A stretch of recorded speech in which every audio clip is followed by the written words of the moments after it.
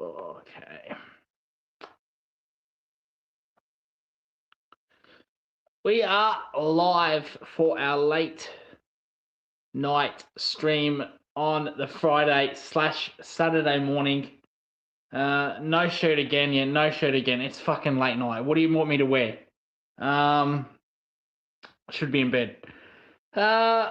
Yeah, late night show. Thought I'd make a stream, see how we go with it. It was pretty successful on the Monday night. Probably not as much tonight because everyone's playing tomorrow and people want to go to bed early and whatnot.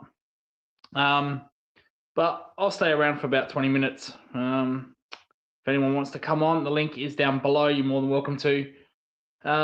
One game tonight being played. Sydney versus Adelaide at the SCG. Sydney, very disappointing. 10-11-77 versus Adelaide, very, very good.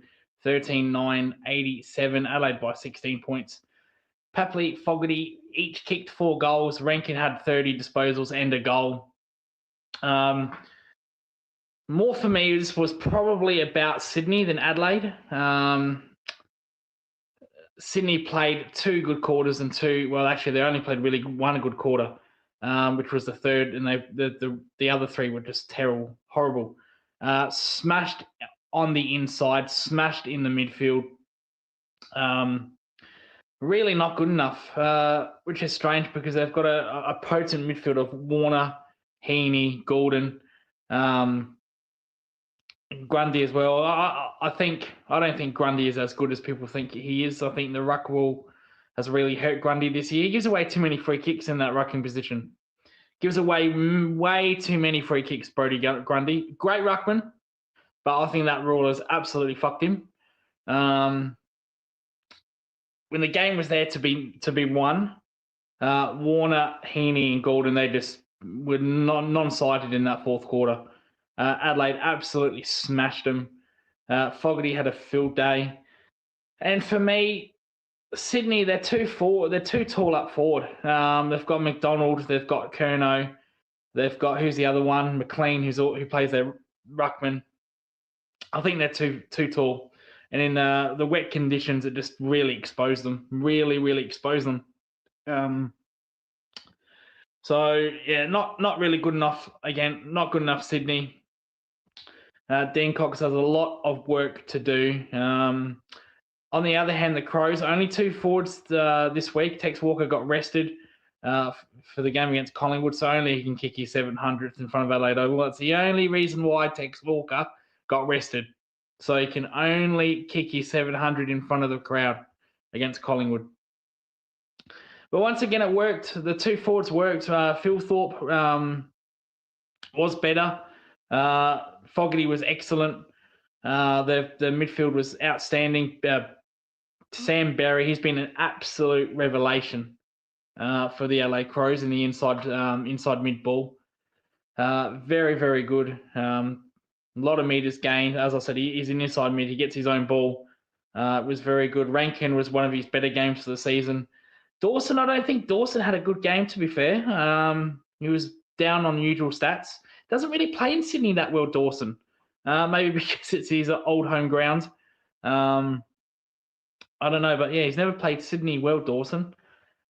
But no, Adelaide were outstanding. Their defenders were outstanding. Sydney were not smart kicking the ball to their heads. And like I said, they were just way too tall. Too many times I saw Curnow and McLean get in each other's way. McDonald wasn't as good. You know, Curnow had his shots. He had about 3 set shots, Curnow, and he butchered them. So he had his kicking boots off Curnow. But Adelaide, like I said, they were absolutely fantastic. Their pressure in the first quarter was outstanding, despite giving up 2 early goals in the first quarter. They really bounced back. They really kind of won that game in the first quarter. And against top 4 sides, if you don't win the ball, you're going to get burnt. And just Sydney could not win the ball in the fourth quarter at all. They were terrible. Hey, coach, not good news on Holmes. How will you cover for him? No, it's not good news. He's fucked. Out for the season. I'd love to see a George Stevens. I'd like to see Mitch Nevitt down there. I've been complaining that I want to get Max Holmes out of halfback, but that's not the way I want to go, to be honest. Don't want to see that ever. But I wouldn't mind. I wouldn't mind George Stevens halfback. I wouldn't mind Mitch Nevitt halfback. Maybe Tanner Bruner halfback. So yeah, hey Lucas, hello Chris, thank you for joining. Hi mate, it's your number one pest. Hope you're having a good night. Yes, yeah, we're having a good night. I think Sean, greatness, he's going to come on in a little bit. He just messaged me saying he'll be on in about 15 minutes. He's just at the gym, so we'll hold down the fort for Sean. We might talk a bit about the Collingwood and Carlton when he comes on. Big game for them. Hopefully Mick and Rocco, maybe they're watching. They're up and about somewhere. Maybe Matt will come in or Void. See how we go. What else have we got? We've got the. I was going to do the. There was a banner here. Hang on.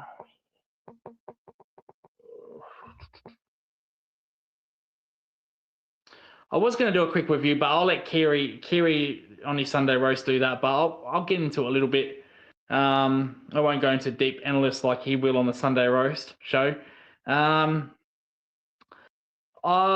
think Geelong were good. However, Cooper Sharman would have made it very interesting, and I would have lost my mind.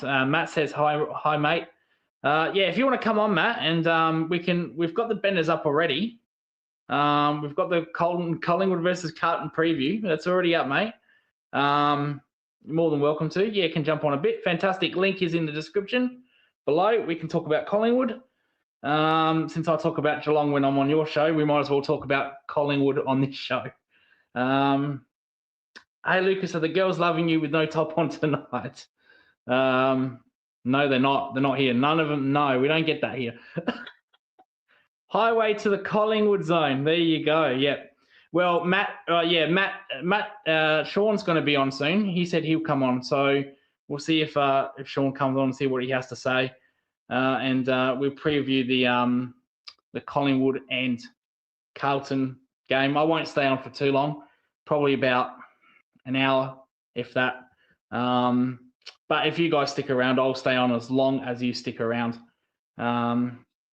So it's actually probably appropriate. These late night streams are better. But there is one notable absent. Chris says he'll come on as well. Yeah, Mr. NBN Kiri, he's already in bed. He cannot come. Little bastard. He's actually going, Mr. NBN. He's going to the Adelaide Oval tomorrow to watch Fremantle versus Port Adelaide. And I said to him, what a waste of money that is. Talk about throwing money away. You might as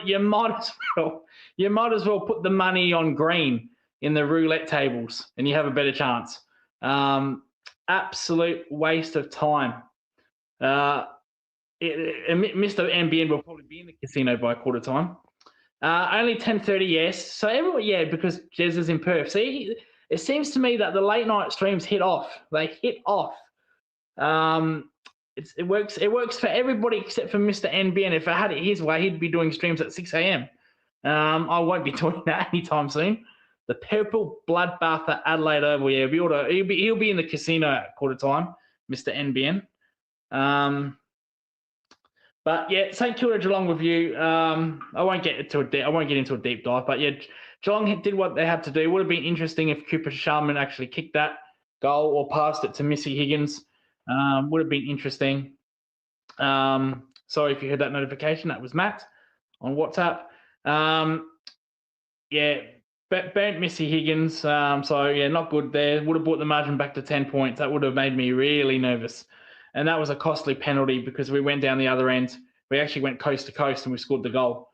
So it was very a costly penalty. I thought our forward line was really well. Polkinghorne, he was the star of the show for me. Oh boy, I'm happy with him. He ain't going anywhere. You know what? If Port want Butters in that trade deal and they ask for Polkinghorne, you go get nicked. Port Adelaide, absolutely go get nicked. This guy Polkinghorne, who's South Australian by the way. He's from South Australia. mate, you're not having him unless Paul Kinghorn wants to go. Go get nicked. He's our future. Because I saw in the second quarter, I saw Wilshere handball to Paul Kinghorn. I said, that's our two futures right there, Wilshere and Paul Kinghorn. 12-point swing that shot. Yeah, awful mistake. And it would have made me really nervous. I didn't realize Polk is only 20. Thought he was much. Yeah, that's what I thought. I thought he was like 22, 23. He's only 20. He ain't going anywhere. So Port Adelaide, get nicked. I'll do a straight swap with Bailey Smith, but you're not having Polk Kinghorn, mate. Yeah, Wilshere, Polk, and the big scratcher of the future. Oh, no, not the scratcher. He was very awful again last night against bloody Silvani. Silvani kicked a goal on him. Silvani kicked a goal on him because they were head-to-head. Silvani went up forward and kicked a goal on him. Ooh. No, I'm going to do another video on Shannon Neal. I'm going to do another video on Shannon Neal later. That's not going to be liked, especially Mr. NBN said, don't do it, Lucas. Fuck's sake, don't do it. So, yeah, a video coming soon with Shannon Neal. Are you going to watch Carlton versus Collingwood? Have you thought about doing a Collingwood-Carlton stream on the Geelong zone? No, I only do one watch-alongs a week, but if Geelong aren't playing, I will find a substitute. But usually just one watch-along. But I will. So it's on a Saturday, no free-to-air on Saturday. That is a disgrace. I actually just cancelled my Kayo subscription just 2 days ago. I might have to reclaim it back. He just needs to play more like my big boy Josh Tracy. But yeah, I'll probably watch that.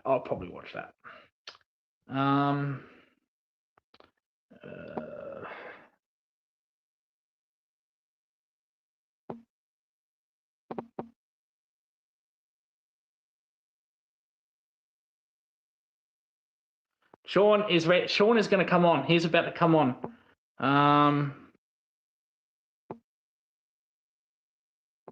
There you go. Sean is going to come on, which is fantastic. He just came back from the gym. Nothing better than doing gym in the middle of the night. I used to do gym work when I was playing cricket. You know, I used to get up at fucking 4 a.m., 3 a.m. sometimes and head to the gym when it's 24/7. Anytime Fitness, many years ago. That's the best thing, gymming at 2, 3 a.m. And then coming home eating a roll or something like that. No,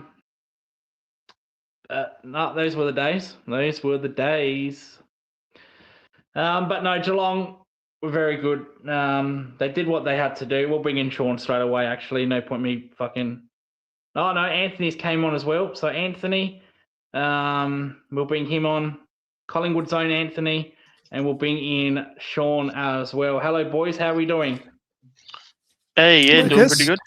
Yeah. Sean, hey. How are you? How are you guys? All good? Yeah, doing pretty good. Bit stuffed because I literally just got back from the gym, but you know, we live and we conquer on. No, Matt's going to come on soon. So, Jesus, it is now like the Collingwood zone, isn't it? It's a bit like the Warbles hosted by Collingwood zone, mate. Yeah, pretty much. Chris, Matt, Sean. Oh, I'm actually in a basketball mood at the moment. Actually, I don't know why. I think I just opened up Twitter and all these things were coming. Like, God, who was apparently used to play on this? Like, when it comes to NBA, I only focus on the Heat. Like, I know the obvious information, like, you know, and like the main players that are like the franchise faces on teams. But outside of that, it's only really just Miami, really, and that's it. I'll tell you what, Sean. This guy down here, Jezelenko, he's a big NBA fan. He's a San Antonio fan.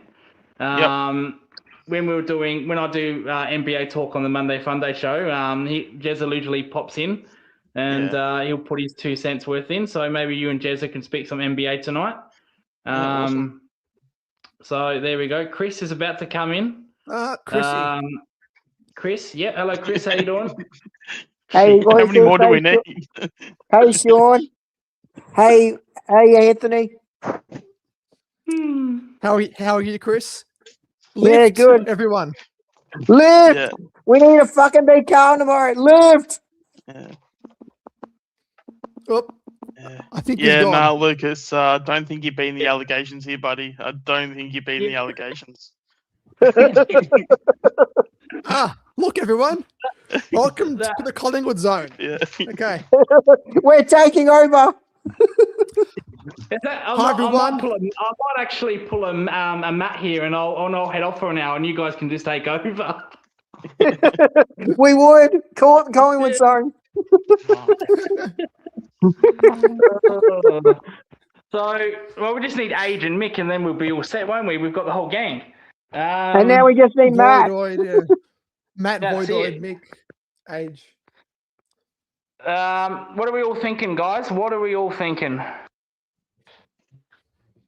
I'm actually. It's kind of interesting, actually. I reckon this is probably the most invested I've actually been in Collingwood Carlton in probably a while. Because I feel like, especially with Carlton getting their run on, I'm trying to think like the last time I was like, especially in the lead up, because like I think going into was it 22 or 23 where we played that last game in the last round.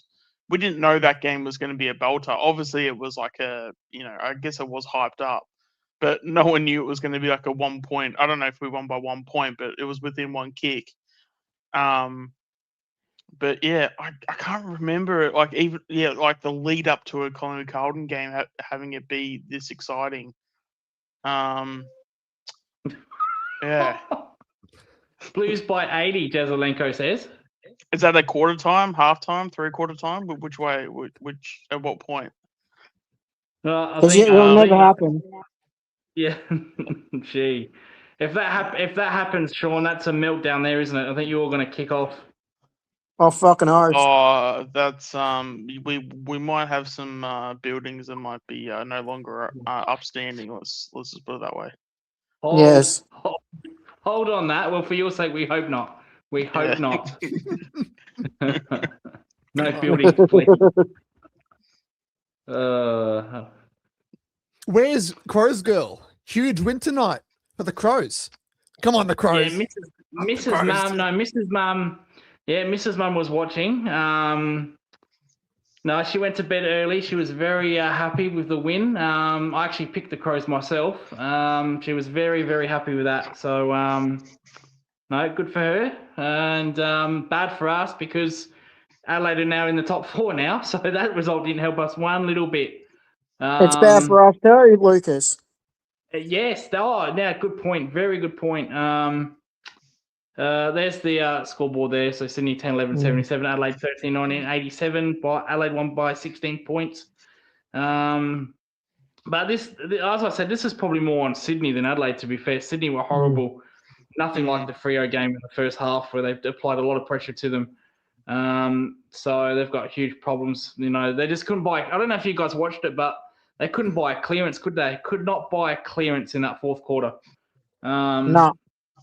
Warner, Gordon, Heaney all went missing. We can probably give a pass to Heaney because he's a little bit injured, but Warner and Gordon, they just went MIA in that fourth quarter. Yeah, absolutely. Stoked. Yeah, that's the thing. I don't know if there's really any team like if you were to put $10 on who's going to win the flag, I don't think you'd be pretty confident in any team right now. Like even like Freo, because again, and I'll say this time and time again, like if you don't have finals experience behind you, and if you don't have because finals experience, it's literally gold in this sport. Like if you don't have it, like your chance of success, it just doesn't happen. Like because I'm even trying to think even back to like the Richmond times. Like yeah, like it felt like they just came from out of nowhere, but they made at least like elimination finals like year after year. And yes, it was 1 week in, 1 week out. Sorry, like the 1 week in, and then they were straight out. But I don't know how many teams like end up winning, say, a grand final, but like they don't have any like final success. Because even I don't know, did like the Dogs in 16? Did they have finals prior to that? Because I know they made prelims around 2010 era, but I don't know. Yeah, with the Rocket Yeah. Eve era, yeah, they made prelims, but Yeah. then when Luke Beveridge took over, I think it took them a while. I think they were in the finals and it just went bang. They just went bang, bang, Yeah. bang. But Yeah. yeah, there you so- go. So Bulldogs is probably your only example, I'd imagine. Mm. So, and it's always funny because like there's always supporters that'll go, "Oh, we're going to be the Bulldogs of 2016." It's like, well, 10 guys or 10 supporters from 10 different clubs can't say that. If No, that's that's technically it. right, it's only going to be one club. So which is it?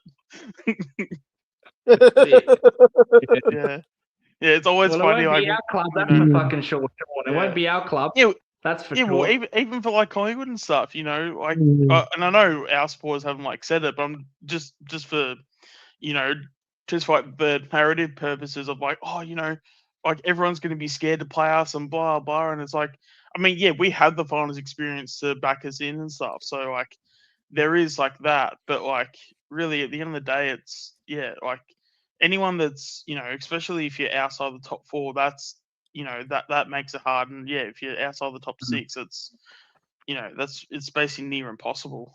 Well, it is Yeah. probably impossible, to be fair. Yeah, Jezza says Brisbane are the only team that can challenge Freo. There's not many talk on Brisbane, is there? There's hardly No. any talk on Brisbane. No. No, I It's a feel bit like with strange. Brisbane, I feel like it'll be quiet, and then overnight they'll have a performance. They'll belt a team. Give it like 2 or 3 weeks, and they'll belt a team. Up. Yeah. Oh, well, if it's Geelong Yeah. or whoever, I reckon they'll belt a team, and then just overnight, all the media will go, "Oh, Brisbane's like, you know, they're gonna Mm. like the whole 3P talk will pop up, and you can just see it from a mile away." Yep, absolutely. Yep.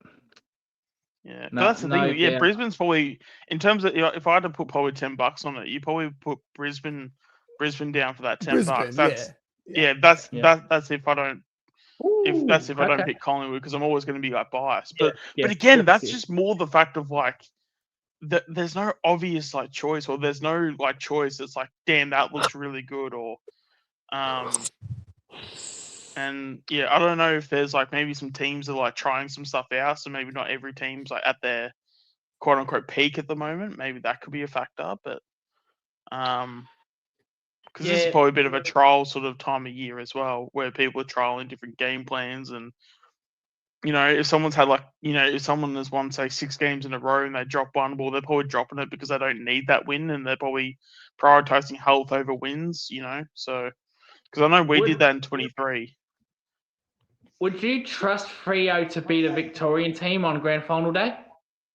No. Like if they played, Well, I mean, if they played yeah. a Collingwood or a Hawthorn or a Geelong, would you trust Freo to absolutely win? No. I wouldn't trust Freo, period, because Me they either. haven't really. I mean, well, I guess they have played somewhat finals, I guess, but again, like, have they made a prelim recently? I'm sure Yeah, they've No. made semis. Not recently. Not recently. Yeah. Because again, it's like the further you go into finals, obviously the more experience you get, and like, you know, prelim experience is like also would be a thing as well. Grand final experience, obviously another level entirely, but then it's like, Well, the only teams that would have that would be Hawthorn, Collingwood, and Geelong in Brisbane. So Freo won't have it. Crows had it and they went out in straight sets. Sydney always gets smacked on grand final day, so that probably doesn't count. Melbourne so, don't. Yeah. Melbourne don't have it. Melbourne don't either. They don't even have finals experience. Melbourne. So that's probably the only exception, Sean. Like they've came from nowhere. Just like Grey did, and when they won the grand final, Melbourne they didn't play finals last year or the year before that. So very interesting. Yeah, but there's always a team like that though. But like those are the teams that come in and they're like pretenders. Like even Crows right now. Like isn't Crows in the top 4 at the moment or something to that? Third. Yeah, they are. Yeah. So third, And again, I saw it from a mile away last year. I'm like, Crows are the biggest pretenders like going around. Like the fact that we played them in the qualifying final. Like I would have put my house on it, on Pies winning because, especially when they had that Brayshaw moment with like Rankin because God they took that up. But yeah, again, if you just don't have that finals experience, history shows you just don't turn up. Like you just fade away and you go from being this exciting team in the home and away season, and then you get found out and you're basically pretenders. What do you think, Anthony?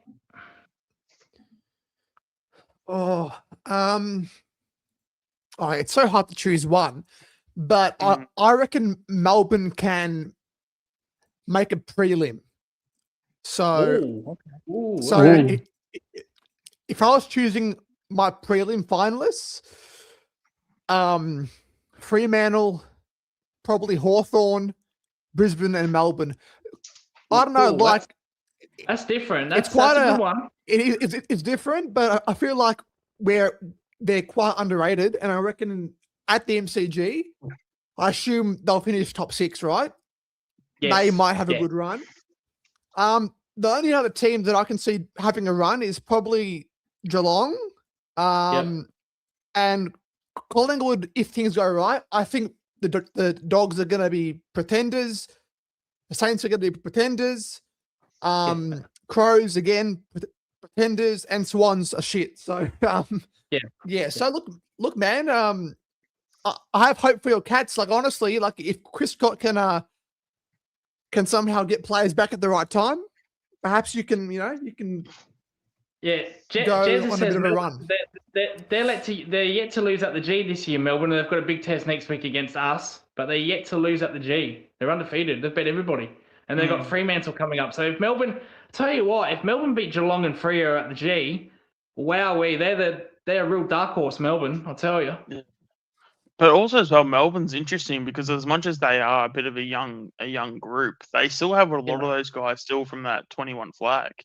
So it's sort of like, you could look at it and go, oh, they're a bit young, but, I'm sure they've got probably a different system under King, but like, but again, a lot of those guys, especially, the system they had under Simon Goodwin and stuff, like, I don't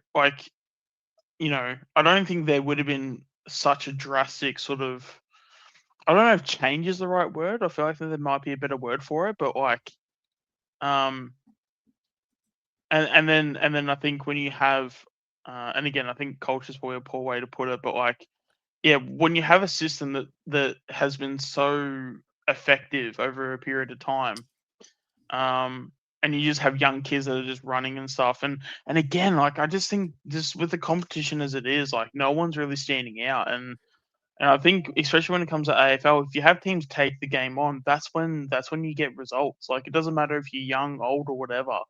You take the game on, and you just seem to win games because there's always a team that's never far away from being too defensive. How about you, Chris? What do you think? Well, I think I don't know. I think a Hawthorn could get on a run. Maybe your Cats if they get players back. I would like us to get on a run, but I don't know if we could. But I think the danger team is Brisbane. I think Brisbane are the danger team that could go all the way. It's funny that we mentioned Hawthorn. You just mentioned Hawthorn, but we haven't really talked about them. They've gone under the radar, probably because of their soft draw, or because they've got a very good run coming up. I think they've only played one top 8 team for the rest of the season. Where do you see they're at? Where do you see Hawthorn at? The Hawks. Yeah, Hawks is that probably that team because I mean they've had because they made finals the last 2 seasons prior. Yep. So they've got something. Well, they made a prelim it's last interesting. Year, Yeah, but was that Port last year that they played in the prelim? No, us. Geelong, okay. So they made the semi in 2024. They lost to Port, and then they played us. So they went one better last year. They made the prelim. and they Was that lost the to us. Hinkley? The Hinkley? No, that was the year before, wasn't That it? was the year before. Yeah. Yeah. Because all I Yeah. could think about was Port and the whole Hinkley aeroplane sort of thing. Yeah, the rivalry built from there. So Yeah. So that's when they lost the semi. Then the year after they bet they lost to us in the prelim. They didn't have Will Day though in those finals. They didn't have Will Day in any of those finals. So they at this point in time, touch wood, they've got a clean bill of health.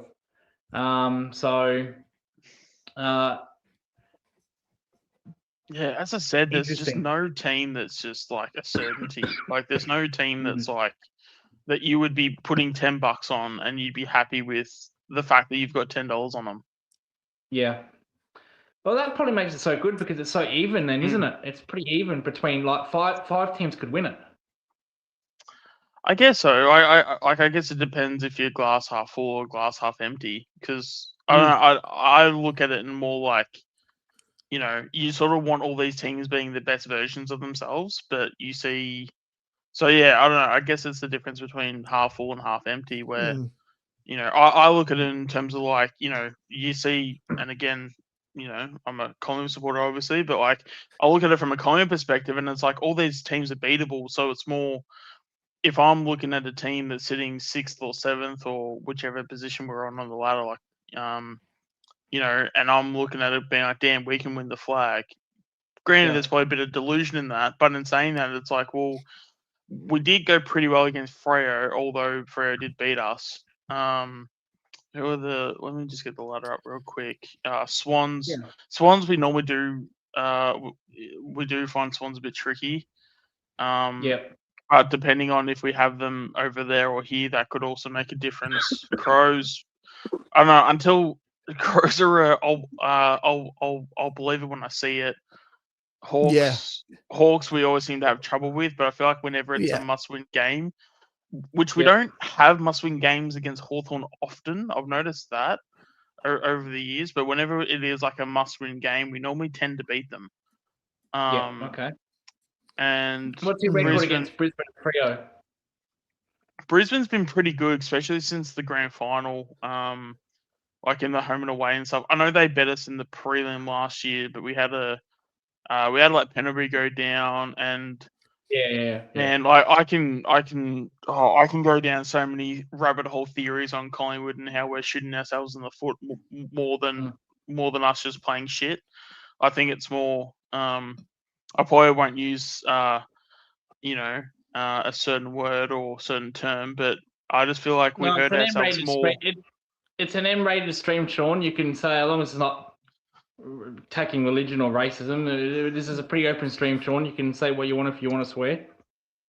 No, it's not swearing. I was going to use a term along the lines of like, God, I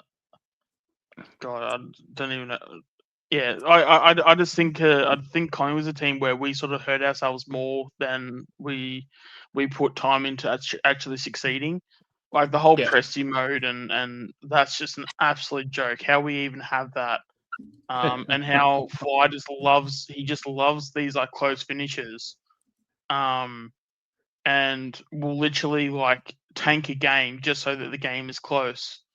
I've actually, I know you guys are going to laugh at this, but I'm wondering if there's a bit of a theory because we got caught with the whole the calling up all the Collingwood members about their wills. I'm wondering if we're having these close games so we can put all these Collingwood supporters like the supporters can put Collingwood in their wills. So then we have all these close games. So then when they die of a heart attack because they're watching the last quarter. The club can make some money. Wasn't that a story a couple of months ago? I'll just ask Zelenko's question here. Would you trade? Well, now I would. Yeah, absolutely. Would you? Because Fremantle, they've got that extra. Yeah, they've got that extra midfielder. What about? Would you trade Collingwood's midfield guys? Would you give up a day cost to get Freo's midfield? No, no.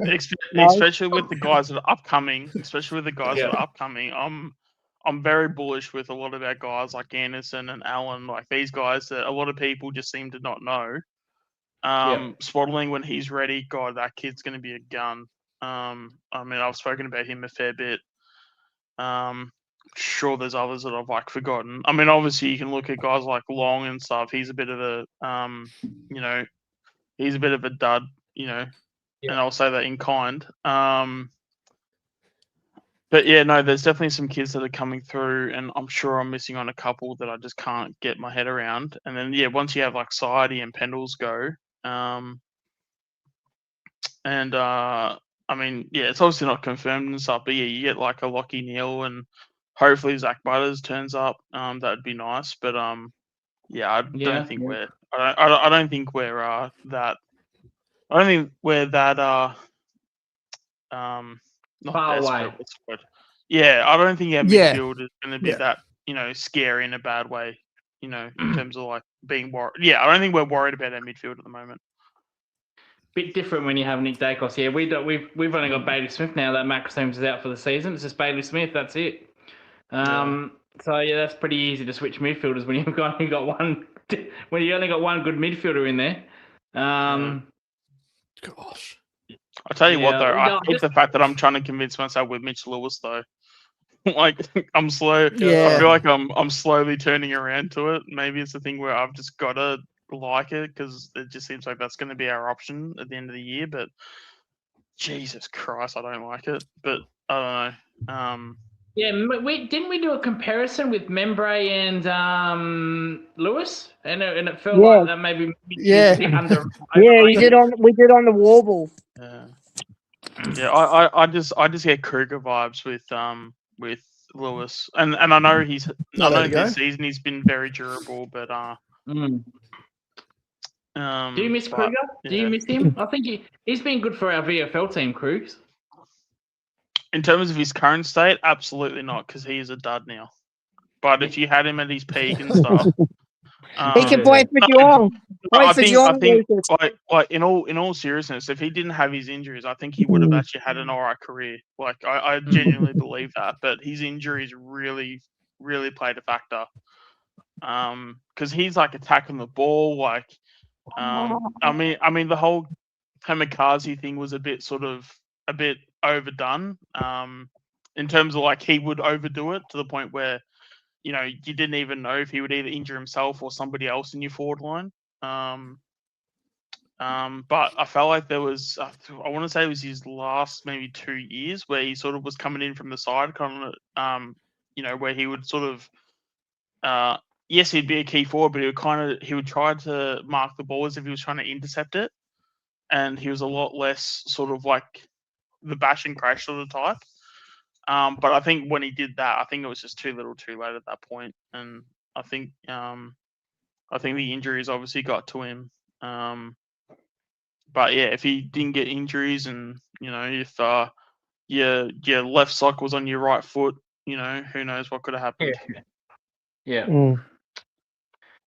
So, what are you feeling tomorrow? Are you quietly confident, or are you thinking, Jesus, Carlton team, that maybe if it was Michael Voss coaching, I think you'd be very confident. But how did you see their loss against Hawthorn? Did you see it as a hiccup, or you think the wheels are going to come off? I just think it just comes down to the fact that if we put the foot on the throat, we could easily win this by 40 plus. And we could really do damage. But again, as I was saying before, when it comes to Fly, I know there's a word out there for it. Like, you know, the fact when you like the idea of you just loving pain or just being in a mentality where you just love to, is it a masochist? I don't know why that word's sticking out to me right now. Just, you know, someone that just always loves to be in pain and just suffering and all that stuff. For some reason, that's just how Fly's coaching right now. Like we have the ability to put the foot on the throat and beat them by 40 plus, but was it Saturday night we're playing them, we'll only win by 4 points, just because Fly just loves those close games, and it's actually self-inflicted, and that's the frustrating part. Like, why can't we go to a Carlton game and belt them by 10 goals? You know, especially when we intentionally like, let me make this very clear. we intentionally do a thing called Presti mode, where we go into such defense and to the point where clubs are now catching on to it and they go, okay, if they're just going to play straight defense, we'll just start attacking. And the one thing that you do to break down a defense is attack. Because the defense can only hold for so long. And if you're copying all this pressure and aggressive intent from the opposition, you can only hold for so long. And that's why I feel like even was it last week Pressy mode came on, and the second Pressy mode came on. Who we played North Melbourne, was it North Melbourne? Anyway, whatever team it was, they ended up kicking 3 goals in 5 minutes when the Pressy sign was actually put up. Like it's an actual joke. It's and I don't know why people haven't called it out more. I mean, I know why, but yeah. What do you think about it, Anthony? What's your feeling? Oh, look, honestly, if we're a serious team, we should be winning it by 20 points plus, I think.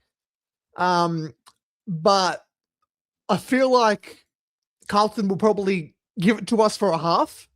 And then I think if we can break them before halftime, we might be able to put a bit of a scoreboard, just have a score on them. But look, it's kind of hard to see how Carlton's going to be because, did losing that streak help them or sort of ruin their momentum? So hopefully it's the second one and we can just put a score on them. Yeah. But on Sean's point about the whole Presti stuff, it's the only thing that I can see is they're trying to purposefully manage our minutes and somehow we'll peak it in finals, but that's probably a bit of that probably isn't true. So hopefully we can just play that way all game, and we should have if we're a good team like the Cats, Carlton should be losing by a fair bit, but I just feel like it'll be a close game again, as it always is. What about you, Chris? What's your feelings on this? Well, I think we should win. Like Sean and Anthony are saying, I think we should win. But the problem is Carlton are playing better. Fraser's got them playing much better. And what does scare me is Fraser knows, fly very well. He'll know how to be fly. So I'm hoping we just don't rely on Nick Dacos and Anderson steps up. Sean's man Swaddling steps up. My man Charlie West steps up. Frampton can keep Mackay quiet. But like I said, it is a danger game because you don't know which Carlton's going to show up. If I'll go back to Sean here. If you were to beat Carlton, how are you going to do it? What part of the ground you can expose them? Oh, it's just speed. At the end of the day, it's just speed and ball use. And even though we don't really have many proven goal kickers or guys that are going to win the Coleman, but if you literally can control the game roughly around half back and you can get that drive through the middle, and then even someone like Lipinski, I'll give him credit. He's actually been playing well the past 2 weeks, and to the standard we should expect him to be. I'm not one to sort of be like, oh, we only got pick 45 for him. I think it's crap. If he's one of our better trainers in preseason and he does so many great things, I just don't understand why we're just not increasing his standards when he has been able to do it, and he has had years where he's actually been pretty good. I can't remember what year it was, but a couple of years ago, I think he finished 6th in the best and fairest.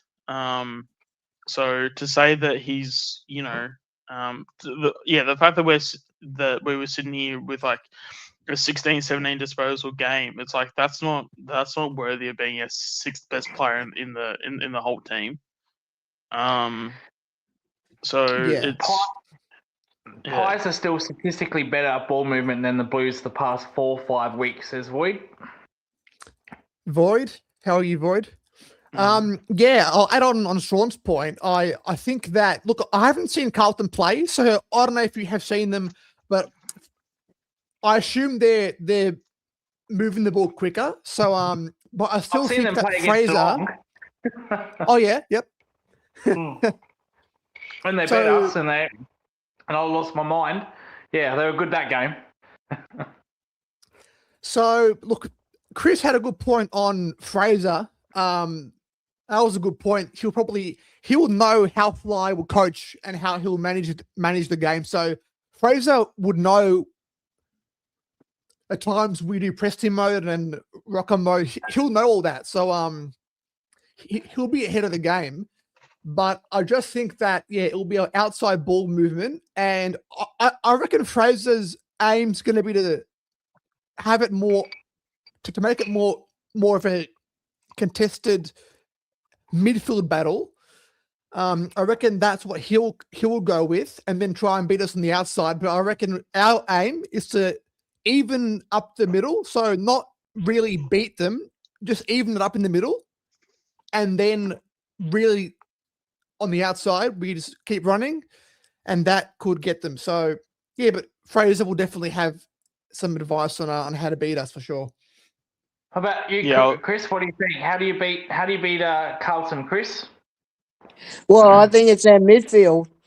You put your best midfielders in there. You put Nick Dacos, you put Ed Allen, you maybe could put Josh in there at occasion. You put Anderson, Swaddling. I think our midfield is quicker than theirs. Like no one's going to stop Nick Dacos. Think about it. He could have like 30 disposals. No one's going to stop him. Geordie, we know what he can do. I think our midfield, if on our day, can beat their midfield any day of the week, and I think that's how we'll beat them. Our midfield.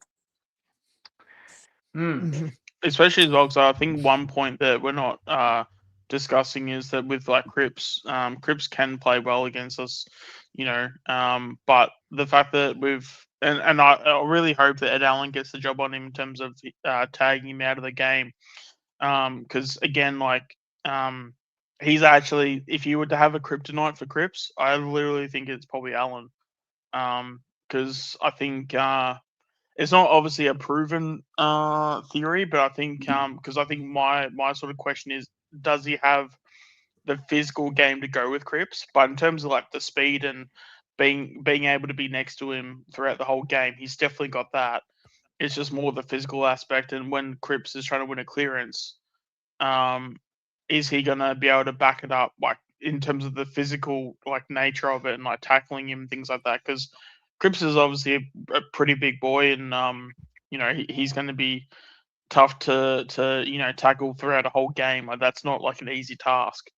But I think Allen's been building really, really well over the past, however, because I feel like, especially ever since he's lost that whole thing of not being timid anymore. It's probably been 6 weeks, maybe even 8 weeks now.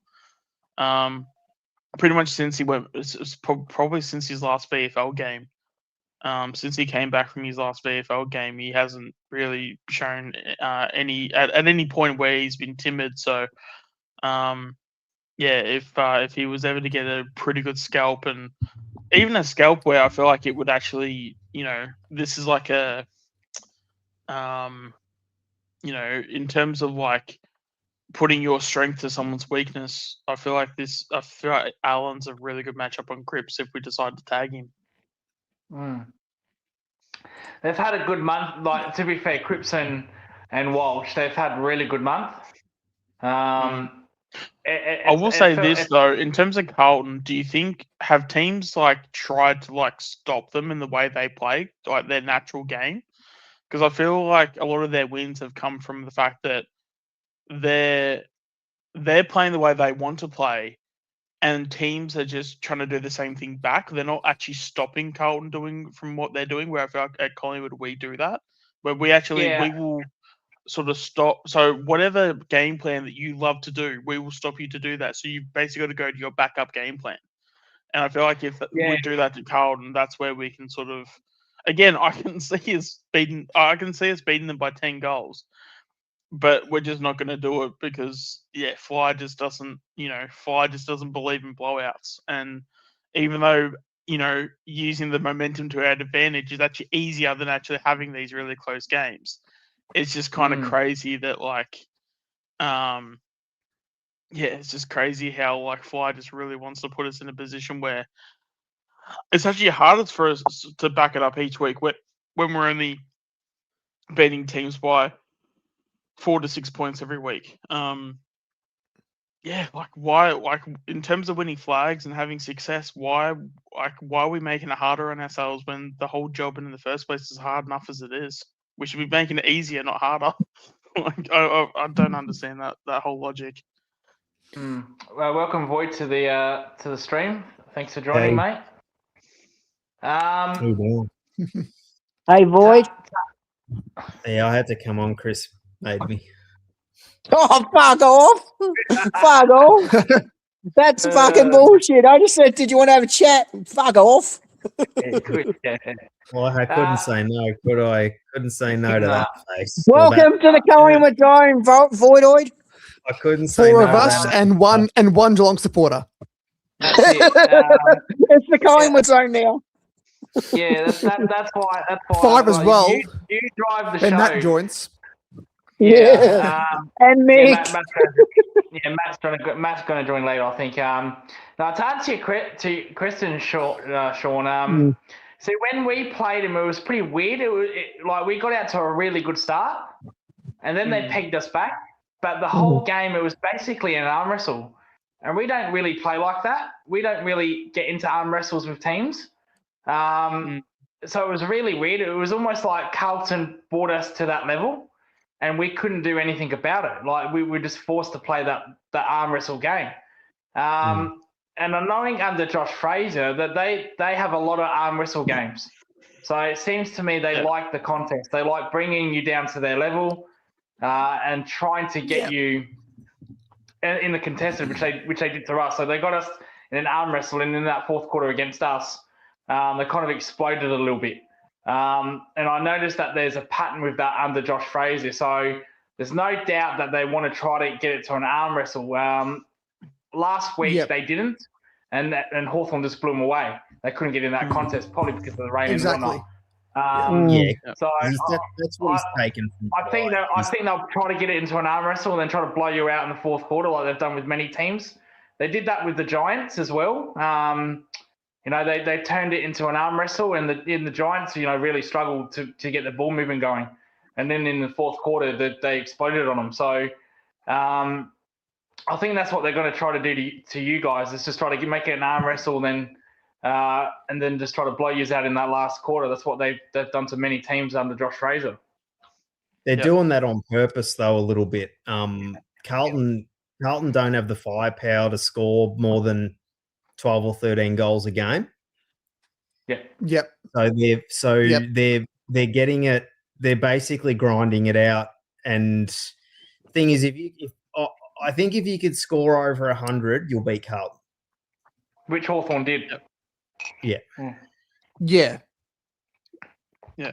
What's but that's the thing, conditions though, like for because tomorrow? but also as well with Fraser, though, he's using our game plan from 22 and 23. But the thing is, the way that you stop that is you just try to get in the way of that. If you have to just physically be in front of whoever's in front of the ball and then just put your arms up and put pressure on, you just have to stop them from moving and stop the ball movement. But again, we normally tend to see a lot, especially in the current AFL. If you do that, whether if it's hard to stop or not, I don't believe that it's always too hard to stop. But a lot of clubs seem to have a lot of success when they do take the game on. It's kind of crazy. Matt brings up a good point. He said Fly wants close games because he loves the attention of the general AFL public who love close games as neutrals, but reckon for Pies to lose. As Collingwood fans, we can't stand close games. He loves close games. He does. He had us belting teams last Yeah. start of the half of last year by about 40 or 50 points. So I don't know. I think it's more. I don't think it's intentional. I think it's just the silly sort of trying to overly control the tempo of the game creates that result, and that's what he does, which I don't like. I don't think it's necessary. I think he's all about conserving energy, and that's an annoying thing. But like, I think if he could conserve energy and still have us win, but I mean. The reality is, if we kick like 14,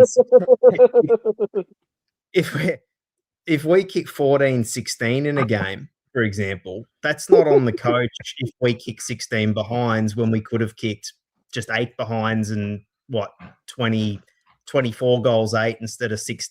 Sorry, what was I saying? 22 goals instead of 14 goals, for example. So like, I think what happens with us. If we like,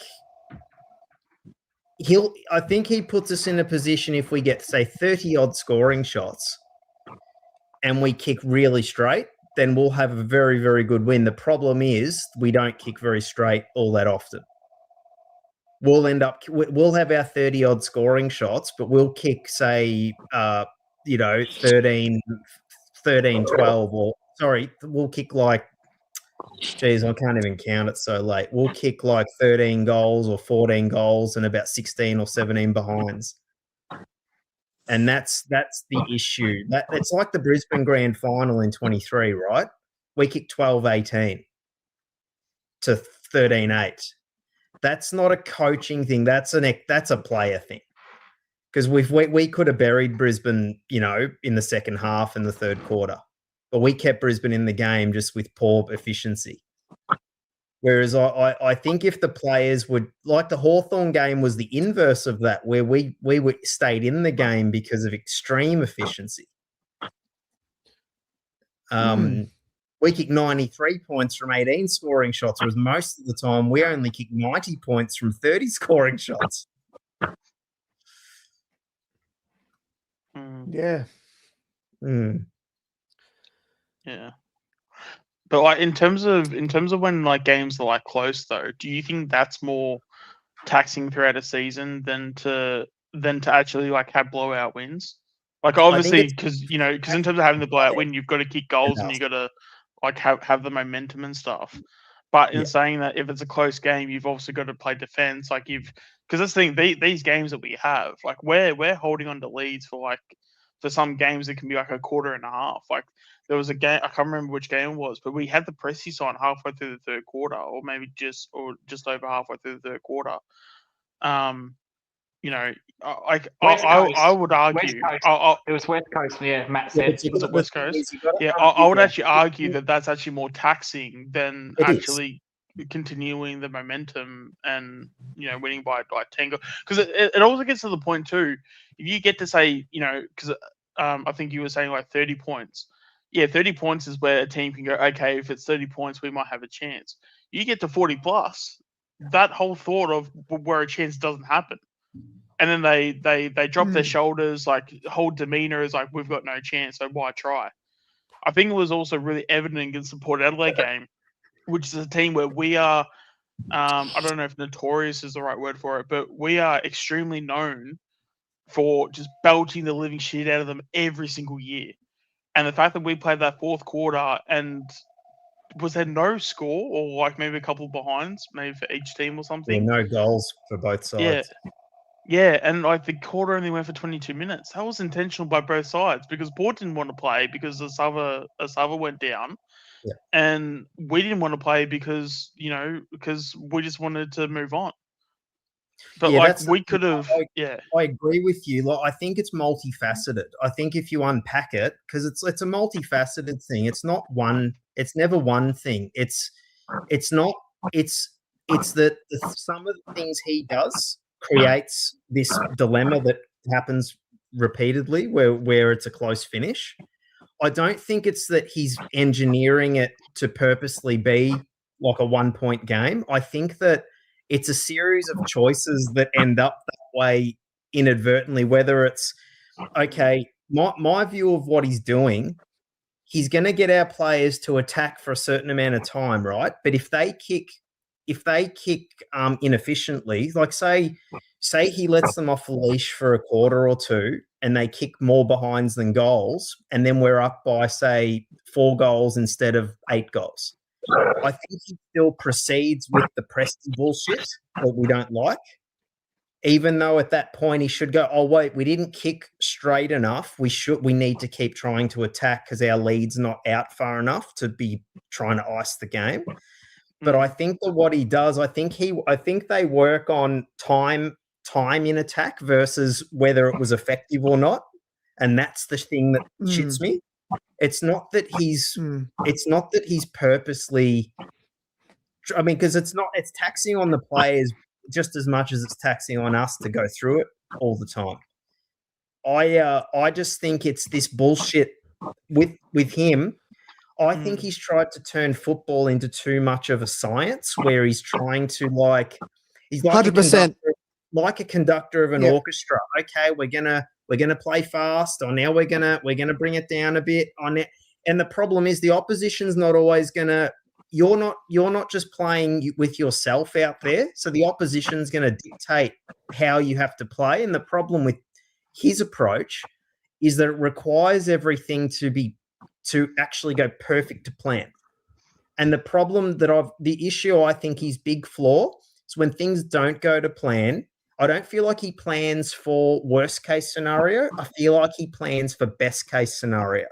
Like in the preliminary final last year, I don't feel like he chose a team for the worst case scenario. I feel like he chose a team where if everything goes well, this will be an excellent choice. But it didn't go well, and we didn't have an answer for it. But I think what I guess my main point with it all is that when it comes to the margins, I just don't think. And again, you can the Presti sign in isolation can be a good thing, right? But when you're again, I think there's been games where it's been 4 or 5 goals we've been up. Especially with momentum being such a big thing in football, you can't do Presti mode. I mean, you can obviously because we have and we've won it. But what I'm trying to say is that when it comes to finals and it becomes when shit actually matters, I just think that shit like that has the potential to bite us in the ass, especially when we're not. In terms of the margins, they're not high enough for us to play Presti mode, or they're not high enough for us to be conservative. That's basically my point. And you know, when it comes to and again, that's you know, and I'm not really expecting Fly to be this perfect coach or whatever, but when you do a tactic and when you write down a play or whichever, you know, you do kind of have to, you know, in terms of the Presti mode, if we're playing Presti mode and we're only up by say 4 goals, it needs to be called out because 4 goals, especially if it's halfway through the third quarter or start of the fourth quarter or halfway through the fourth quarter, if it's, you know, why can't we get to 40 points and then do Presti mode? Why can't we get to 50, 60 points and do Presti mode? And that's where we all agree. That's where we all agree. That's 100% true. The thing I was mostly addressing was that I was just mostly trying to explain, rightly or wrongly, what I think he's up to. I think because he's such a system-based coach, sometimes system-based coaches, I know that Roos and Lyon were similar. They used to actually go into games with this cockiness that they could decide every outcome of the game. They knew they weren't going to have a big win, but they were like, okay, we're going to do this when it's time to do this, and then we're going to change to this when it's time to do that. And we're going to, because remember in the grand final, remember when the story about how he held it up to the guys. So we need one more goal. We're not far. We need one. And he was basic. That just tells me he's really trying to, he thinks he can conserve and control it to the nth degree, which doesn't work. It can work, if you're lucky. But then if another team does something you're not expecting, then you're fucked. Yeah. And that's the issue. Like, I know in 23, we had such a well-drilled side that it worked more often than not because we had, like, a lot of teams couldn't play against us because we were so well-drilled. So he could actually give in. I mean, imagine a coach, the confidence it gives a coach to be able to believe you've got the playing group in 23 where you can actually go, I want you to get me one more goal or two more goals, and then we're going to change our style to a stoppage game. That would almost give you a god complex if you thought that you could actually sit on the sidelines and go, okay, I'm going to work out exactly the minimum amount we need to win, and they're going to do it and just hold it up for 10 minutes. It's crazy. But do you not see like an issue with that though? The fact that he's literally what is the least amount of effort I can do but still get a positive result? Like that's like, it's because I guess at the end of the day, it's fantastic when you pull it off, but if you don't pull it off, fuck, it's embarrassing. You know what Sean, I mean?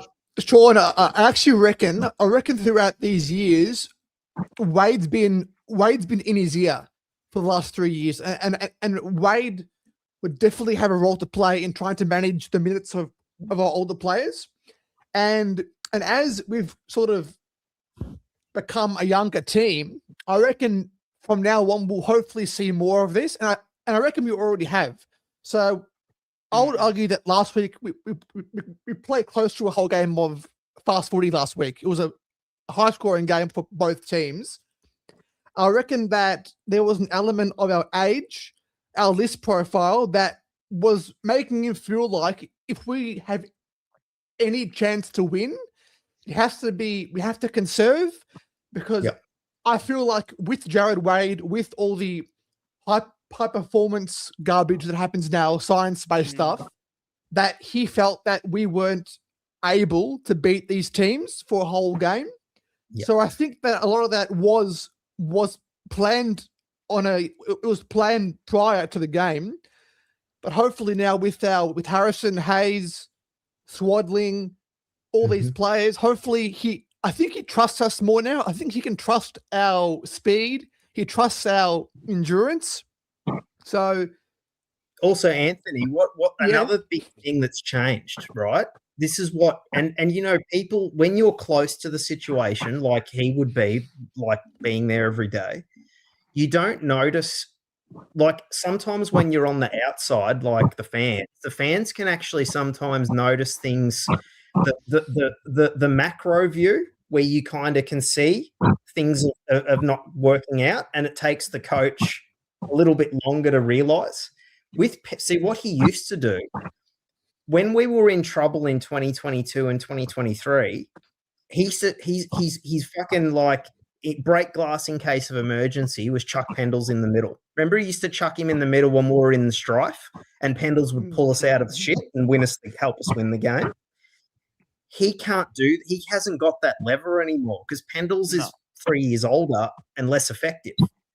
So that's another big factor. Like, he had that sort of safety blanket of reliability, and now that as these guys are a couple of years older, they just don't have it in them to sort of do it now. And now he hasn't got that. What would you call it, Ray? That control. Well, it's also the fact now we've got young guys in there earning his trust, and now they're in their spots, right? And the thing is, those guys, it won't necessarily need to be eventually a pull lever in case of emergency, because those guys will eventually have 4 quarters in them. And I think Anthony's right. I think it was all to protect these guys that it didn't think could play out 4 quarters and to keep us competitive.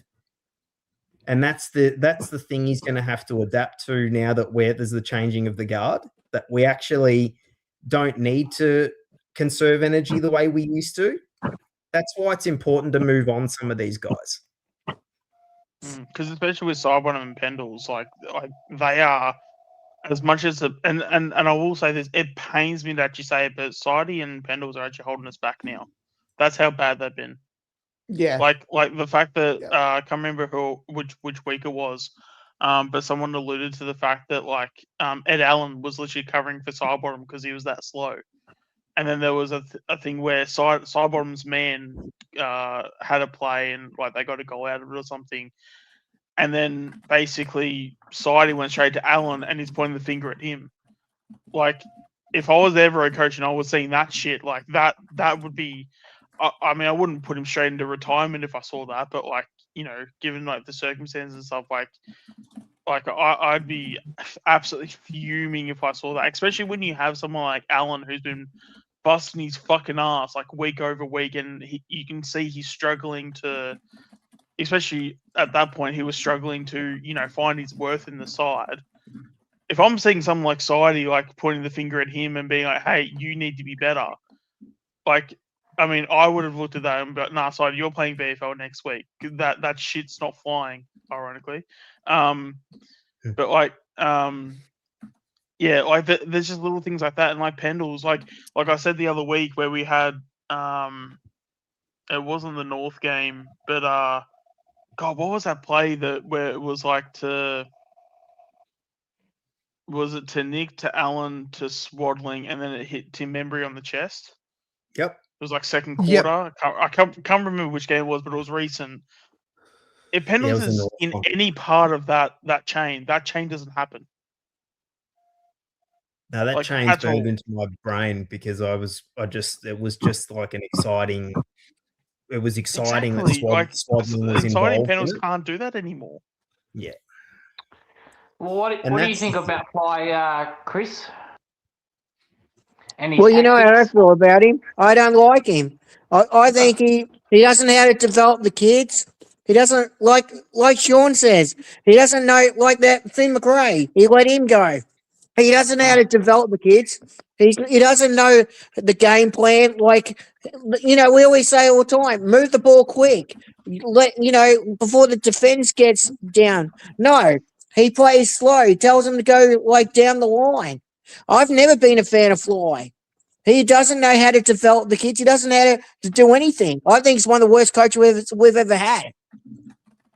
I will say this. I do like Fly. I do think he is a good coach. I just think he's been making some choices of late where it's just like, how are you this incompetent when I know for a fact you're actually a good coach? That's probably where I'm coming from. Even when we first signed him up, I was so hyped. I'm pretty sure I probably still have the tweet too. Like, I thought he was going to be one of our, I thought he was going to be one of the greatest coaches Collingwood's ever had. Because if you looked at his resume and like where he came from and like all the clubs he went to, they all had success. You know, they all had success. So there was no reason why I'm not sort of sitting here being like, damn, if this guy goes to every single club and success just happens, well then obviously we're gonna have success as well. And then obviously back in 23 we had the flag, that was awesome and stuff. But now, and mind you, obviously hindsight's a wonderful thing, and I think obviously his issues came from 22 and 23 as well. It's just that because we were winning, we couldn't actually like see it happening. But yeah, it's more the fact that Fly is like, I know this is going to sound like strange, but Fly is actually choosing to be terrible. Like, he's choosing to have these close games. He's choosing to put himself in a position where he's going to, there's a chance where something's going to bite him in the ass. But then I feel like when he gets bitten in the ass, he's going to be surprised by it. Or maybe like a better saying is like, he always loves to play with fire. But we all know if you play with fire, don't be surprised when you get burnt. So I just don't understand. Again, like, why are we making it so much harder for ourselves? And again, like, when it comes to Fly, like, Fly can be a good coach, but like, for the shit he's dished out the last couple of years at the very least, like, it's just, I don't know how we can just sit here and just accept that like Fly's done a good job, post the 23 grand final, like, especially with selection integrity, especially with like so many factors, like, I'll never let go of the whole Finlay McRae, because that is And I know people can look at him at West Coast and go, "Oh, but he's struggling to even play for a waffle side." Momentum, as much as it's so important in AFL games right now, momentum is important in AFL careers, and especially when you're a kid coming through. And you need to put these guys into positions to succeed. And we even saw with how well Steen's doing. We saw, I mean, Alan's probably the perfect example because Alan was having the same path as Finn. Like we all thought I'm sure every Collingwood supporter at some point was like, "Damn, this is going to be another Finn situation." But then Fly played him, and then Alan became the player that he is now.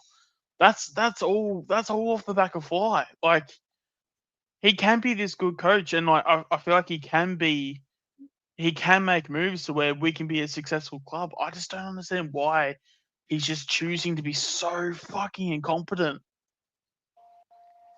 Anthony, what's your thought on this on Fly and his tactics? Yeah, it's hard look at. My view is that I feel like it isn't all Fly. I feel like there's been other factors. To me, I just think that he was a new coach who got a pretty good list from Buckley, who knew how to defend from Buckley, from his game plan. And his first year, he just loosened up a bit, and we made a prelim. And then he probably thought that, oh shit, we actually have a good list here. Like I reckon we brought him in to just do a rebuild, but then he thought, oh shit, here's a good list. I'm gonna get players, and we're gonna go again. And then I think from that point, he's planned to have the older list, and he's had plans to try and conserve, to try and manage our list due to our age. And I think that there's other people that I reckon he doesn't control the team to that extent people might see. I reckon Jared Wade, Craig Cully even might have a say in this as well. I think he's just trying to being conservative, trying. Leper as well, Anthony has a lot of power over it. Yeah, like even that stream on the Warble where we saw that behind the scenes of Fly video, and he had 3 people giving him a briefing beforehand. So I reckon it isn't all him. I reckon if he had a say, he would want to win by big margins, as Void pointed out. As last year we won by big margins. I just feel like there's a lot of people at play, and I think that now, as said before, he trusts our list more. He believes that our youth are able to perform, and I believe that prior to round 12 this season, he wasn't confident. He wouldn't play Allen, he wouldn't play Hayes, Harrison, he wouldn't play. So so I feel like now he's hopefully getting more trust in his players. And honestly, to answer your question, I'm intrigued to see how Fly would develop his own team.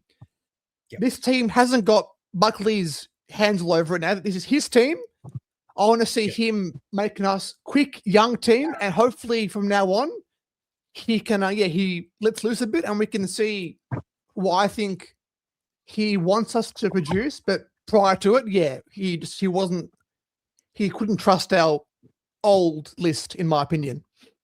This is his time now. This is what he's going to be judged on. Like this next period, this is when you get to find out what he's made of. Once he's got his own, like a team that is like completely his team from the jump. Once we've got some new people in there, which we're starting to get now, and then we'll bring in some new people through free agency, a couple more draft picks, then we'll get to see, he'll get to prove his mettle, like once and for all. I still think like he rallied the playing group in a way that I was quite amazed by in his first couple of years, because like the club was looked completely dejected when he came. I think he got them to fall in love with footy again. Sorry to interrupt you, mate. Sorry to interrupt you. I'm just going to pull a Matt here, and I'll be back in 10 minutes. No worries. All good, mate. That's cool. Four Collingwood people on the Geelong zone. Look at that. This is what I would ask you, Void and Sean. Do you think losing Brendan Bolden has affected Fly that much? Yeah, big loss. Yeah, it would have to be. Strategic loss. I mean, but again, at the end of the day, like I don't know. Like I feel like we should have, in terms of everyone that's at the club. Like I just don't think there's anything that's in terms of a valid reason for us not to be contending and to be winning flags. Yeah, obviously Bolton is, it seems like Bolton has been a big loss. But I don't think that Bolton, I mean, I guess maybe from a getting a guy in that's not just going to be a yes man towards Fly, I guess that would obviously have an effect, obviously, but Yeah. yeah, I agree, Sean, but also on 22 and 23, like I actually reckon a few of those close wins we actually overperformed. Like having a look at those, like that final against Geelong, we should have won that. And if you just look at our lists, like side to side, it's probably no way we should have been within 30 points of Geelong that day.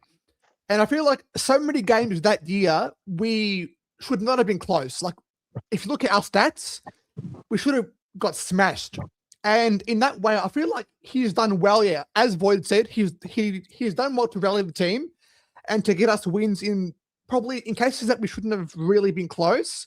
But then again, in 23, when we were the dominant team, I feel like our actual in-season form, we put a few teams away that year. Like we had the highest percentage that year. But those three finals, I think due to our form drop, we just got away. I reckon that was more us just finding a way through rather than solely being we're playing bad on purpose. So yes, we have a lot of close games, but I feel like early on, a lot of them were just us performing to a higher level and somehow running on emotion and motivation, somehow getting into these games. But now it is more of a thing that's trying to bring us back. So I agree with Matt and Sean. Like now it's a trend now.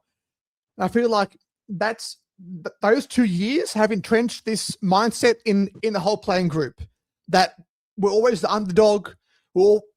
We embrace the challenge. We embrace being behind. And I reckon being his 2 first years, that's made a big impression on the players.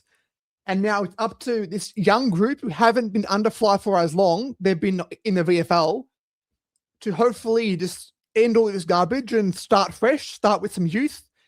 And hopefully we can develop that killer instinct that we haven't seen for a few years. Yeah, agree. So we've had five. I think so. We've had five debutants this year, and I'm stoked about that. Absolutely. I'm not sure what I think. What did I see the other day? How like where it ranked in the debutant stakes in the AFL like this year, but we're getting the things we wanted. Some of them probably through, not by choice, but through injury, which I guess takes a bit of the luster off it. But I'm happy we got it anyway. It means to an end, whatever it was. I feel like even with 5, even if it was they just got picked because they were good enough, I feel like even 5 is too low. Like we're talking a whole season of football. Well, probably not a whole season because we're only round 18 or whatever. But still, even then, to have only 5 players debut, that just seems way too low. The thing is, you've got to. I think with this, you've got to. It depends how much you want to nitpick. Like, we were angry because we didn't see enough, and now we got 5. Would you be happy if it was 6 or 7? Would that satiate? It's like I think. For the most part, to the point where it's enough to where we're we are having selection integrity and enough to work, because there is no number that's like it needs to be 10, it needs to be 15, it needs to be 20. Like there is no actual number, but we do need, like, this is where like the whole selection integrity comes into play. You know, like, But is that you know, about and it- debutants? Selection integrity is not necessarily about debutants. That could just be about it is if they're dropping playing players. well, and you have guys that aren't performing. We Yeah, have yeah, had but- guys that haven't performed throughout the season. Yeah, but they're two separate topics, Sean. Like one's like if someone deserves to be dropped, yeah, drop them. Bring in someone who's playing well, and I reckon that's really the only rule. Bring in the best the best performing player in the VFL, and drop the worst performing player in the AFL. And I think you can't go wrong, whether that's a debutant or whether that's a 3-game player or a 20-game player or a 50-game player. You know, regardless. No, I think it should come down to a conversation. I mean, that's why you have conversations within selection committee is, okay, these are the players, this is how they performed. Here are the 6 guys that we have that we feel they're a bit sort of undervalued or under par in terms of what they're producing.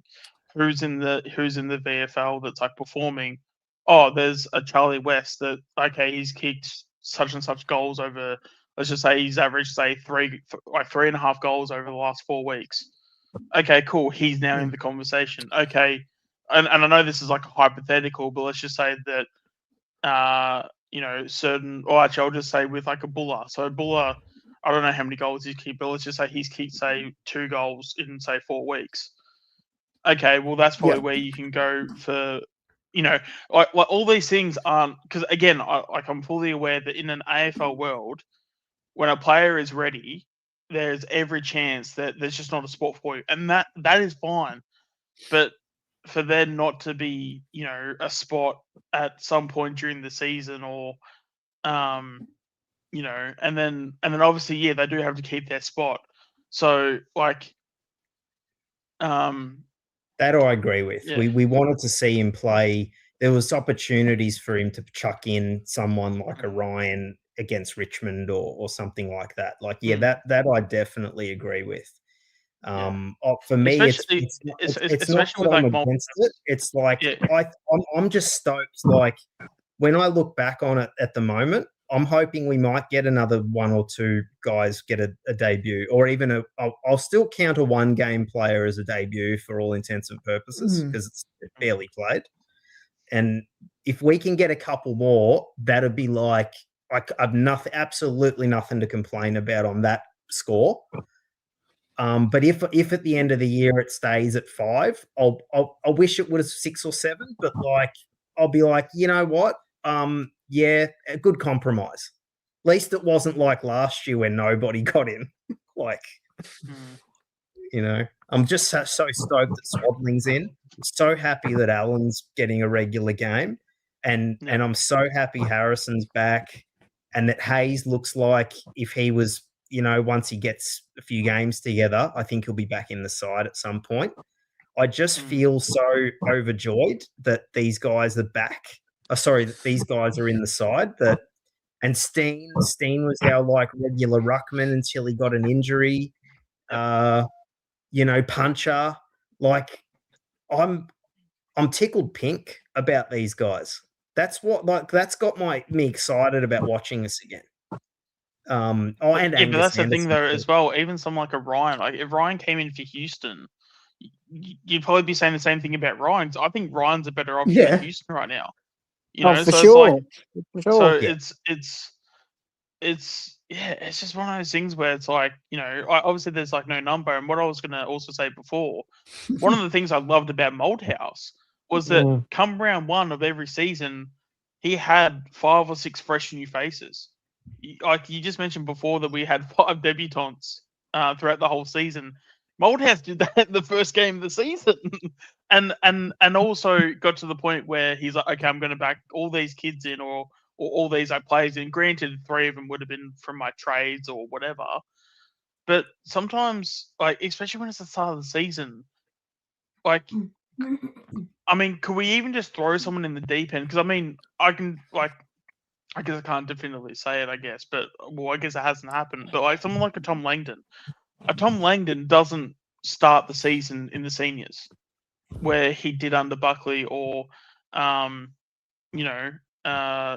just any player like because I'm blanking on like some of the names that would have like happened, but like these guys actually I guess Langdon like debuted like round 4 or something, like wasn't straight off the bat, but still when these guys like play, it felt like every time we played round 1, it always just felt like Christmas, and it felt like Christmas because we had certain players having different jumper numbers. We had players that were from other clubs. We always had a draftee or two that would like come in.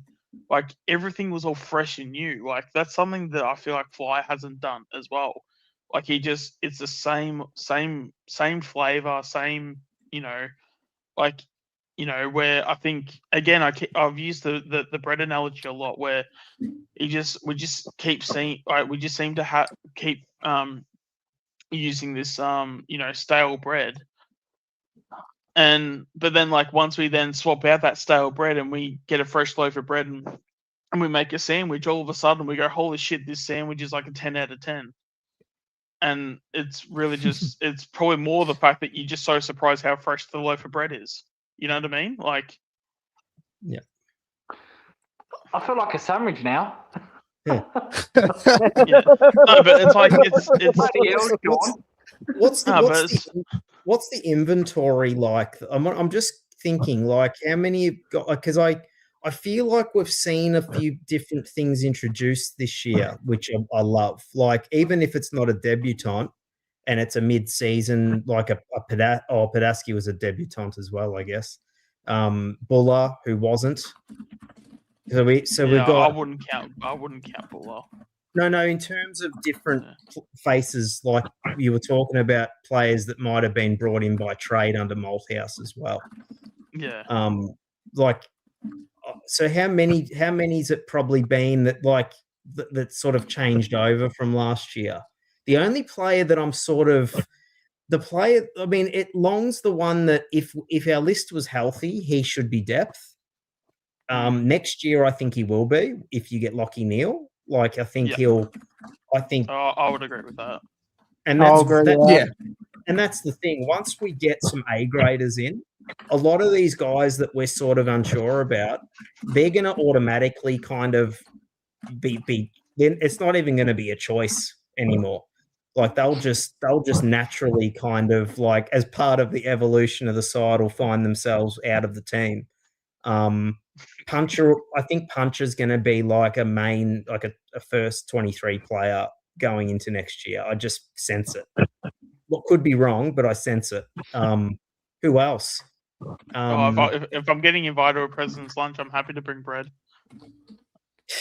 That's like the least. I could bring some fresh bread to the presidency lunch yet. Are you going to that? Huh? Are you going to that president lunch on Saturday, Void? Oh, jeez. I don't even own a suit anymore. Well, I do, but it doesn't fit. It'll be a little. I've lost a bit of weight since I bought that suit about a decade ago. Gee. Don't we all wish that? Oh, it's easy, Lucas. Just manic depression does the trick.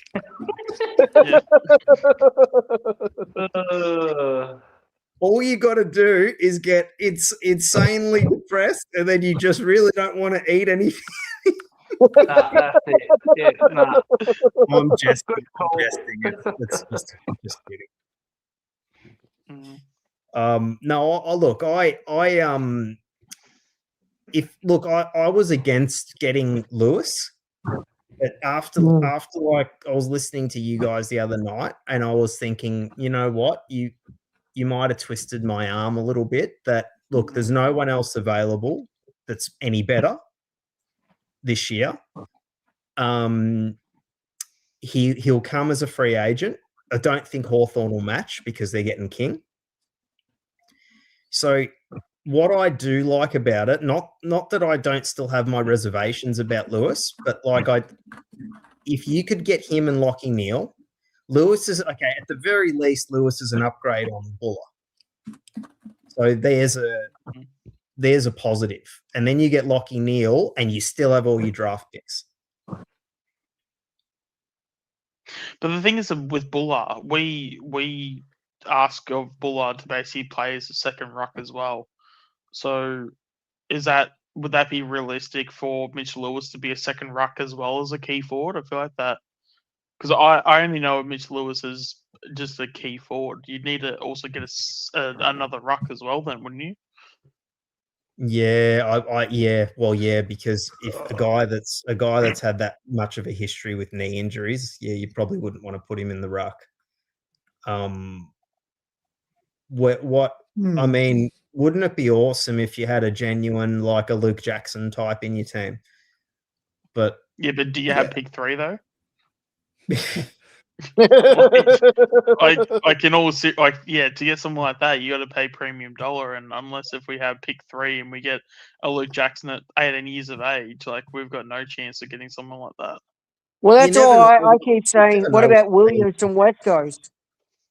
I'd take him in a heartbeat. Yeah. Bulldogs and Geelong are chasing him. Mm. Oh, We should be chasing him.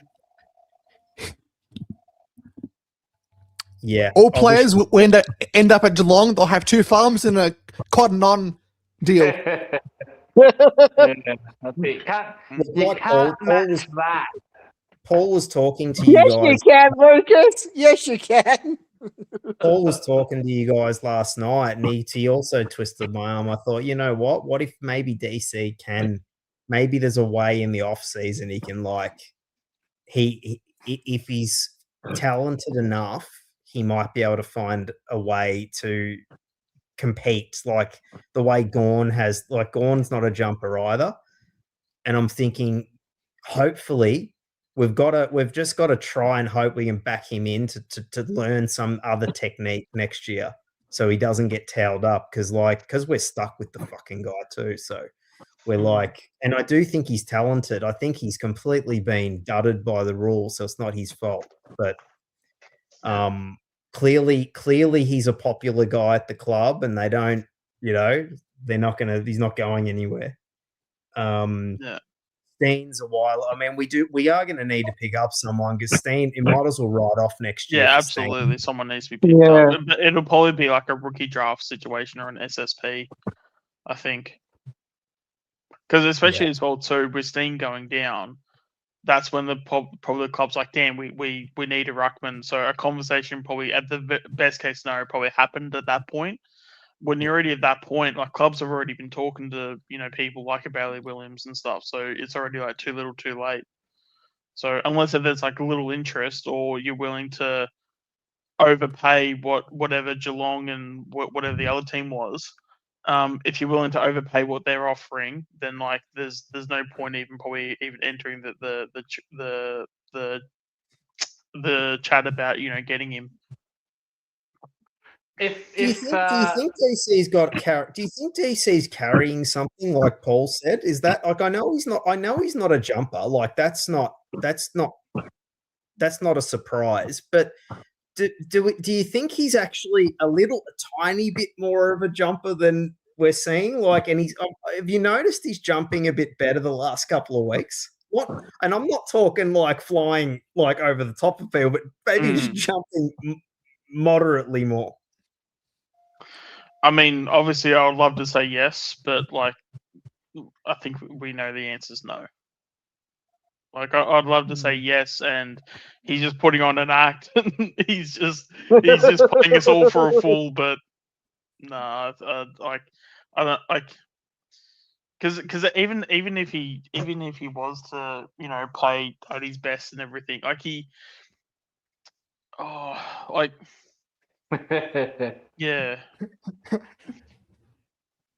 Yeah, no. Because what we really need, we've got to sort out that situation like somehow, if he's going to be in the team next year, I'm talking more next year because this year is what it is, but next year, like it'll help if you have a gun midfield to rove opposition taps and whatnot. But man, if you can get first use, like that would fix a lot of problems. Yeah, because I know he had. I want to say it was definitely rib related. He was carrying. I want to say it was broken ribs or bruised ribs in 23, which is why he didn't have a great final series. And then also as well too, like obviously Cox has like helped, when he was here in terms of like the minutes that DC had and everything. But yeah, I just don't think. No, obviously I would love to just sit here and say something positive about it, but I just don't think, Cameron.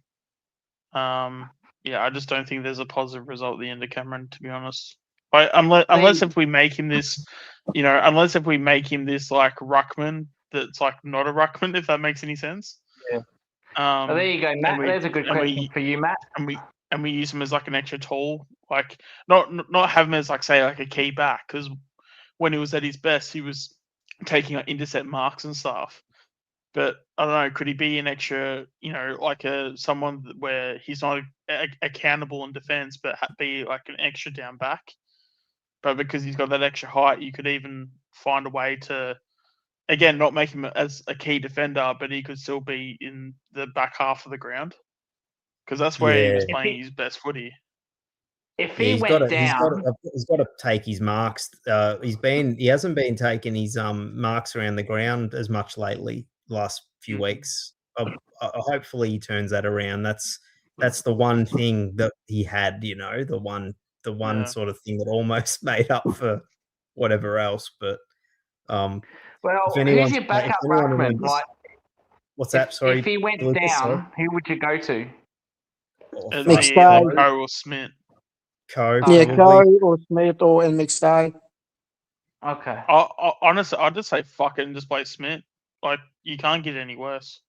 I agree with Sean. Like, because I think with Coe's, because if you're trying to get a ruckman, I think Coe's too much a Cameron, and I'd rather take a risk and ironically have a ping at the stumps, and I'd just play Smith and just go, mate, we know you're not ready, but fuck it, just give it a crack and just see how you go. Yeah, I'd love to see Smith get a game. Yeah, me too. I really saw some stuff that I liked before he got concussed. A couple of weeks ago. Yeah, I forgot about that actually. Has he been good? I know he's raw, post concussion. What's that? Sorry, Sean. Has he been good post concussion? Oh, he hasn't had. He's coming back. He hasn't come back from it yet. Because they're not playing this week. Yeah, I know they're not playing this week, but we'll find out next week how he's. I thought he's had a game since his concussion. Okay, obviously not. Yeah, he did it against. He did it in the. Or did he do it against? It was the game I didn't do. Yeah, it was the one where we lost to. It was that. Oh, fuck! Who did we play that week? It was like a grind. They were up by heaps, and then we kind of fought back, but we kicked real shit. I think Pod kicked about like 4 or 5. Was it like Gold Coast or Brisbane? Was it Brisbane? It was Brisbane. That's it. Yeah. It was the Gold Coast week, but we played Brisbane for some weird reason. The fuck is that all about? I mean, why the hell are we having so many buys? Like, it feels like we play, one game in every 3 weeks. How fucked is it that like they can't get their shit together and have a game the same week as the fucking seniors? Yeah. Yeah. It's just a pass. If they can't get it Geelong fucking have that right, problem. have a fucking an AFL seconds league instead. Yeah. Mm. I was actually waiting for Mick to actually mention, like, in the show, to be like, hey, Sean, like, are you going to do, like, the VFL? And it never happened. And then I checked this morning, and then, like, I saw that we had to buy it. I'm like, oh, okay, well, that explains everything then. So I was going like, it's weird how we didn't bring it up. And then I'm like, oh, okay, well, we got to buy that. That explains it. So Westy tomorrow. Westy's got to we want to see him. If they don't know much about him, I mean Fraser would know about him, obviously. But if they decide not to pay him any respect, and I just hope he takes advantage of that. And that's the other thing. I didn't do my predictions with Mick, but I did mention a few times. And I do genuinely believe this. I think they're going to overcompensate on Tim Membry, and I reckon Charlie West is going to kick 5. Oh, I hope you're right. And I would love that too. And Swaddling's going to have his breakout game finally, like 1 goal, 25 punches. If West kicks 5, Sean, we're going to have to send a welfare check to Chris to make sure he's still okay and he hasn't gotten too excited. we have to send the same thing to Sean. The welfare check. If Swaddling gets his most disposals ever. Yeah. So Chris, do you have the Pies in the will? What's going on there? Well, my will is going straight to Charlie West. Thank you for killing me, and I'll be happy. It's going to be a big week, Chris. If Charlie West gets 5 and Lipper gets 20 and a goal, I know. And then Anthony had to give it to me on Pies Footy tonight. Then I saw you in the chat. You were trying to tell me to change my name to Krasinski. Oh yeah. Yes. Really? You had to say that name. I don't know who I want to be right or wrong because it would be really funny to see Anthony have to apologise. Yeah. Yes. Also, I did see the slide tactic where he tried to get Chris to agree for Lipinski to be under 15 disposals at the 20. I'm like, I'm on to you, mate. I'm on to you. And then what about? Then he said to me, "Oh yeah, you can't say anything bad about Lipinski." Oh yeah, oh crap. I can't say anything bad about Lipinski or anything bad all year. Oh, crap. I bet Floyd will be revving me up. Mick will be revving me up. Mel will be revving me up after, fuck, I've been promised I can't say fucking shit. It was a good answer, though. Your what's the name? Your, what's that? The counter offer was good. Anyway, yeah. That was clever to throw that in. That Anthony's gonna have to do a mea culpa. Yes, and I was thinking back on why didn't I say also? You have to say also. You must drop Lipinski, and you must stop. He has to be stopping your love child. Again, why does it have to come down to underwear? Like that, I don't understand that. Like, I know where it's going, but it's like, geez, I can't just like a player? Jesus Christ. Oh, goodness me. Would you wear it, Sean? Would you wear it? In what way? I don't even know the context of it. With what, like, after he gets 25 disposals? Probably not. I don't know. Ask Anthony. He wrote it. Anthony, what do you mean by the contents? Oh, mate, it'll probably remove the stream if I say it, mate. Yeah. Hey, it's 2 o'clock. Yeah. It's 2 o'clock in the morning, Anthony. I think you can say it. Yeah. There's nothing that's off limits in the stream. Go on, Anthony. You can say it now. You can say it now. The kids are in bed, so go on, Anthony. You brought it up. You say it. Yeah.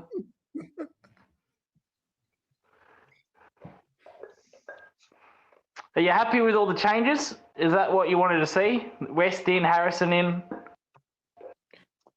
Yeah. I mean, that sounds about right. I mean, Howe's probably the only one that you might question, but if he's not ready to go, he's not ready to go.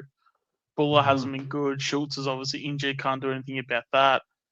And I think West probably just is probably a better option than Buller, so that probably takes out Buller, obviously.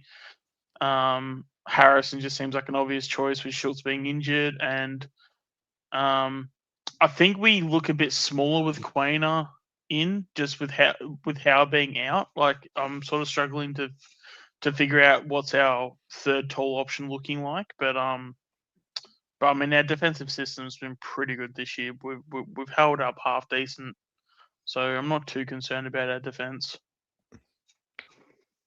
On paper, on strictly on paper, we've got more talent than Carlton. Like overall, they've got, I'd say, outside of 3 or 4 players, they don't have a great forward line. They don't have a great back line. The midfield, in terms of, I mean, see, last night they were saying the midfield bats deep. I mean, I watch them nearly every week. I don't really think the midfield bats that deep. It's a pretty honest midfield outside of Walsh and Cripps. Like even Jagger Smith, he's sort of just, he's only young, so he's not like quite there yet. But I think we've got more sort of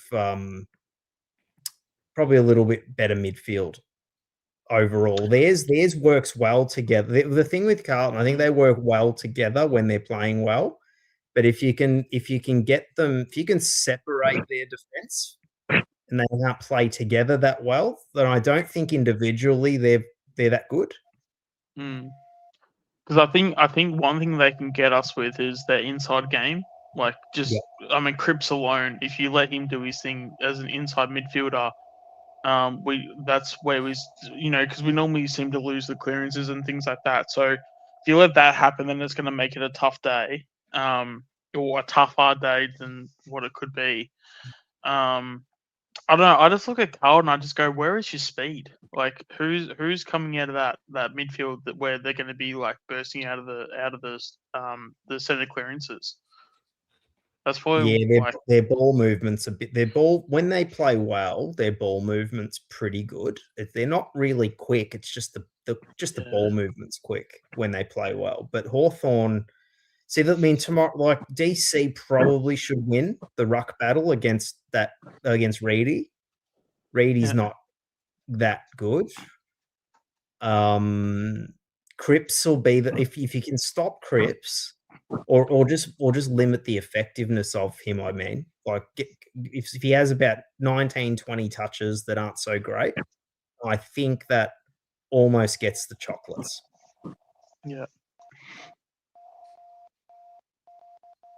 Oh, Chris, if fucking Allen stops Cripps, now I'm bloody praying after going out on a limb last night. I know. What about you and Rocco? I thought you were going to both get into a fist fight for a minute. He wasn't happy with you. No, I can see that happening. He's from the school of whoever shouts the loudest has the best point. Didn't really have a point. He's never seen it Allen play. Explain yourself, Boyd. How did you get Rocco going? I just wrote in the chat. I just wrote an innocent comment in the chat. I said, Cripps might struggle against Ed Allen. And he went and off Rocco hated it. He went off his tree, and then Mick suddenly brought me on, like from backstage. I wasn't even expecting to go on. Yeah. And then all I heard was this nasally guy fucking yelling. And I thought, shit, he's having a fucking commitment. Yeah. And then I said, have you seen Ed Allen play? And he goes, nah, I haven't seen Ed Allen play. I don't know who Ed Allen is. Bloody hell. I'm telling you. Oh, Cripps, if he's playing at his best. Oh, shit. I hope Rocco's not listening to this. He'll be on. He'll come on. Oh, well. All good. Of course, yeah. Yeah, but I mean, like, in fairness to him, he probably looks at Ed Allen as like, I don't know how many games he's played, but I'll just say for story purposes, he's played 10 games. He's probably looking at Allen being, who's this 10 gamer when Cripps has won 2 Brownlows and he's done this, he's done that. Like, I'm sure he's been All-Australian like a few times as well, and he's probably like, okay, that's the resume that. It was only 9 weeks. It was only 9 weeks ago that the jumper punch wanted to delist Patrick Cripps, and now they're saying he's the best player in the world. But I'm just saying from probably his perspective, Cripps in that side, like with his resume, like it's a fair resume. So he's quickly gone the judgment of, oh, it's a 10 gamer. He's probably not that good because he's only played 10 games. He But didn't even again, know. I'm he sure played he's 10 going to games. know real No, quick when he sees. He like, didn't understand. He swaddling didn't understand. Void He said, didn't understand the term nullify doesn't Yeah, mean that yeah. Cripps is going to get no disposals. I said no, he'll hopefully limit his disposal. I said Allen will be hard to play against. Didn't say he'll be 100%. impossible to beat. Said he'll be hard to play against. Mm. Yeah, yeah. He didn't say Allen will beat Cripps. He said Cripps might struggle, so Allen can limit his impact. Yeah, he Yeah. just took it the wrong way. Yeah. Oh well, I don't like screaming and shouting and Yeah. fucking carrying on. Like I think it's just ridiculous. Mm. Yeah. You must not watch my streams then, Void, because I do that all the time during watch-alongs. No, screaming in an argument. I mean, like Oh yeah. Yeah. He's passionate though, aren't we? That's the main thing. Real passionate. Mm. Yeah, no, that's going to be. I don't know if it's the most thing I'm excited about because there's actually a few things, which is obviously great. Because I think I said at the start of this stream that like it's probably been the most. I can't remember the last time I was this excited for a Collingwood Carlton game, like in the lead up to it. Because I know 20, whatever it was, 22. Yeah, 22. When we played them, like the last round of the year and stuff. Yeah, that was pretty awesome. But I don't think we were expecting a game to be that. I guess maybe it was because 22 we had a lot of close wins, so maybe we were. But even then, 22 was 4 years ago. When you play the teams twice every year. Yeah. Anyway, I'm just happy that I'm actually excited for a Collingwood Carlton game because I feel like as a Collingwood supporter, I feel like I should be excited. I feel like, even just this season as a whole, like, how did I wins to me this strawman? I season. don't think. How did I strawman Rocco last night, Matt? I said at his best. Yes, I said, but if someone's preventing him from being at his best, I was trying to make that point. I wasn't saying he won't win. I was being shouted over most of the time too. Yeah, he wasn't happy. He was going off his nut. Anyway, Yeah. it's just Well, football. Are you kind of the supporters that you actually love this game? Like I saw the Jumper Punch do previews, and a couple of the people on there, Rocco and that, said he hates these games. Are you the opposite? Do you love them or you hate them as well? I want to love them. I feel like this season's been so weird because it's there's just so many. Because again, and people can laugh at this as much as they want and all that stuff, but I see us as a team that can potentially win the flag this year. And I also think that if your intent isn't to win the flag, then why the fuck are you here? Like it's like we are here to win flags, and whether if that's playing Pendles and Sidebottom, whether if that is playing the kids or whatever gets us closer to a flag, that's what I want the club to do.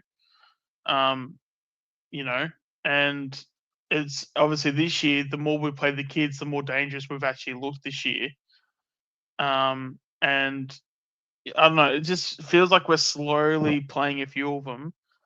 And we are actually looking half decent, but as I said, I think it's just all on Fly doing the whole Presti thing, and I think we do more harm to ourselves than what the opposition do, and that the opposition's job is to make our life difficult. So again, don't know why we and I think anytime we have a win, even like it just feels like it's more relief.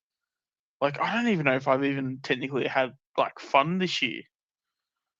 Like even like Anzac Day was like fun, but then you turn around and go, but it was Essendon though. Like yeah. Yeah, it's been such a strange season. Yeah.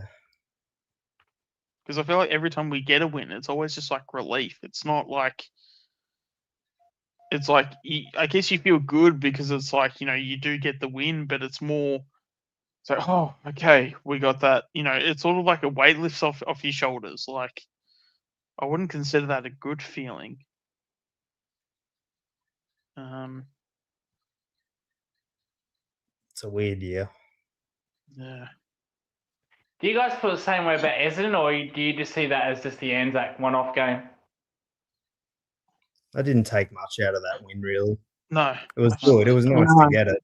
It was nice to get it. It was. Yeah, as I said, it was nice to. Because I don't know. I feel like at times it's like it's kind of like when you go to like the movies and stuff. You just want to see an entertaining, fun movie sometimes, and I feel like AFL can be that in some way.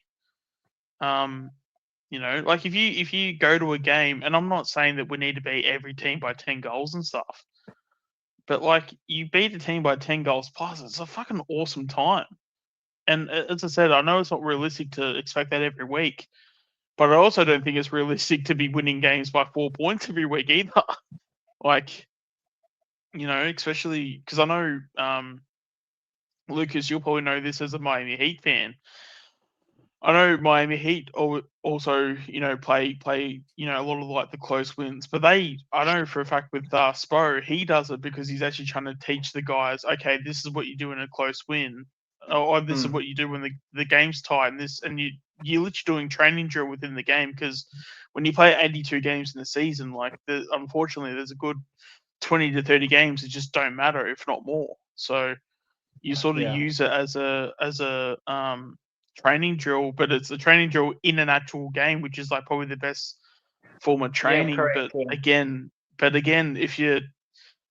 in an AFL sense, if you have 23 rounds and you're having these close wins, like 20 rounds out of 23, it's like, come on, guys, like, can we? And I'm sure it screws the players up as well too, in terms of like their philosophy on footy as well. Because I reckon if you're belting teams and you're smashing them, I reckon that's also a big thing as well. Because then you can go, okay, we can, and even if, because I'm sure there'll be a game where you can, I feel like Sydney's coming to me at the moment, but if we were to play really well against Sydney and then like beat them by say 5-6 goals. God, imagine the confidence and just the belief that we would take out of that if we were to smash them by like 5-6 goals. And Sydney are no mugs. Like Sydney are a top 2 side. And to also win over there, to also have a pretty young side as well. Like, is Essendon the only team that you've smashed? Yes. Off the top of my head, I think so. Yeah, Yes, that's the only thing we've smashed. Yes, most of the games have been closed. So then, what's our other biggest margin then? I think the Giants game was fairly comfy. Not a smashing, but. Well, then you got West Coast. So West Coast was like 30, maybe. Oh no, that was a closey. That was only 10. What? So outside of Essendon, our biggest win was what? 4 goals. Yeah. I'm just checking. Yeah. We beat the Giants by what? 33. Yeah. St Kilda by 12. Yeah, most of the games have been close. Richmond by 34. That's Port Richmond, Port by 4 goals. And look, and Essendon was the only one that we really flogged the team. Yeah, and then the rest are pretty fucking close. Same with you, Lucas. What's your biggest margin this year? So we haven't beaten a team outside of Essendon by 6 goals or more. No. That's wild. What about you, Lucas? What's your biggest margin this year?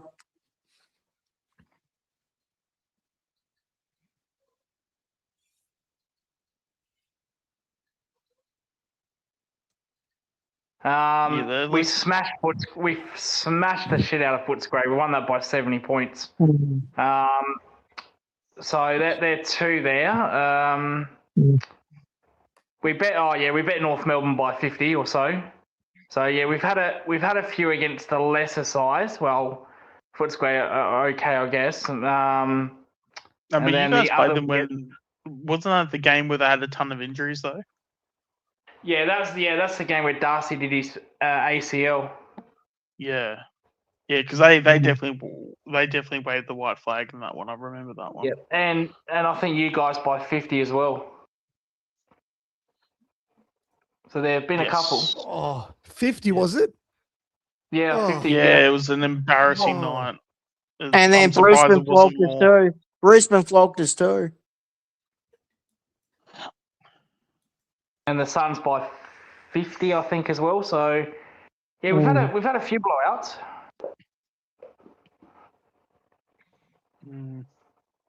But we've been smashed as well a couple of games.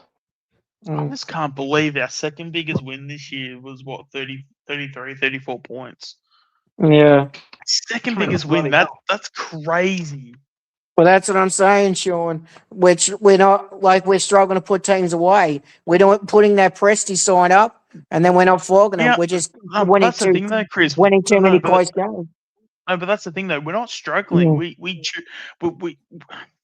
I don't know if shit's the right word, but like Mm. I'm going to use it anyway. But we choose to be shit.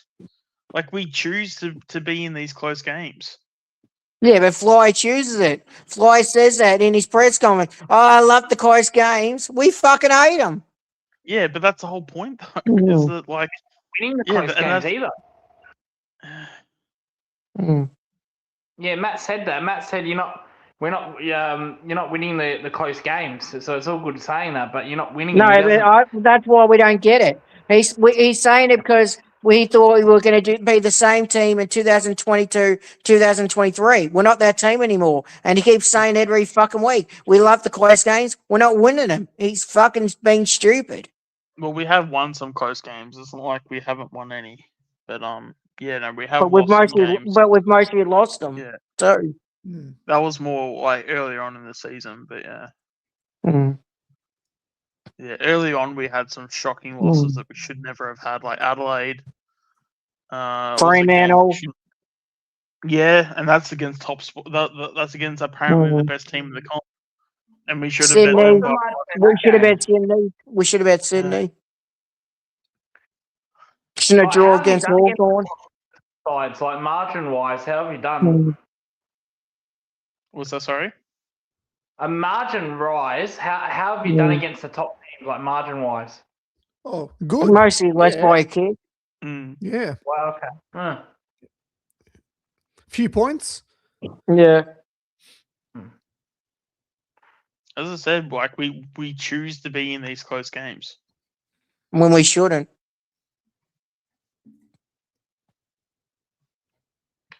Yeah. I'm seeing it now. Geez, yeah, you've pushed a lot of big teams to the limit.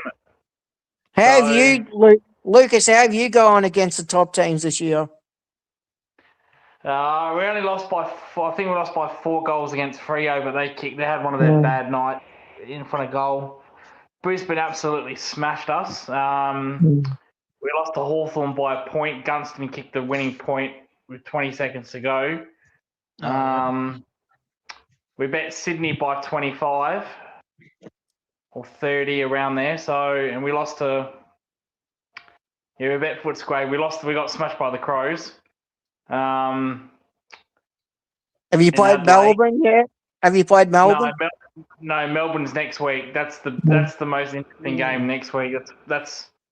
We have to win 2. We have to at least win one of our next 2 games, either against Melbourne or Collingwood. I don't think it'll be Melbourne, but that's another big test for us. And then we've bet you guys, so we're hit and miss with the top 8.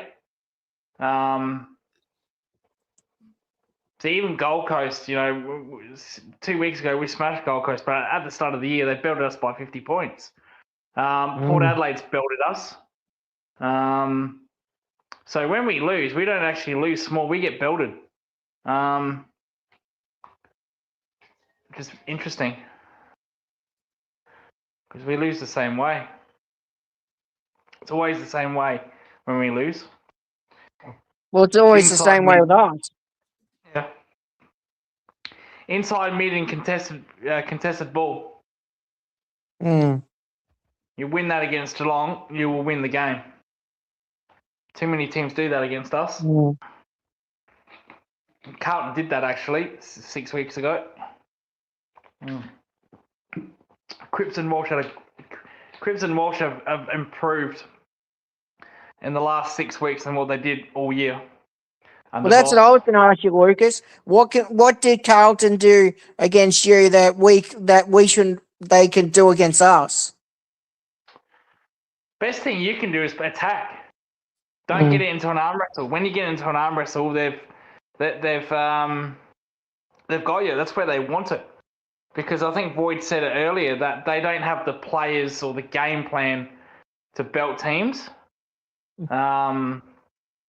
So they want to make it as close as possible, then they'll jump you in the fourth quarter. So if you can avoid the arm wrestle, and as Boyd said, that when you score 100 points, they don't win. Well, Hawthorn did that. Hawthorn's the only team that scored 100 points against them in the last 7 weeks. And they won that game easily. So if you can get a good start, they'll probably fall away. That's what Hawthorn did. They had a very good start against them. The conditions played a part, but just on that, how is the weather for tomorrow for the game? Is it going to be like a monsoon like last week? No, it's going to be no rain. Oh, okay, no rain. Who killed you? Who killed you, Lucas? Last time you met, who killed you in that Carlton game? Cripps and Walsh. Well, it was mainly their C and B graders. Hollins had a good game. Frank the Tank Evans, he had a good game. Chera had a good game. We just couldn't get players off the leash. Like Bailey Smith, I think had 40 touches, but went nowhere, absolutely nowhere with them. We just couldn't get our ball movement going at all. And then they jumped us in that last quarter because we actually kicked in the first quarter. We actually led by 20, 25 points. And then they grafted it back, and then they turned it into, as soon as they got in front, it was a complete arm wrestle. And then we went back and forth with goals. But when they got a 15, 20-point lead, we couldn't peg it back. And they won. So, yeah, they're a dangerous team when you get involved in that kind of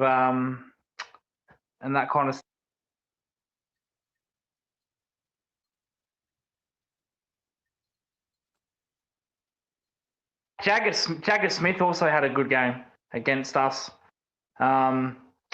6 weeks ago. So just depends how they recover. Ainsworth had about 25 touches from memory. So yeah, it was their C and B graders that actually did more damage than, like, Cripps and Walsh both had their 30s, but it was their C graders and B graders that did the damage against us, which I found really weird. Yeah, he's got them playing spirited, sort of like he had them playing really well together during that patch. Be interesting. Like I wonder how they'll go like once the bubble bursts, like last week, if they can regain it after that, or if it was just like it was like 7 weeks of momentum. But we won't be taking them lightly. Also had a good game. Who's that, Lucas? Yeah, Haywood kicked 3 again. Haywood and Hewitt, they're like B graders, C graders. Yeah.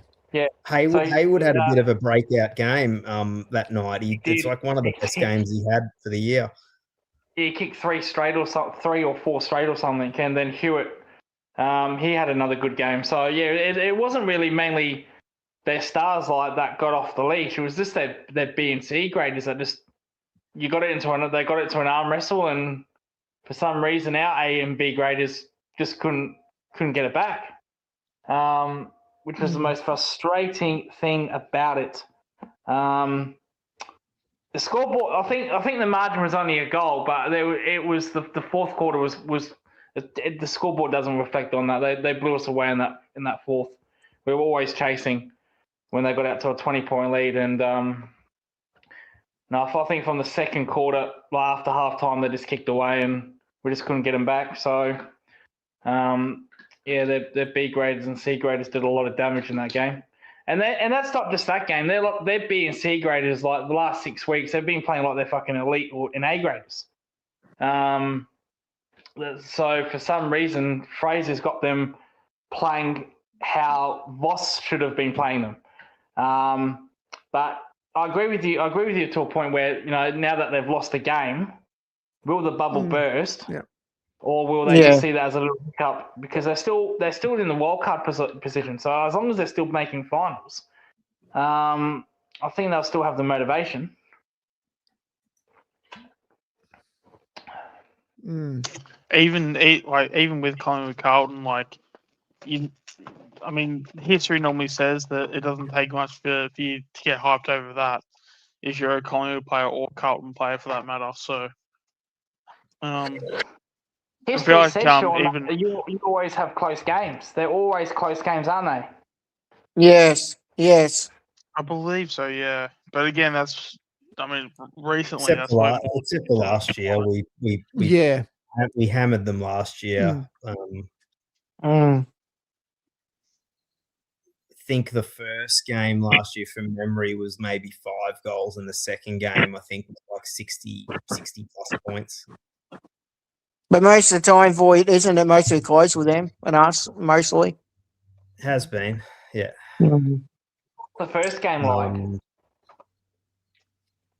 we broke their hearts in that we stopped them from making the finals in 2022. Yeah, 22. Jamie Alley kicked the winning goal. And then Dacos kicked the winning goal, didn't he? Yeah, that was in 24, I think. That was in Lockie Sullivan's first game, I think. And then last year, this year the guy had the chance to kick the goal after the siren to draw the game, and he missed. Was that Burn? Yeah. And there was another. Wasn't there another kick after the siren with them? Yeah, McGovern. That was Pendlebury's big milestone game. 350th. Yeah. And he kicked down the full. He kicked down the full.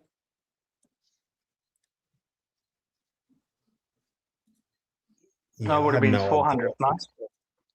No? No idea tomorrow. But I like the challenge. Playing against, an ex-coach and at Collingwood, and it's good. Look, it's fun. At least you don't know what you're going to get. Whereas if we had been playing against the Voss coach Carlton, we might have lost, but at least this time it adds a bit of spice to it because they've had a bit of a streak leading in up until last week. Who are the players you want to see just have a breakout, just do really well? Or what players do you think will do well apart from Dacos and Dagori? Well, I won't say he'll do well, but Bo for me has to do well this game. Ned Long for me. And fucking Houston with Jeremy Howe, this is big chance to do something. His big chance to fill that hole and be providing those kicks out of the back line. Now that's a huge opportunity for him to redeem himself. So just on that, what if let's play devil's advocate here. Let's say he has a good game, he's best for the club. What do we say then? Do we call it a coincidence, or is there something behind it? What is this with Houston? Yeah, he's going to have to do it. He's going to have to do it over a period of time. It'll be that'll be a good start if he plays well tomorrow. But he's going to have to do it over the next 5-6 weeks. Well, of course, he could be the difference. For us to have maybe make the finals. He could be one of the big difference. So, we could go deep in the finals. Maybe if Houston does well. Yeah, they've got to fire up those guys, and obviously. Well, so does Long. Long has to fire up too. Voidoid. He hasn't been playing that great. I think you know what you're going to get with Longy. I think he's going to Mm. not give you. We know what the best is he can give you. I think, yeah, he won't be. Don't think he'll do anything we haven't seen before. As long as he doesn't do anything, Mm. as long as he doesn't have a stinker. Mm. If he And then just, there's Bo. Bo worries me. Sometimes he doesn't play that great. he play. I think did he play well? I thought he played all right last time against Carlton, so hopefully. But I mean, that's wishful thinking because he's been Yeah. shit since then. But How many obviously- can your man Ed Allen keep Cripps to tomorrow? Oh, geez. Oh, my prediction mix thing was 20. I said under. Oh, I said to yeah. Mick under 20. I said to Mick under 20. I said 20 and just to limit his impact with 20 because Ed's not keeping players to like 0 possessions. They're still getting a bit of the ball, but they're not really like he did it to Butters. I don't think Butters had a huge impact that night, and Bont he certainly took him out for a quarter. LDU he completely nullified, so he's got LDU. he's taken a couple of scalps. So let's see. Well, he's the new tagger. He's taking over from Pez. I don't think Pez is really doing the tag anymore. It's mostly Ed Allen. Wouldn't it be funny if said all this shit and then it ends up being like Ned Long on Cripps? Then I'll be fucked. Or, and I'm going to say, I'm saying this as a joke. I'm just saying it's the truth. We wouldn't want to see Lipinski on Cripps. No, it's not going to happen.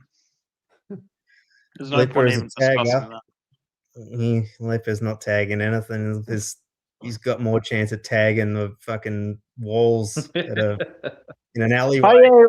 Well, who do you think plays on Walsh? He's also dangerous with Carlton. Long, I think. Long, yeah. Oh, I think he's got Long covered for. I do pace. too. Yeah, he's been playing really well the last 6 weeks, Walsh. They all have under Todd Fraser. They all have. Yeah, that was the big debate on Pies on the other channel.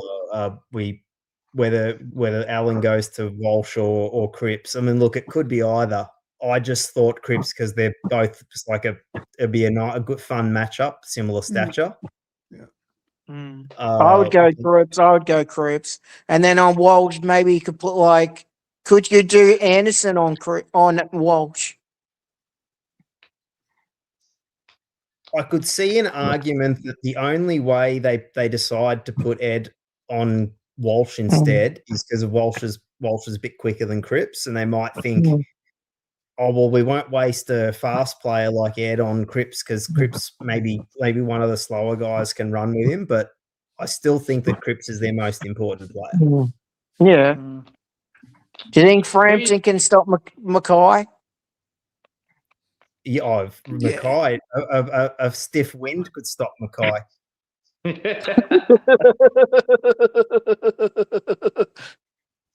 Who's going to kick the goals, Anthony?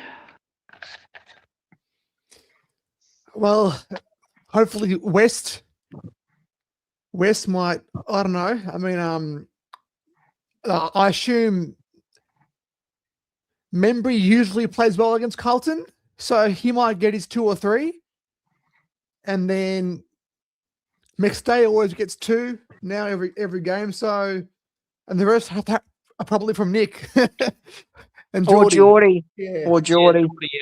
Yeah. My All Australian, Tim Membry, All Australian. I had him. Really? He's all Australian? Really? We've all said about this. He's not all Australian, Lucas.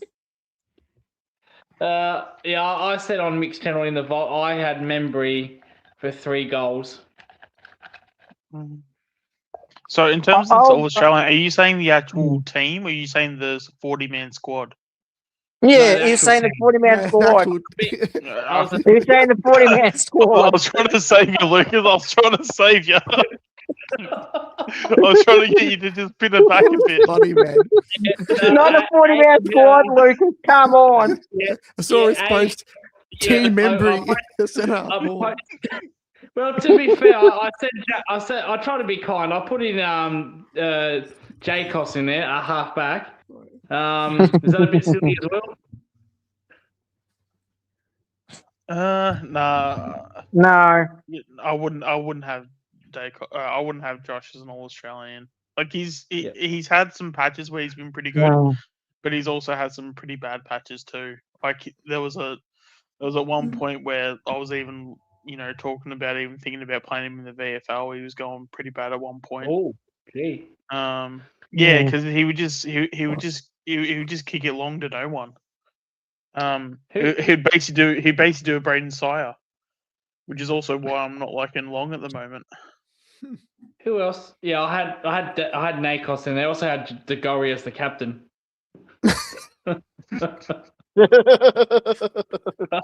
I mean, in terms of any year, if DeGoey was going to make it, this would probably be the year he'd make it. Yeah, I got him Yeah. on next to Nakos here. Yeah. Oh. But that's about it with the Collingwood. Yeah, there won't be The- too many Geelong players on there. That's for damn Mm. sure.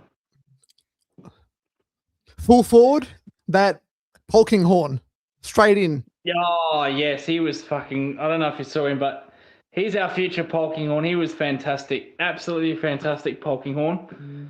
And see, this is what happens when you play kids, isn't it? Because Polkinghorn was a forced change. If Cameron was fit, he wouldn't be playing. So Chris Scott had to play Polkinghorn. He had no choice. And then he does that in his first game. It's like he's played 100 games already. You know? Well, that's what I was going to ask you, Lucas. Does he stay in the side when Cameron comes back? Oh, he has to No, now. yeah, well, he has to. The way we're going to, and I'd drop fucking Neil. I'd drop him. He was useless on Silvani last night. Silvani kicked a goal on him, for God's sake. So I don't think Cameron will be back though. I don't think he'll come back. And if he does, we won't be that deep. So we lost Holmes, we lost Cameron. Yeah. Yeah, I still have to remind myself that Jack Silvani's a St Kilda player. Fair though, he's had a good season. To be fair, he's had. Yeah, a good I know, season. but it's just I don't know. Because for me, he's always been. I've always seen him as a Carlton player. So whenever, because again, like when you said it, I'm like, wait, they didn't play Carlton. We're playing Carlton this week, and I'm like, oh yeah, no shit, fucking St Kilda. Weren't you linked to him though? Weren't you guys actually? Yeah, we linked to were. him? Yeah, we were. No, but I'm just saying. Yeah, in we terms of were the linked to name, him, how but then long he he's wanted to been go there. to St Kilda because they Yeah. offered more money. Yeah, they gave him the $1 million cop. We were Contract, bait didn't for the Saints to have like a huge offer. He used us for bait. Yeah. Yeah. Oh well. Maybe you forget about Dacos going to Tasmania. Maybe you have to worry about St Kilda. The whole What, team what in just the hell was that? all of them right there. What in the hell was that? What was that, Lucas? Really? You have to bring up St Kilda with every Collingwood play now. Lucas, No, like, obviously it was bait, but fuck me, that was some shit Come bait. on, Lucas. Come that's on. impossible. That's It was a fish. impossible. If I Lucas, was a fish in the pond and that was the bait I got, but nah, fuck that. Lucas, you'd have to go to Carlton first before you can go to St Kilda. You're not allowed Well, to they've go got to the money, St so they could Kilda say to from- Dacos, here's 2.5, come to us. Yeah. Oh, Forget well, about yeah, well, he would rather play at Marvel than play at the MCG. He would rather play at 50,000 people than instead of 90,000. Yeah, good choice. Go to Marvel and get injured all the time, just like Butters did. Yeah, just like Butters, yeah. Yep. You must be thinking, fuck, do I really want to play at that ground? Do I really want to play there? Mm. Well, Matt brought up a good point. We should get rid of playing at Marvel games. Maybe we should sell them off to other clubs. Sell them off to play somewhere else. Yeah, you can always sell your Marvel games to play down the road in Geelong. That'd be nice. Yeah. No, like he was saying, like sell them off to like to Gold be Coast fair, or somewhere. I mean, to be fair, I'd rather play at Geelong than fucking Marvel. Yeah. That's true. Didn't you always used to play at ANZ against Sydney? Yeah. Yes, but Yeah. never SAG, always ANZ. Well, yeah, that cow paddock, eh? Jeez. But Sydney, did they stop wanting us to go there because we keep beating them there? Yeah, but we had a really good record at one point. We could play a couple of home games at Adelaide Oval. We kill it there. Mm. And usually we kill it in Brisbane. Yep. Perth's too far away for you guys, so you won't go there. No. You obviously you won't go to Queensland. That's too far away. No, we'll go to Dingley. Yeah. How about Darwin? Have you ever played in Darwin? No. Nah, No. too muggy. Yeah. Is that place Anywhere even else real? you want us to play, Lucas? Have you played in Tasmania? Where's Nah, that? No. too cold. Anywhere else, Lucas? To be fair, we did play a practice match there, so there you Yeah. go. We're Anywhere able else, to, Lucas? Anywhere else? grace Tassie with our presence. How about the Giants in Canberra? No. We're like the three little bears. Is that it? We like it just right. Do you want 22 games a year at MCG? Yes. No, We would love to. no, 27. Yeah, 27. Oh, yeah, right. We never want to leave MCG. Never. Yeah, I'd love to have 7 games. Well, we only play 3 times a year there, but I'd like to have 6 wins at the MCG every year, but that doesn't happen. Anywhere What but people Marvel, says forget- Matt. What people forget about Collingwood, though, like if you look at our draw, even like the next 6 weeks, aside from West Coast, we have a fucking hard draw. Like that, We like, always do. As much as people talk shit about us playing at the MCG, we have to play all the top sides twice. Mm. And then we have home you games like- at Marvel where we basically play St Kilda or Western Bulldogs or something North. like that. Yeah. Or Or North. North. Well, here's one outside the box. Would you like to go to India? They want teams there. Would you like to go to India? Sure, why No. not? Let's go. Let's hop on the plane. Why would we? Why? Why would we want to go there? Nah, they're gonna have to. They're gonna have to get a couple of the Yeah. like probably the 2 clubs with the lowest memberships will go there. Yeah, St Essendon- Kilda will go there. Essendon- North Melbourne, St- North.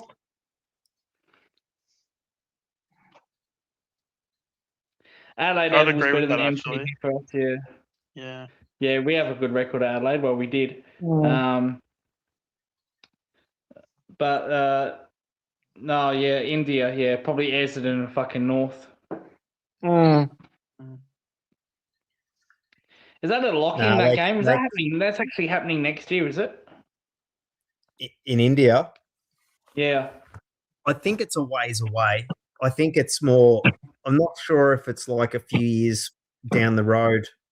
I'm not sure if they're still sort of negotiating it. I don't know. It's a fucking long way to travel for an in-season Well, game. is that actually legit? It's news to me. No, Yeah, it's and we've also played games in New Zealand. Remember, St Yeah. Kilda played Port Adelaide in New Zealand. Yeah, Do you there was a remember game that in game, China. the games in China where Yeah. nobody gave a fuck? Yeah, and we, Was yeah, it was games in Port China Adelaide too. and who was the other team? St St Kilda. Kilda. St Kilda. Gold Coast, I think, played. Yeah, but it was Port's thing, so that was the China thing. But if you looked at it, it was never a home game for Port. It was the away home game. Mm. Apparently, the And smog Saint- was not good for the players as well. Apparently, there were Yeah, issues when they got back. Yeah, It was. Apparently, people had asthma and whatnot. They struggled with their breathing because it was high altitude as well, apparently, up there. Or some shit. Yeah, so St Kilda sold home games, and St Kilda stopped that. So when St Kilda stopped that, Port didn't have anyone else to play there, and then it just became dead. You know, COVID didn't help. You can make an argument COVID killed it, but when St Kilda stopped playing there, Port just didn't have anyone to go there because no one wanted to play. And yeah, just killed the Toronto experiment. It didn't work anyway because all the fans that went there were fucking Australian fans anyway. Yeah. They tried to go to New Zealand a few times. Yeah, Yeah, they did. that's right. Yeah, they did as well. Yeah, they did. They only got like the ground was empty. Yeah. Well, that again, that's the point. The whole point going overseas is getting the local fan base. But when they went to China, it was the Australian people that went there more than the actual Chinese fan base. Yeah. So then it became like in the end, what's the point? Like Andrew Dillon says, well, India's got fucking 1 billion people. 1 billion people. Then you're not even going to get probably 100 locals to watch your game. They're going to be probably more Australians there than the local population there. So, and then in 2-3 years, we're just going to call it dead. They're going to pull the plug. Well, they shouldn't do it in the first place. Then don't do it in the first place. If it's going to be dead, don't do it.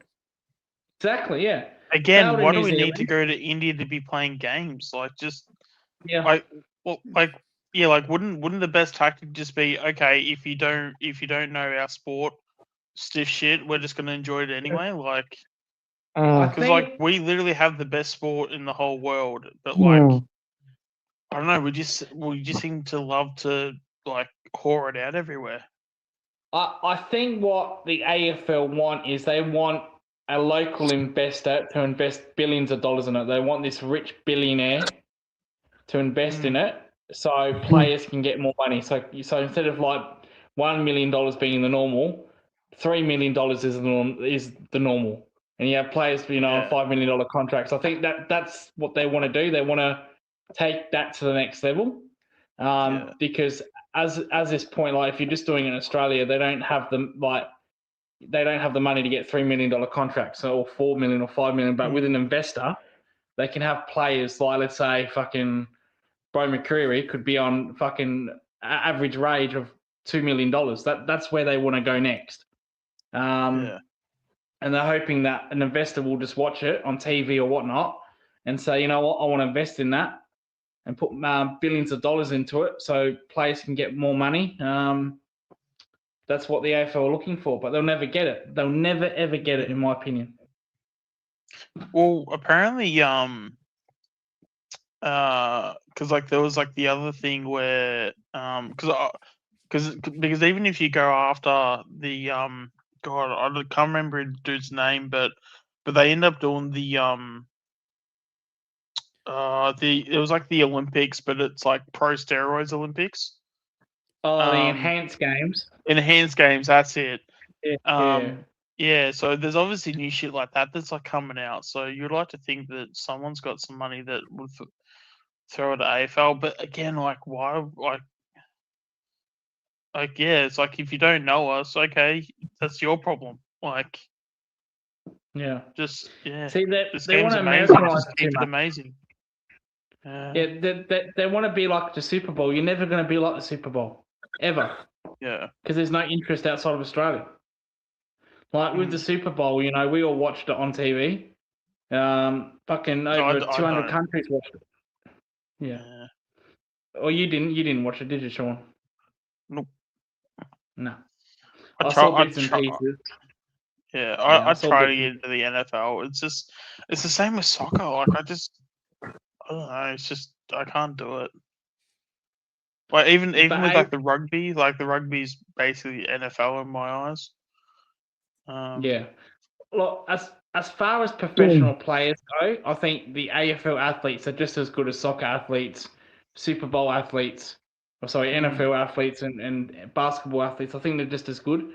But the game doesn't attract. That's the problem. This doesn't attract. Which is crazy because it's such a fucking good game. Yeah. No, I get that, yeah.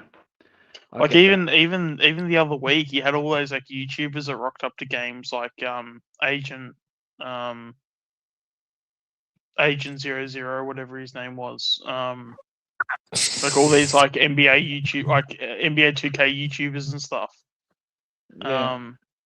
Like I'm surprised they haven't, but also as well too, like, even for them, like that's where you need to go to, like that's where you kind of need to go back to EA and make a good AFL game, and then you can have guys like those like streamers and stuff. They can then start playing the game. Mm.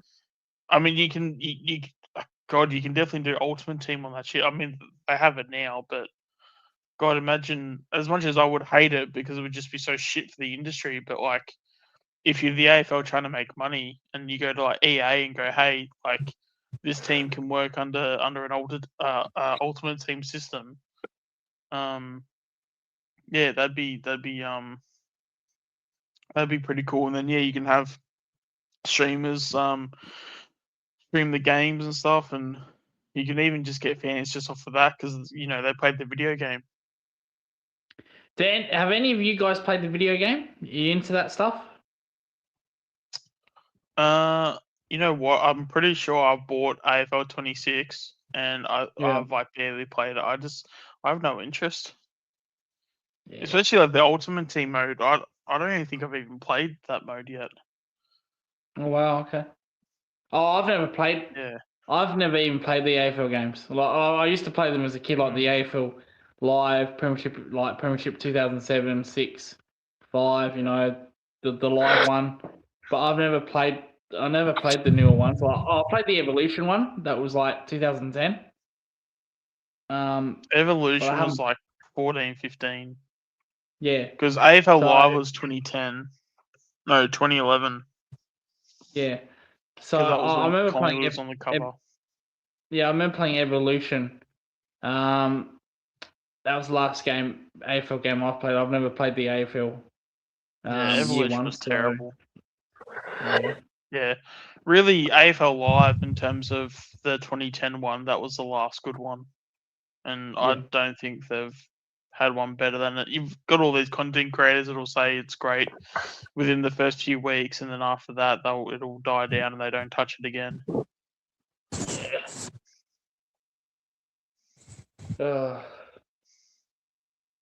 But I'm pretty sure we'll get one next year. So we'll probably get AFL 28 next year. So you'll have them shield for it again.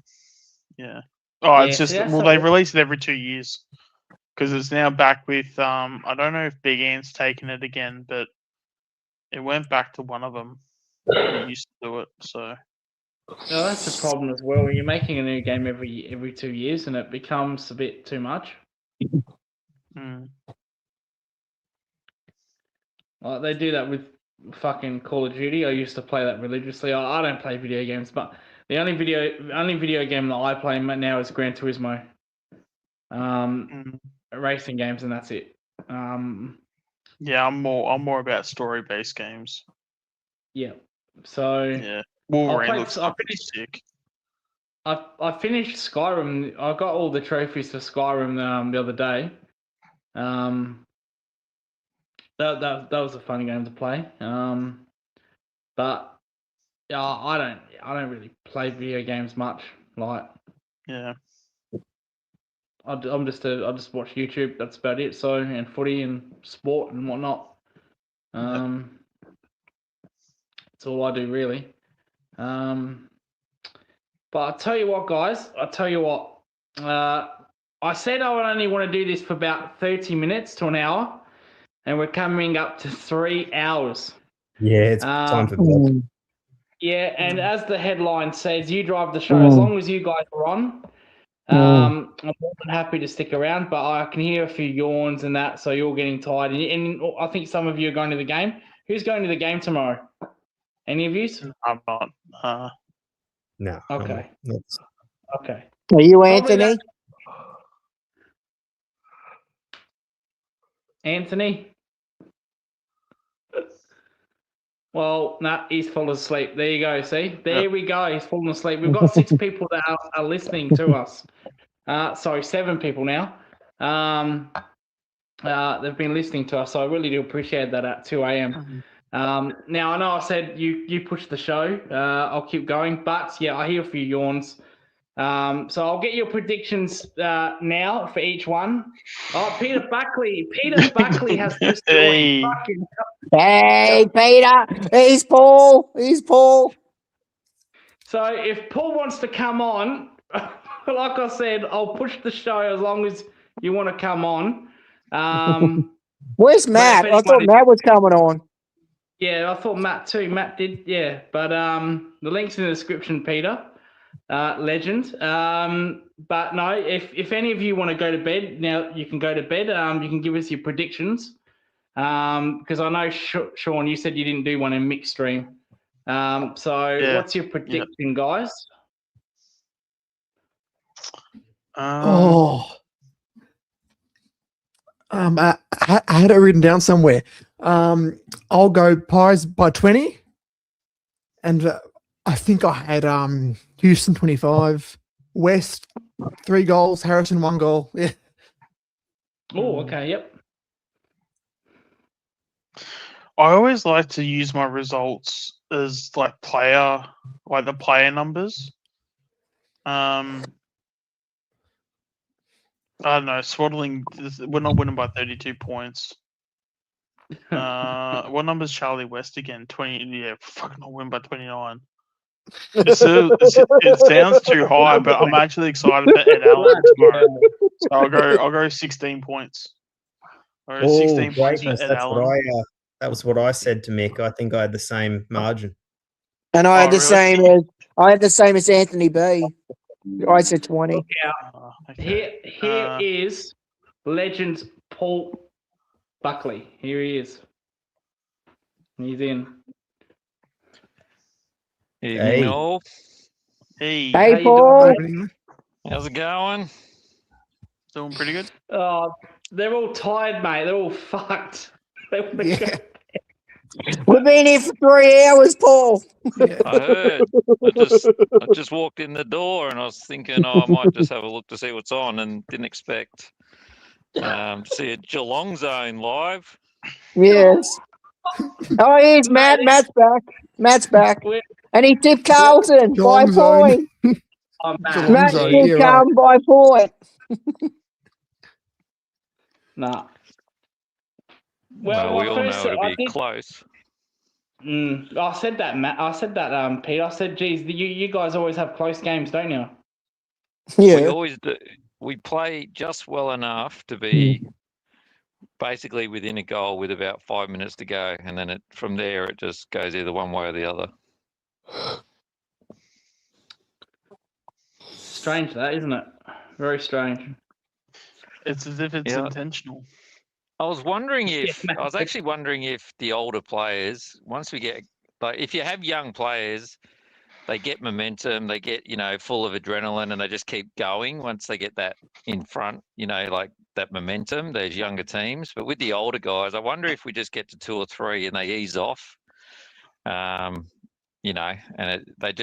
that's why we can never actually put anyone to bed, because they just consistently ease off the throttle when we get a couple of goals up. I don't know. For the life of me, I don't know. But No, I was I wondering think if it was it's just our older directed players by a bit. Fly, to be honest. But you can't direct it. You can't tell. You know what I mean? Like, you know what I mean? Like, it has to be partly the players. I do know though, against North in that when we got that goal, I remember they were running back to the centre, and Sidey was running to the wing, and he went to go forward, and he turned around and you could see the 35, and he's like waving his hands at the 35, like shaking his head, pointing towards the goals. And they kept on pushing up the 35, and then he had to call everyone, and he then moved to basically the back flank right on the corner.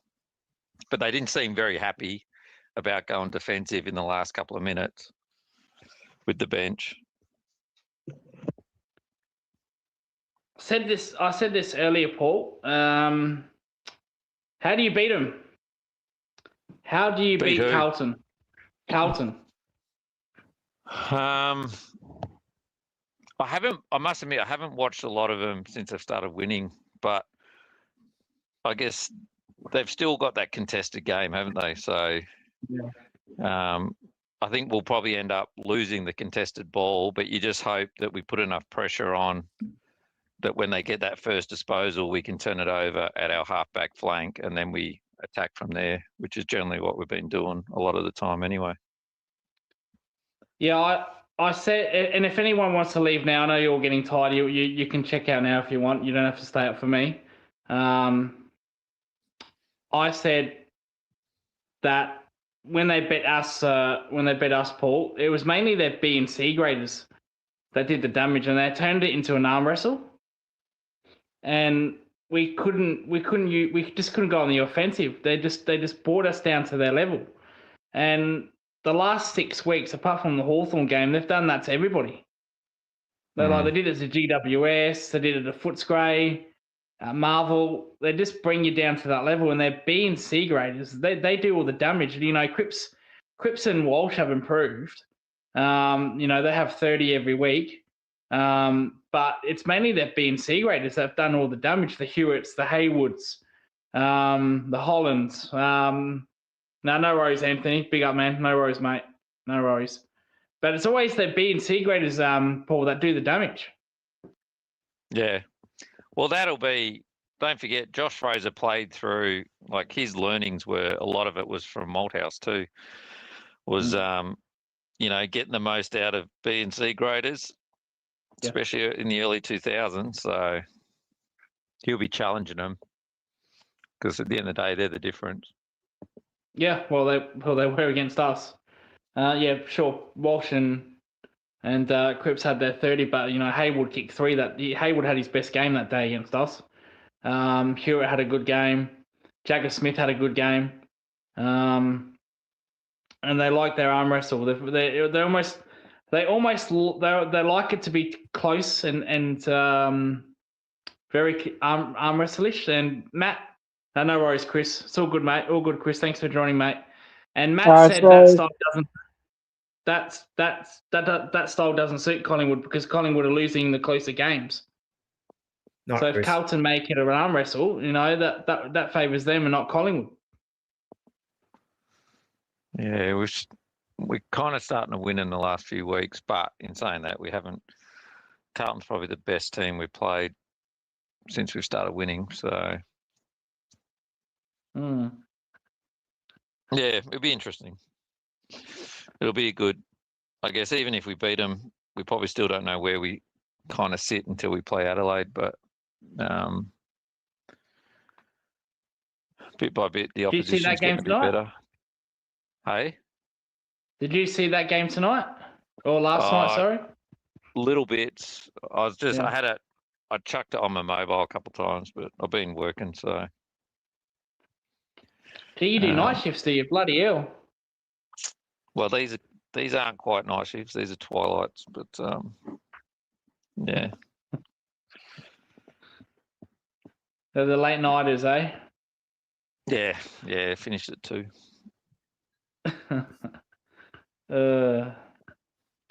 Anyone else wants to add to that? Void or greatness? Ooh. Well, I think before was the prediction thing. I think I said 16 points next. I said Ed keep Cripps to 20 and limit his impact, and then Ed to get about 23 or 24 of his own the other way. And I can't remember. There was something else in there, and I can't for the life of me remember the other player prediction. It might have been. I think it was McStay, 4 goals. Yeah, Sean? Margin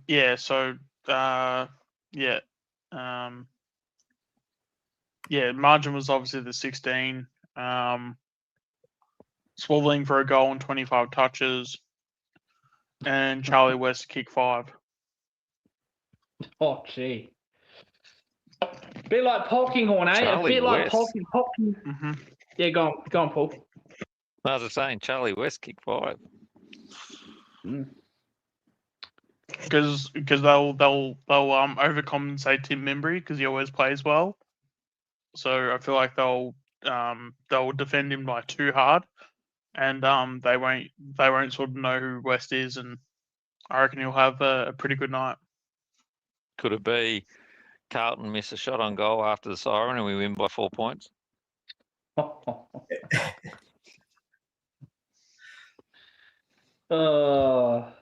have no idea. I mean, I have no idea what way it's going to go. Look, if everything works out on paper, I think we have them covered in a lot of areas, but just depends. Yeah. If we're not switched on, then that's going to be an issue. Yeah. You know they're going to come out hard after the loss. So, yeah, I don't know. But there's been a few games this year I haven't been overly confident. We've done better than what, I thought we would. Hawthorn especially won. Yeah, it's interesting. So now we're on a winning streak and Carlton had theirs, burst. So who knows? But and just I after you, I do prefer I prefer the way we're playing lately. It's better than what it was, and I think that it tends to stack up for the most part. But it would be nice to get a bit of separation between us and the other team. Be interesting to see how West does go, because we are bringing the ball in a bit better. So hopefully he does get a few opportunities. But it would just be interesting to see how he and Membry and that can kind of work together, because there's been a few times they all seem to they've looked better against North, but there's been other games where they all seem to get each other's way at times. I think West happy with the changes? He'll get Dirksen, I think. So at least he should get their sort of the weakest defender they've got. So yeah. Are you happy with the changes, Paul? Yeah, I'm surprised that both Sidey and Pendlebury are playing, considering we've got Adelaide. I thought Sidey would get rested this week. I thought Pendlebury, he's only played one game, so he would play. Sidey might go out, then Sidey will come back against Adelaide and Pendlebury will go out. But because Sidebottom's probably best games over the last couple of years have generally been against Adelaide. So but they might be also, if they're going to push him forward, they probably think he's not going to be running as much. So he should be right. I don't know. But yeah, I expected Howe to get rested. I know he's injured now, but I thought he'd be one, and I thought, Sidey would go out. Paul, does Allen go on Cripps or Walsh? That's from Anthony. I think I would say my guess is Cripps. We always seem to put someone on Cripps. We always have, generally, if we're going to run with one of them.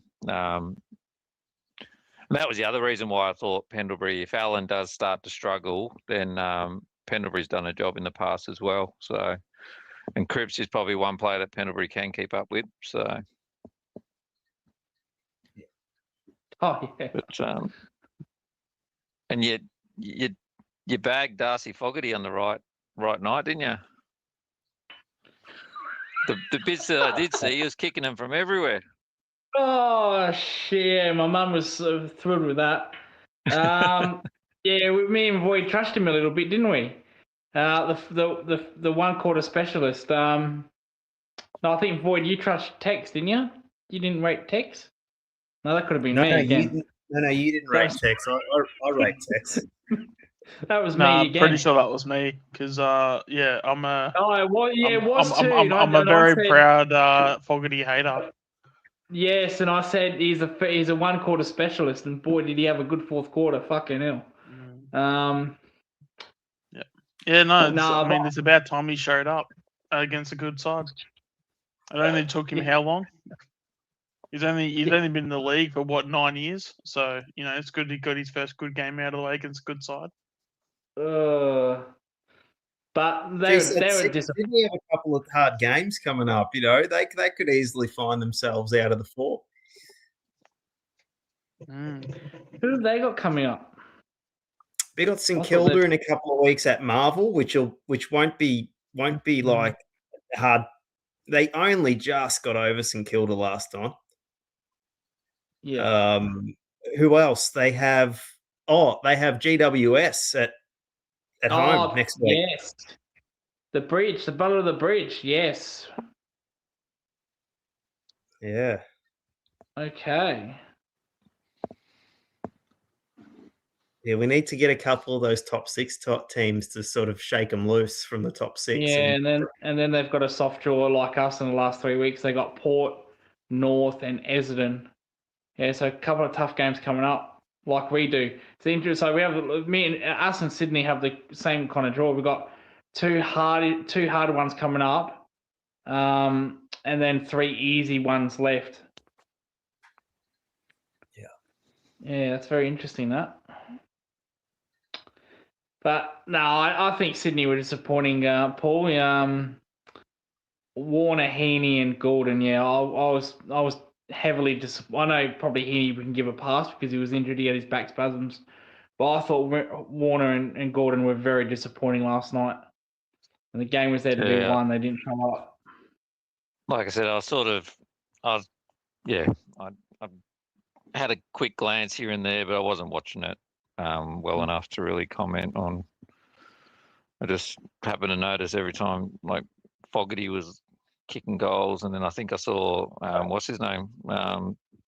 Tilthorpe kick one from about 50 odd from just inside from the boundary as well. So in the pocket, yeah,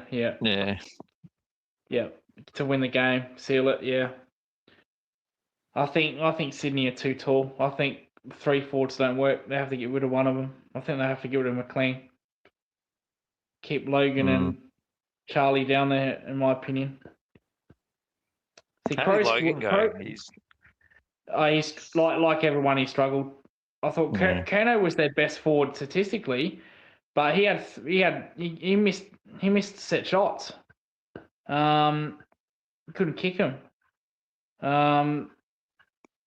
Logan got one of his, but no, they really, they were too tall because it rained as well in the third and second quarter. Like rained heavily, and they were way too tall. McLean was terrible. I don't think Cox has got that right. See, the Crows used to do 3 talls, and it didn't work in finals. And I think they're much better with 2, and they've been using 2 sporadically this year. Like when Walker's rested, they'll play 2. When there's Thorthorpe, when he's been injured and Fogarty's been injured, they've had 2, and they've looked good. They look really good. I don't think 3 key forwards work in today's game. I reckon they'll, depending on the weather though, I bet you, unless, is Tex injured? They just rested him for the Collingwood game. I was going to say, I bet you they go 3 talls next week though. Yeah, try and stretch out back line. Yeah, he'll come straight back. You see that they rested. There's rumours that they rested Tex Walker because he wanted to kick his 700th in Adelaide. So he was never gonna play the game last night. So yeah, they'll bring him back, and they'll play with 3 tall forwards, which hasn't worked for him in the past. No. Because they played against you, didn't they, with the 3 forwards? Yeah. If we can beat Carlton and Adelaide, I think we're only 2 points behind Adelaide. Oh, there you go. Yeah. Well, you've overtaken us, haven't you? We're just slowly creeping up on Freo. We're only 75 points behind them. We'll rue that loss, Freo. That would have. See, if we had got that game, there was the scalp. People wouldn't have talked shit about us not having a scalp, and it really pisses that in Sydney. me off. Sydney, like I don't count the Hawthorn one too much because we're probably lucky to be in the game. I know at the end of it we probably should have held on and won, but we should probably never been in it to get to that point. But the Sydney one, really, if Steen had kept playing, I don't think they would have beaten us. Him going down and then Grundy just destroyed us after that. I'm sort of glad we got a tough run because, I'd like to find out in the next 4 or 5 weeks if it's it's worth getting excited about anything. Well, for us to make it, especially if we make the 6, for us to make it, we have to beat some good teams. It's as simple as that. And if we do that, then we'll think very differently about Collingwood this year. But if that doesn't happen, we're just getting an extra week or 2 of football, basically. Yeah, but we'll be going in with like no Darcy Moore, no Elliott, no Steen. Like we've got holes now all up and down the field from our our ideal team. So even with Ned, Mr. Fix It Long. Well, the funny thing about Long is, as much as he's frustrating, come the finals, is probably his where he may come into his own with a bit more contested ball and just let him do what he does, but just don't let him kick it is probably the key. That's what'll be interesting. All the teams that are kind of winning at the moment with their kind of attacking football, that's going to be really interesting to see how they adapt to September. And that's where even Darcy Cameron might come back into it. If it becomes a much more contested game and a lot more ball ups around the ground, lower scoring, so not as many centre bounces, that's where he comes probably into his own as well. Yeah. Well, hey, stranger things have happened. It'd be a very Collingwood thing to do to fucking win like 9 in a row. Yeah, make a prelim and lose by a goal or something. Like last year. Lucas, about to pass out, mate. Oh yeah, it's been a long stream. I didn't when I wasn't going to do this. I actually did this pretty late. I did this around about like 11:30, and I thought because I did one on Monday. I did a late night stream on Monday, and I had actually Mick come in, and then Rocco came in. And I thought, I had a few people, and I thought, geez, that's not too bad. So I thought I'd make another one, see how it goes. And I thought, you know what, it's a Friday night or Saturday morning. I don't think many people would be here because you'd be all at the game. And then, Matt said, I'll join. And then Sean joined, and then Void joined, and Anthony and Chris joined, and now you've joined. So, and I said to myself, I was only going to be here for half an hour, but I also said that as long as you guys are on, I'll stay on. So if I fall asleep on the stream, so be it. Fuck it. You're driving the show. Paul said, no Darcy Moore. So what? Our defense is so much better without that flop. Yeah, I know. But he also was part of the reason why we beat Adelaide last year in that final as well. So you can't. Have I not said this take in terms of I think Darcy Moore's going to have a good year next year with Puncher doing his thing? I think Puncher's going to be the thing that unlocks Darcy Moore next year. Well, Boyd and I are sort of on the same page that as Howie starts to, get older and probably struggle to come up every week, Darcy Moore is probably better suited to play that third defender. So I agree. I agree with what you're saying. I think we were kind of looking for a Howie replacement, but in the end it was probably we just need another, and that's why I was even looking at, Charlie Ballard or something like that before we got Puncho. If we can just get a couple more sort of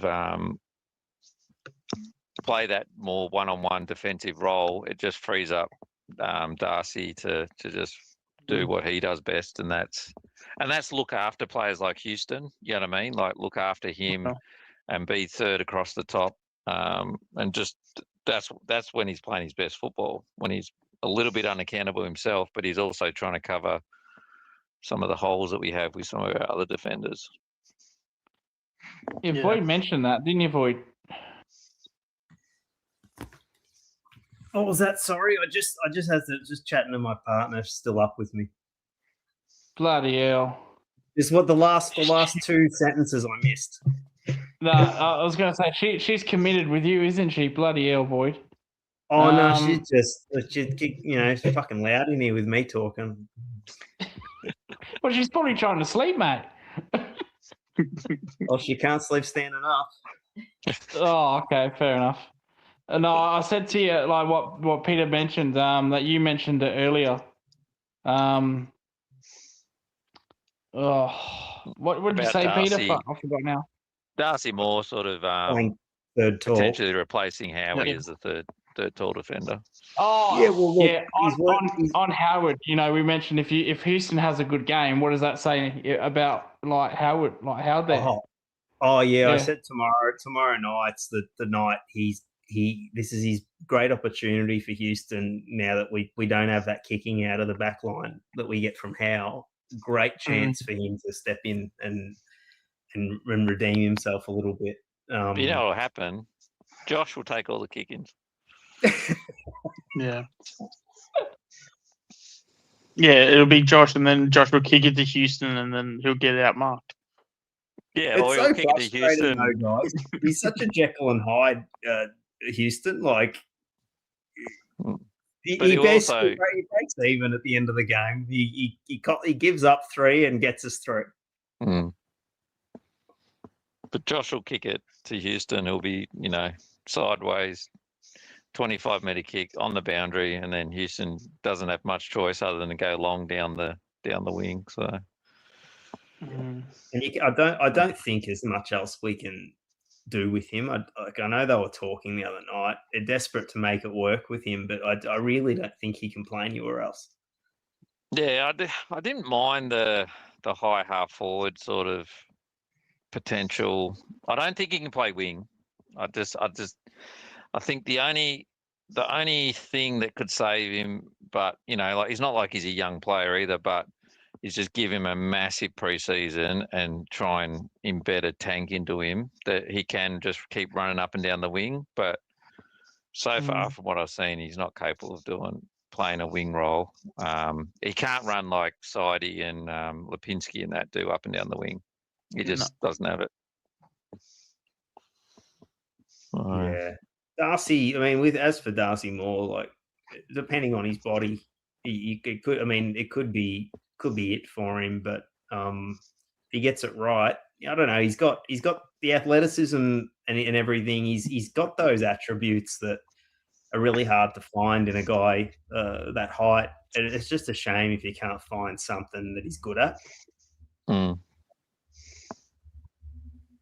Because defending. Yeah, we have a few too many guys in the side who can't play on an opponent. Hurts us at when it counts. I'm reading more and more. We're right into Mitch Lewis. So yeah, these guys, or you guys were all on view as well, Paul. You've sort of converted me a little bit because there's not really anyone else available, and he's not going to cost a draft pick.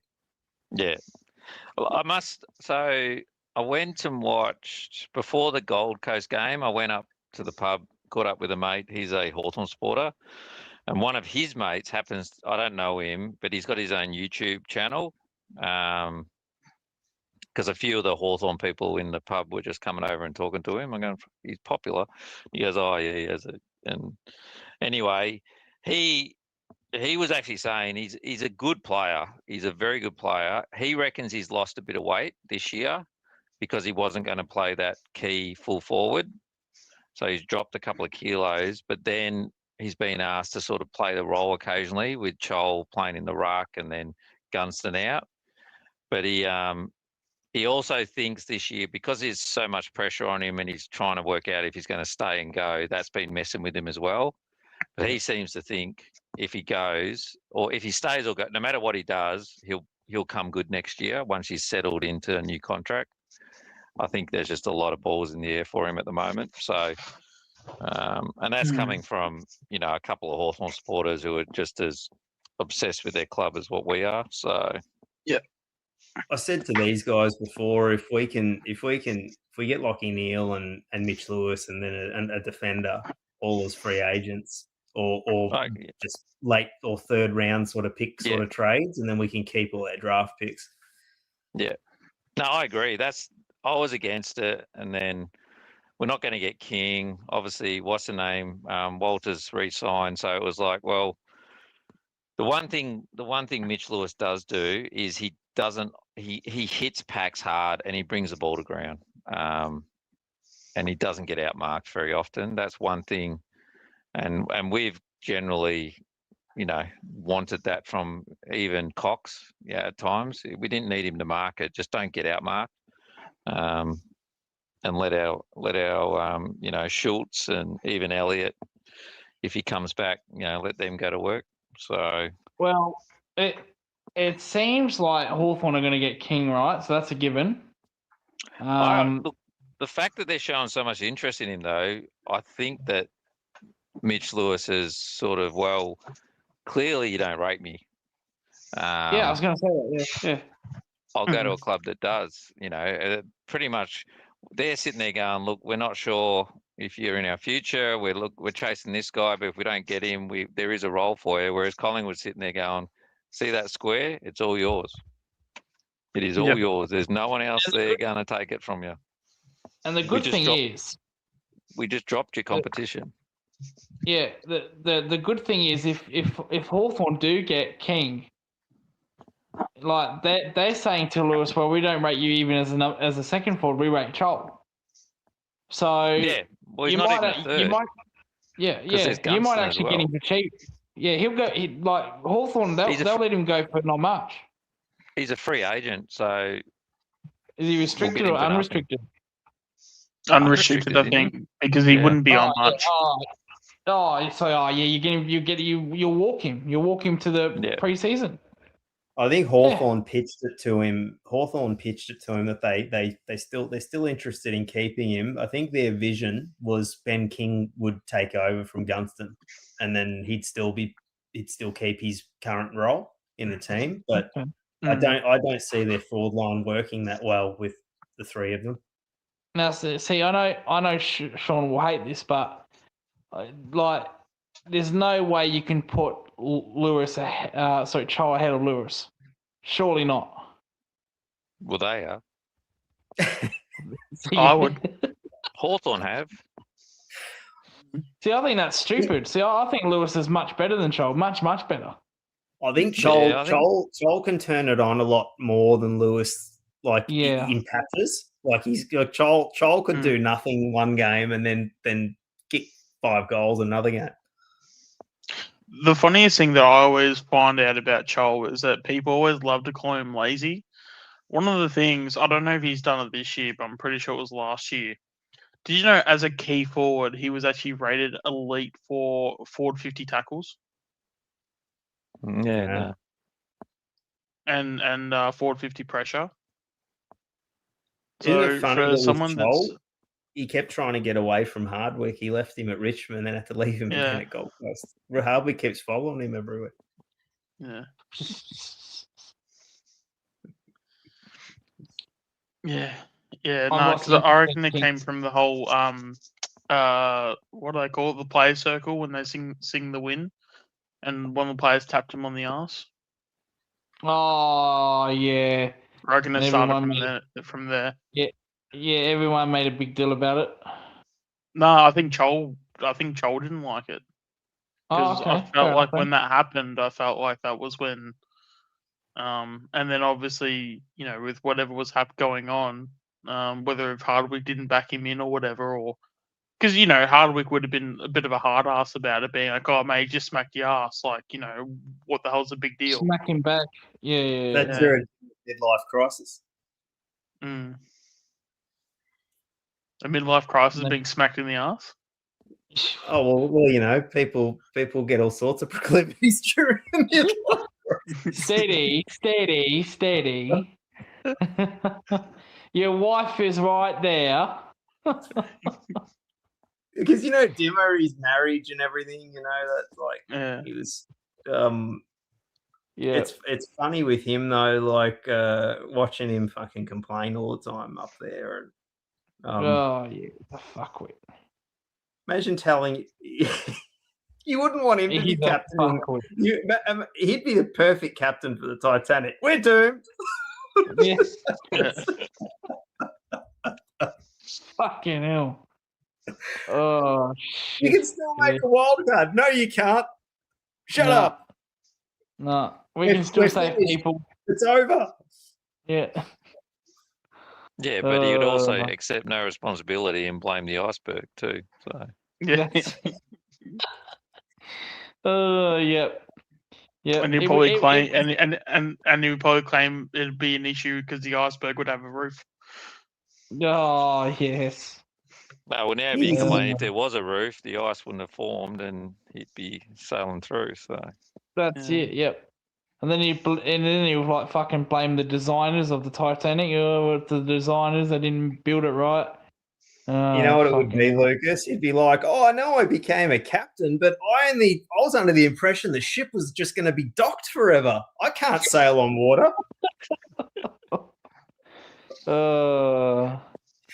What I a think I bastard honestly case they think he lost his interest for coaching because, like, you know, Richmond were going to. He knew the writing was on the wall. They were going to go Yep. through some hard times, and he's like, "Oh, you know what? I'll jump ship."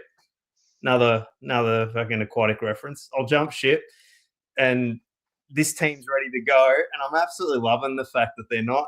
I think it's hilarious that he's got to, you got to fucking get some elbow grease and put some work in. And he doesn't want to do it. I don't think. I was going to say, I reckon if you actually really want the true Hardwick, it would have been about 8 minutes before it hit the iceberg. It would have been, where's Hardwick? And there he is sailing off on another ship. So, Yeah. oh my God!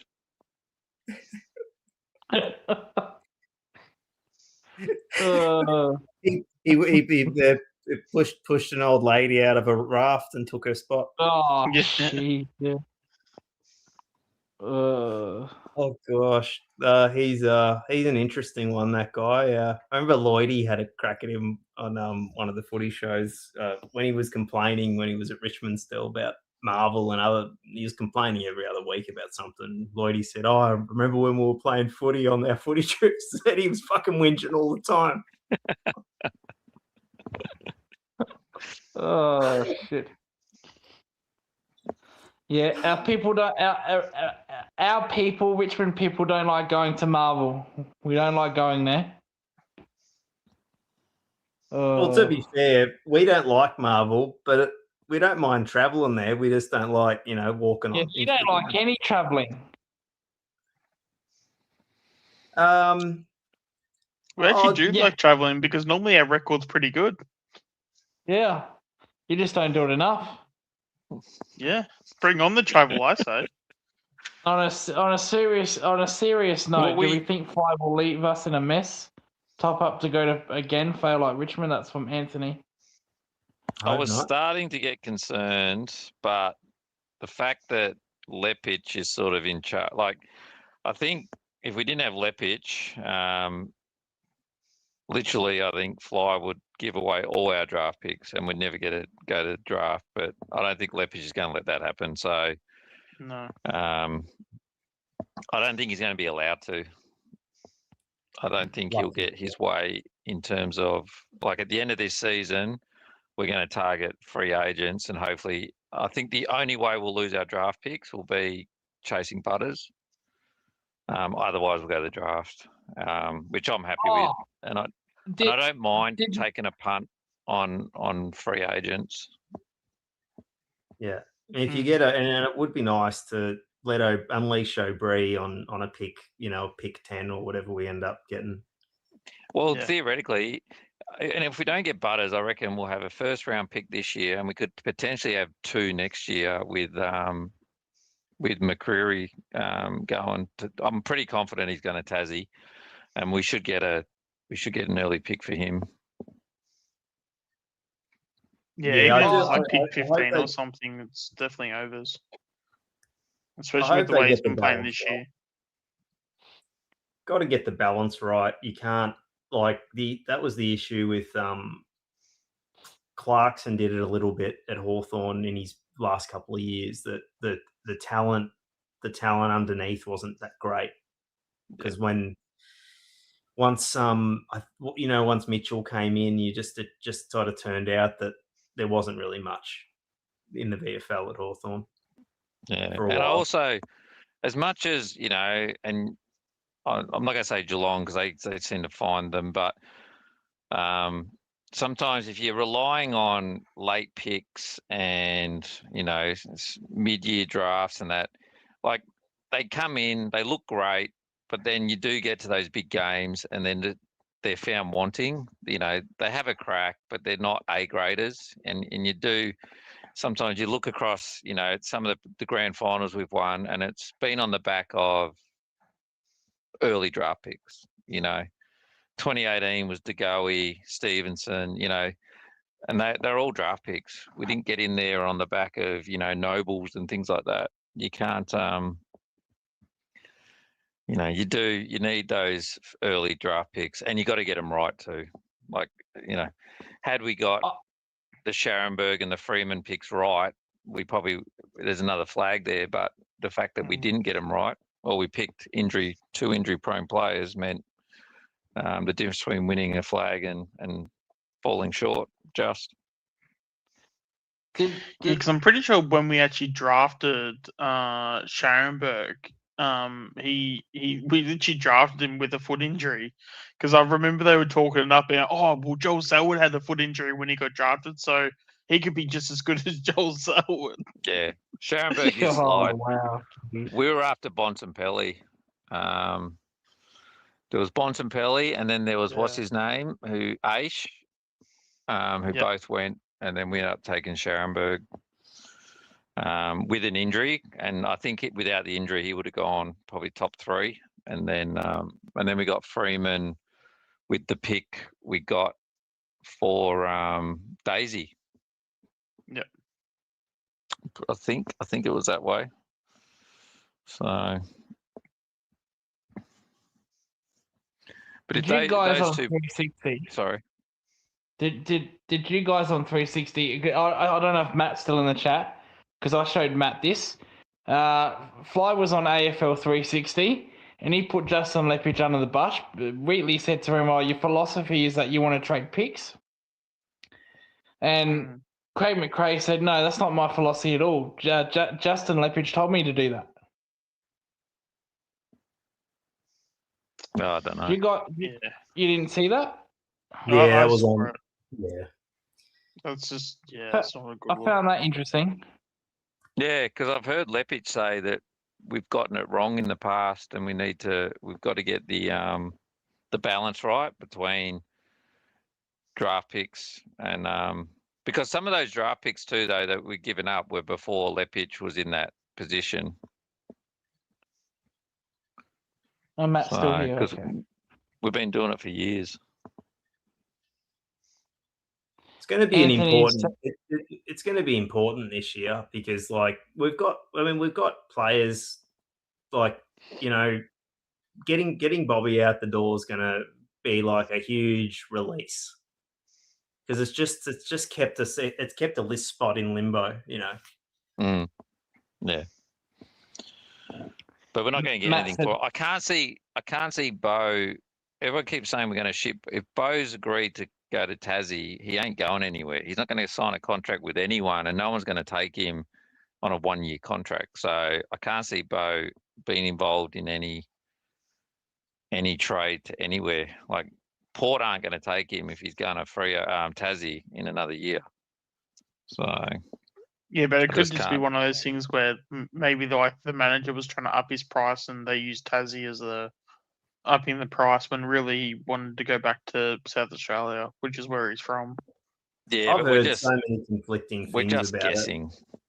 I've heard that this Tassie thing was all like a complete ruse. So who knows? Yeah.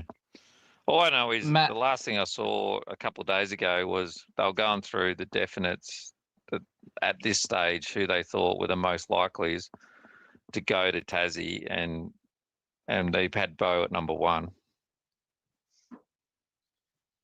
Yeah, but I mean, how many times has a media reporter gotten all of our off-season people? Oh, no, I agree. Yeah, but. Yeah. And I know everyone will say with Houston, but we also know that I think with Houston, decisions got made and changes. What's the name went with a different decision, Carlton, then Melbourne with all the shit going on, losing Petrarca and Oliver. Houston was like, and all the shit that they wanted out. I think Houston kind of went, well, I don't know if that's the right move. And then we were the last sort of, the Bradbury came sliding through. Scooped him up. And if you look at, I think Melbourne were going to give up 2 first-rounders. And I reckon, and if you look at who they got, I'll tell you what, they got 2, 300-game players. One of them, Langford. I can't remember who the other one is, but they're both going to be good players. So Yeah, Langford and Was it Windsor? was it Caleb Windsor? Yeah. good list strategy, that one. Whoever's left after the others fall. Yeah, Matt said that was a fucking disgrace, Fly not owning that and putting Justin Leppridge under the bus. well, my thoughts are when you recruit players from other clubs, the coach has to have a say in that. Like, I get, like you can't blame the coach for picking a kid in a draft. At the end of the day, the coach might say, I need a good disposal, fast running player, and then it's up to the draft, the recruiters to go and find that sort of player. Yeah. But when you're looking at players from other clubs, the coach knows what their capacity is and what they're capable of. So they must have a say in those decisions. Yeah, they can't pass. I don't like it when they try to pass the buck. Just own it and then just correct it. It just looks like childish. It's like the, oh, it wasn't my fault, it was your fault. Like, it's like, fucking grow up.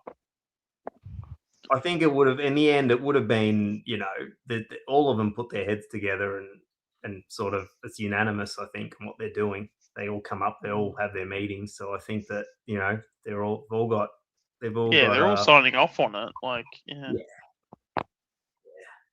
It just, when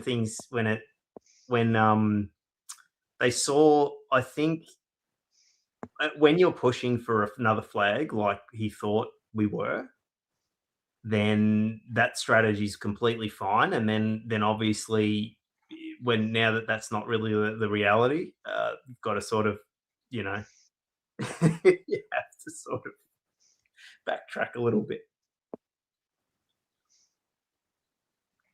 Because if we had kept going down that path, we would have. That's what kills the club. That's what turns you into like a Hawthorn or a Richmond. When their coach leaves them in the lurch. Yeah, I thought we might be heading down. When he started talking about, I just want players and not picks and stuff, it was like, if we do this another couple of years, we could end up in a hole, and then we're going into the Tassie drafts, and it was like it could end up a bit of a mess. But from what I'm hearing, the fact that we really are just targeting free agents, and the only players we are looking at, like, let's say Charlie Ballard, for instance, he'll be a 3rd rounder at best. And I've got a feeling that Gold Coast could be our new Freo, where players that are battling under, whatever's going on up there could do really well in other teams where it's a bit more structured and, a happier place and all that kind of thing. And one thing, is Fly hasn't lost the players. They're having a crack. Like, even in our losses, there might be a player here and there who's played shit or doesn't look like they're having a crack, but the vast majority of them, when they walk off the field, you feel like they couldn't have done much more. It may have been a bad kick here and missed a goal or something, but it's not through lack of effort, which has been a bit scary early on, because usually for me, most of the time we lost, it was because the players didn't look like they were invested or something, or they weren't switched on. Whereas it was unusual to lose games where I felt like pretty much they couldn't have done any better. And it was like, maybe the game has passed us as such. But we seem to be turning it around slowly. I mean, even a guy like West, you know, I know some guys in these streams are worried about him moving on, but the fact that he's re-signed, obviously the coach, they're obviously happy to stay there and play under him, and if so long as he's got the players, and that's a big part of it. I mean, that was the irreparable thing with Bucks. You know, the players can get a coach sacked as soon as they decide they don't want to play for him, and at any time the players can do that if it's not working out, and I am glad they're playing for him because it'd be a shit situation. It was like Voss at Carlton where they were clearly protesting him.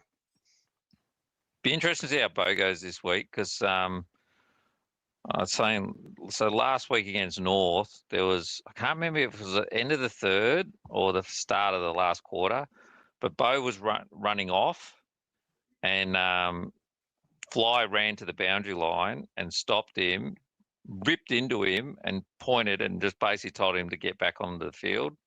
And then he had his and he just ran like nothing else in the last quarter. And he actually played all right in that last quarter.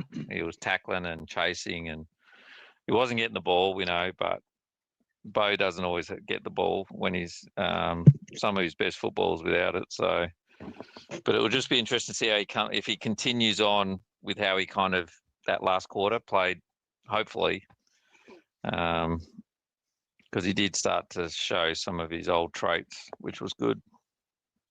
Matt said that Tassie, Bo going to Tassie is garbage. It's just driven by PA by his manager to lift his trade value. Yep. Yeah, Well, I don't that's know. literally what I said before. I think it's a bit of bait. I reckon. I wouldn't even be surprised if Port matched the Butters deal. I reckon he'd be in the Butters deal. Yeah, we've got to play I- smart with some of those players on our list, like guys that are got some value like him, and Geelong did it with Kelly, and it's a smart trade move. You can set yourself up a little bit. Yeah. We always missed opportunities to do that at Collingwood in the past. At the time, I was like completely against it, and I remember Jason Dunstall floated this thing with Cloak how maybe Collingwood should think about trading him. I'm like, no way. And then like a year later, I'm like, actually, that's a pretty good idea. Well, it was a bit like Grundy, wasn't it? Adelaide offered 2 first rounders. Dacos, Neil, Jordan and Goey Allen would be a deadly combination, says Anthony. Well, especially because Dacos and Geordie would, it'd free them up to go forward a lot more as well. Would you be happy with that though? Would you be happy for Nick to go forward more? Yeah. Yeah. Absolutely, especially if he's getting a break and all that shit. Yeah, 100%. He kicked 50. I reckon he'd kick 50 or 60 goals a year if he played more forward time. Oh, if he was a full-time forward, yeah, he'd probably nearly win the Coleman. And that's where you start talking about someone like Mitch Lewis just bringing the ball to ground as well. It becomes, if you've got Dacos, Schultz just floating around at his feet. Because right now, I just worry his load's way too big, and just don't want him to break down when he's 28. Neil's whipping it at the moment. Top 40 disposals here. Neil's arguably playing better this year than when Brisbane won the flag. Yeah, with all the distractions that he's had, he's actually playing better. Yeah, but that's probably because he knows he needs to get his price up, though. Well, he's done that. Look, nobody can ever argue. Like, whatever he is off field, he's a fucking professional, that guy. Yeah, and as long as he, keeps away from all the players' wives at Collingwood, and we're all good.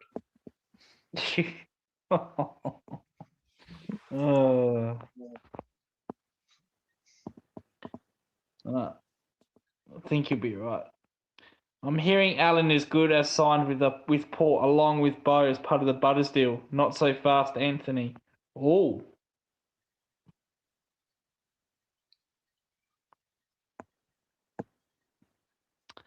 Well, maybe McCreary will instead of the room about him going to Tasmania, maybe he'll go to St Kilda. Maybe St Kilda will offer him 2.4 million, and get him down there. He'd be the he's kind got of to go. person. He's got to go So to is Allen Carlton. going to go to? Is Allen Yeah, going Bo to has go to to go to Port, Carlton first. or is he going to go to West Coast as part of a Port trade? Lucas, but Bo has to go to Carlton first before St Kilda. Rite of passage. Oh yeah, no, forget about that one then. Everybody, you don't get to St Kilda. It's like in Greek mythology when you're going to Hades. Carlton's like the River Styx. Yeah. That's where they transfer the dead to St Kilda. Yeah, fucking hell. They come in by ferry with two coins on a coin on each eye. Fuck. Get the Trojan horse out near the beach. That's where the is that where the Perryman comes in? Yeah. Very good. Very good. Very, very sharp there, Peter, at this time of the morning. No, with Allen, I haven't. Yeah, with Port Adelaide, I reckon he might go with Port. Yeah, well, Port are always looking for players now. Oh yeah, Matt. I wasn't sure if that was. I wasn't sure if that was like real or not. But yeah, that was news to me. Look, until he signs, fucking hell, I'm worried every day until he signs. Who's that? Allen. Yeah, I don't know. I mean, like they could be working on a contract. I know Lepic is a bit of a hard ass with what he offers, and he doesn't give long deals or whatever. So I don't know if that's tying it up. And it's all Well, just. I reckon. Yeah. There'll be, like they probably have a fair idea if they've gotten at this stage now. They'll know if they've got Neil and Lewis, but I guess the unknown is probably we've got 750,000 sitting on Bobby Hill, and we probably don't know exactly whether or not we're going to be paying some of it, all of it, or none of it. So, well, they like giving long contracts to Bobby Hill. we just love paying players to play for other clubs, but. You'll laugh, Paul. I wrote in the Bomber Banter chat. Oh, geez, I reckon 2 months ago they were talking about. Oh, we need to get a Pendlebury, to come here and play a couple of years, and I just didn't like that idea. So I said, no. I said you should get Sidebottom. I said he'd be really good to teach the kids. And it's funny in the media today. I see someone suggested that Essendon should go after Sidebottom, and I thought that was hilarious. I just put it into the ether. Yeah, he's never come across to me as much of like I know he's an elder statesman of the club, so naturally he'll have some input, but he just doesn't come across as a standout leader. No. He's a bit of He'll a be lad. more of a leader than they've ever had, at least. Yeah. I just don't want to see really play for two clubs. That's my thing. I think I just I would really hate to see Pendles play somewhere else. Yeah. Sidey, I wouldn't mind as much. Like at the end of the day, they're going to let him decide if he wants to go on. And if he retires, then he knows he's cooked. I hope, I kind of hope he does retire because, if he's going to be, even 5%, 10% less than what he's contributed so far this year, then. Yeah, agree. He's definitely looks like I called him the other night. I said he just seems a bit superfluous now. Not like I still think he could contribute, but at what cost? Well, and the thing is, he gets free. He's a tall player, so there's nothing to suggest he can't put on a couple more kilos over summer and play forward or something. But he's got to nail those goals. Like, you know, he can't be just another forward that kicks one goal and misses two others that are literally 40 out with no angle. He's got to kick them all. And at this rate, if I'm somebody who's taken a mark, 55 out, and I'm looking to give a handball off, I'd rather give the handball off to Long than Houston at the moment. And that's saying something. Yeah, I know. Geez, what is it? 2-9, 2-10? What's he kicked from those? 2-9, I think. Yeah, 2-9 or something. I heard that the other day. I think it was 2-9. But I hate shitting on people too. Like I don't like shitting on our players if I can help it, But it really gets hard with some of them, like when, especially, and it is what you gave up. If he just came to Collingwood for a third round pick or something, you'd be a lot more forgiving. Yeah. And that was and like it's not his with fault that we overpaid for him. it was a bit like Rocco talking about Chero the other night, and it's the same. You judge them harshly because of what you've given away to get them. And the one thing Noble was good at was nailing a goal from about 50 metres too. It might be a good chance to, I don't know, Jacob Ryan, I think he probably defends a little bit better. He's never going to be as good as Houston, but he'll defend at least. It just depends if they're going to force him to play that role. I don't know. It's kind of waste. I kind of get the feeling he would be better than Houston, though. Yeah, I don't know. I don't. My thoughts were it stands out badly, but it stands out too because we've gone into games with Sidey and Josh and Houston. Like half of our defence don't defend. All starting, all three of them starting in defence at times at centre bounces.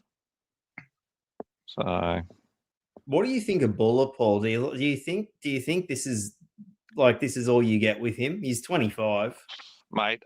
I must look. I was starting to get a little bit excited. I thought he just needed to tidy up his kicking, but watching him against North, so when you play against dumb people, dumb kids that when they stuff up, they start like rubbing their head really hard and punching themselves type thing. Yeah. He started doing stuff like that. It was like he's not smart.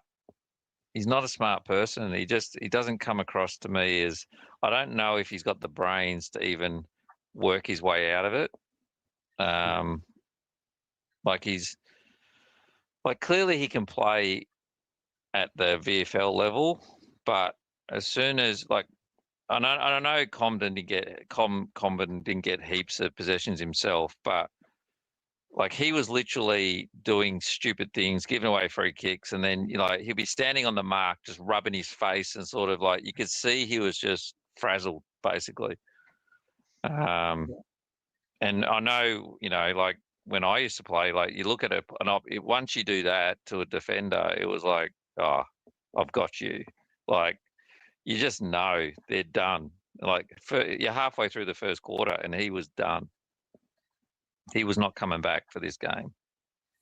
And then he just did stupid stuff then onwards. So you think McStay plays his role this week and West plays centre half forward? Yeah. I think we need a full forward. We need someone in that square. So I think you'll have, McStay in the square. West will play centre forward, and I think Membry will just do his roaming job. And then I don't know how they'll reshuffle when McStay has to go into the ruck. That's the only bit. Yeah, that was the only reason I was suggesting on Anthony's channel. It wasn't that I thought Buller totally had to be dropped, but I like that we had a 200 centimetre player in the square. I just know that we McStay and West aren't. I know it's only only 5 centimeters, but it's like I think the best defender doesn't worry as much about someone who's 194, 195 in terms of Yeah. bringing the ball to ground or creating a bit of havoc. Yeah, I think it's funny how the Mitch Lewis rumours have really kicked off this last week, and I'm just wondering if the penny dropped with even Collingwood just looking at Buller and going, nah, he ain't the answer. Especially the fact he got dropped this week for sure. So And the fact that it's also the fact that West got brought in after not even having that solid of a game, which actually is like says it even louder. That Buller, like it was just anybody had to come in for Buller. yeah, but he looked like I said, it was. And I've only watched the first half. I haven't seen the whole, but like I said, you could at times on the mark, he was literally like a child, like just rubbing his head, like his face and his hair, like really hard, like he was just completely frustrated with himself, like he didn't know what to do. I don't know. That's why I just think. Can he be a defender? Look, I've always said, throw them back before you throw them out. But it's just like, for fuck's sake, why do we keep recruiting forwards and then seeing how they go on defence? It's just like, fuck me. We're even talking about McStay at centre half back, like it's like every time we recruit a forward, it's like, how will they go on defence? That's what happened at their first meeting at Collingwood. Fucking hell, it goes all the way back. Remember John? Do you guys remember John Fucking hell. Ballantyne that we got from the Western Bulldogs? He became a good fullback for us too until he did his knee. That's hilarious. Yeah, I said that. I said that a few months ago. I said, can't we just go out and get an actual fucking defender? So we're having to fucking create these. I mean, poor Billy, Our fucking Billy's greatest defender, risen above expectation, But not our many greatest do. modern defender came as a forward. Presty. He actually came to us as a fucking forward too. Yeah. Well, Frampton was a forward ruck at Port and even Crows. He was only a defender for one season, maybe, or two max at the Crows. I reckon though he went to defence in the SANFL in the year before we got him and played some really good games as well. Yeah. Buller He played Buller- at least one Buller year in reminded defence. me I'm not of- sure if it was two though. Buller reminded me a lot of Billy when he first came to Collingwood. Billy didn't look like. I mean, Bill. Actually, that's not completely true. Buller's probably not. Billy probably had a little bit more than him. He competed and he seemed a tiny bit more of a footballer. Buller just seems like he's got no sort of football IQ at all. I don't know if Buller, especially for a guy being as big as he is, I don't think of him as strong type. Because Frampton, it's like, you wouldn't want to fuck with him because he's like so strong. I don't get that vibe with Buller. See, Frampton played everywhere in that first season. Yeah. Because we had two rucks out that a lot of people forget we had two rucks out for quite a big chunk of 2023. Am I remembering that right? Cameron and Cox were out. Wasn't that when Cox hurt his eye that year? Was that the year? Was it 23? I'm trying to think. Yeah, I remember Frampton wasn't there in 22. Yeah, you're right. Frampton rucked. Yeah. Didn't Frampton ruck against Brisbane? Yeah. In that first Brisbane game? Because both our ruckmen were out. 2023, I think people forget we had our share of pretty big injuries too. Yeah. Well, that's when Dacos hurt his leg too, wasn't it? At the end. 23, yeah. Yeah, but that was more back half. But that was a Nancy Kerrigan incident.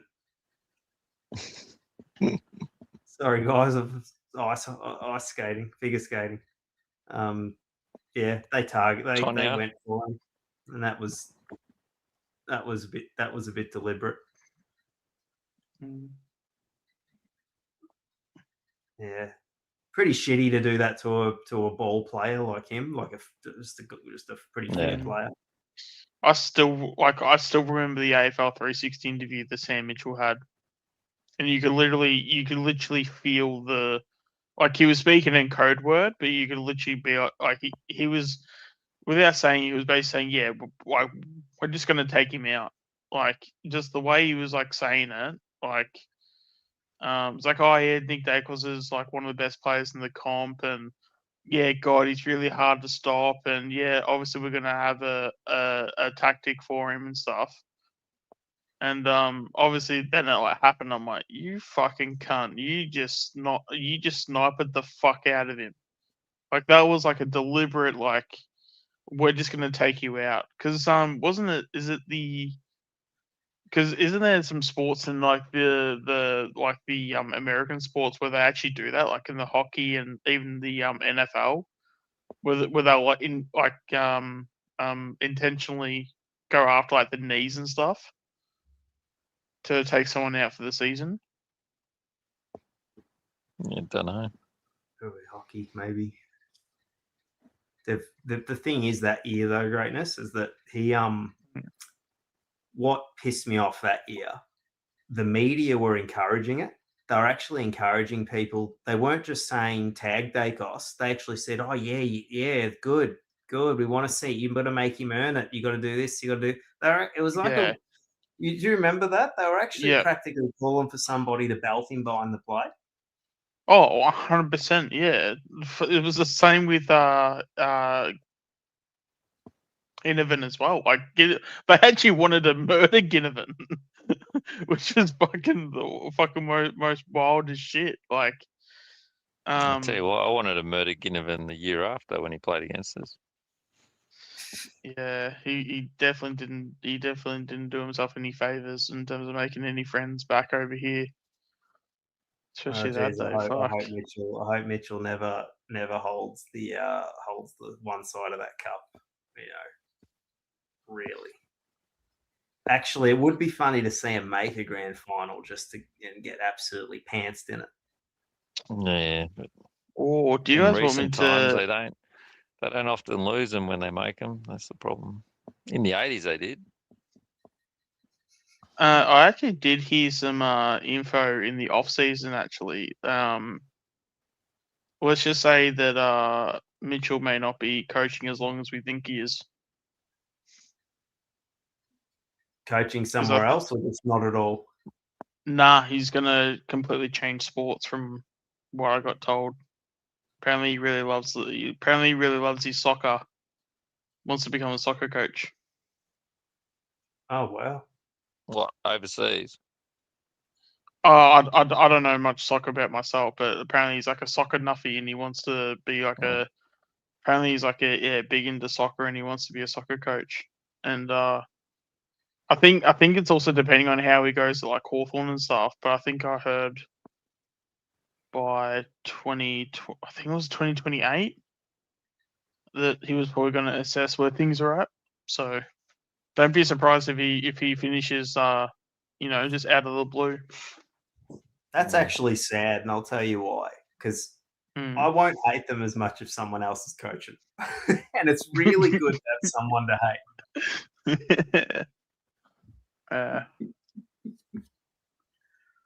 You imagine if some some sweetheart coaches Hawthorn, then I've got to rethink everything. Nah, you don't. Won't change their supporters. But I mean, in fairness though, do Hawthorn do they have nice coaches though? Like even Clarkson wasn't a sweet person. Oh, what's the name was sweet? What's his name? The guy before Clarkson. Might end up Pendlebury. Oh no! what was his name? Guy before Clarko, their ex-player. Or Josh Fraser. Who Before was the horse before what before long Clarkson? term? Yeah, he coached. Yeah, who was it? There? That I'm what's just the trying. name? You got Gubby Allen and Alan Joyce. No, it was the guy who coached him. You know, in the early 2000s. Schwab. That's Oh, it. Schwab. There you go. Yeah. Nobody was worried about Schwab. Remember when he came out at the start of that year and said they were going to win the premiership, and they finished last. Good call, Warps. Clarkson Yeah. came in 2005. Jesus.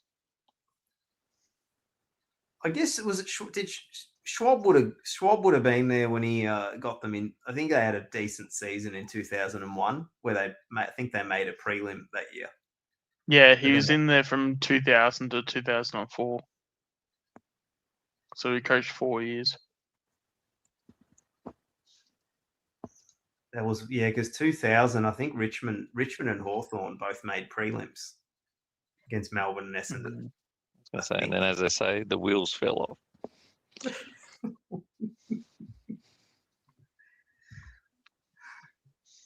I actually remember we played in the very first game in the year 2000. I think we played Hawthorn and gave them a hiding. I think.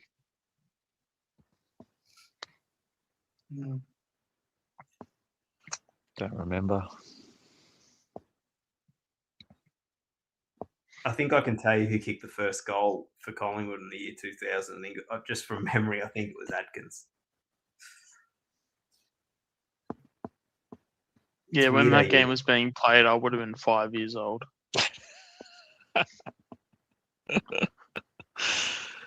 Okay, I was only 6 years old. No, I'm kidding. I'm fucking a lot older than that. Sadly. Mm. I'd already started my career.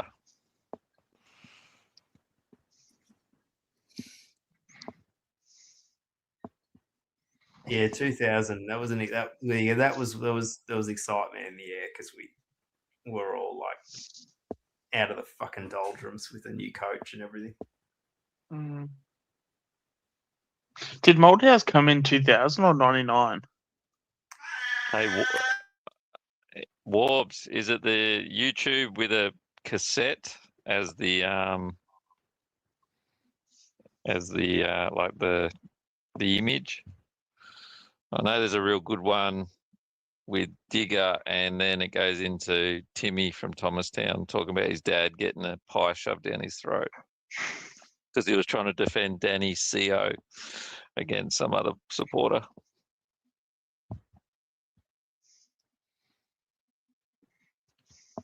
Mm. Oh, player I was thinking, speaking of St Kilda, I was thinking, remember Ozzie Jones? Yeah. Austin and Jones. remember- Yeah. He was Remember Zilla? actually. Remember I was Zilla? dating, he was a cousin of a girl I was dating years and years and years ago. Back when I was probably, what was I, 17, I reckon.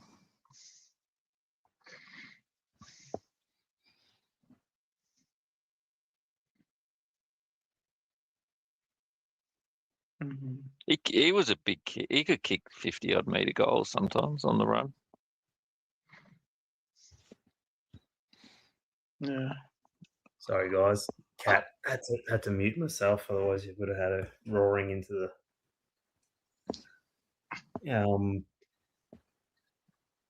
Has Lucas Yeah. fallen asleep? He hasn't spoken for a good hour, I reckon. No, he's off doing an OnlyFans cam show. Yep. It sounds about right. Sounds on brand. Okay, I'm just reading Warbs. There's one where he talks about going to the pre-season training, and I reckon Lee Matthews is the coach, and he says the wannabes against the coulda beens against the I can't remember how he describes the A's and the B's playing against each other, and then he just starts shit canning Matthews. He goes, "Oh, Matthews absolutely crucified us on both sides." Mm-hmm. Do you remember that out of bounds CD, the Eric Banner one that he did in the 90s? Nah. It was like a football parody. It was like the 12th Man, but for football. Yeah, no, I don't remember it. Yeah, it was like he did impersonations of all the commentators, like Rexy, and it was a St Kilda Collingwood game. That was the sort of made up game they were commentating. Yeah. I don't think it was that funny, but I wasn't a huge fan of Eric Banner in those days. Like he was okay in what's the name, Castle. That was about it, and then he turned into this serious actor all of a sudden. But oh gosh, I would never have predicted he was going to be what he became. absolutely not. Yeah. Yeah, Chopper, and that was it. Straight to Black Hawk Down. Yeah. Yeah, I used to see He him was up in. there. I used to live not too far for a little while, and he's always in his spandex biking. Is that sort of Moorabbin way? No. Yeah, I think he lived somewhere in North Brighton. Oh, okay. Yeah. I think. As I say, I think Warnie's was around there too. Yeah, he used to if you saw him walking around in his spandex, it sort of it's a bit of a sight to see. Oh gosh.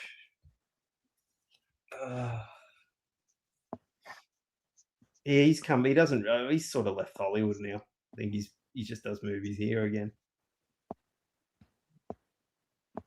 I watched that movie the other night, about a week or so ago. The wrestling, the Russell Crowe and Yep. the cage fighting, whatever it is. Can't think of the name, but yeah, the new one. God, it was very average. Have you seen that movie, The Dry? Eric Banner did. Yeah, that's actually not too bad. Yeah, I like that. It was very good, actually, especially for an Aussie movie. Mm.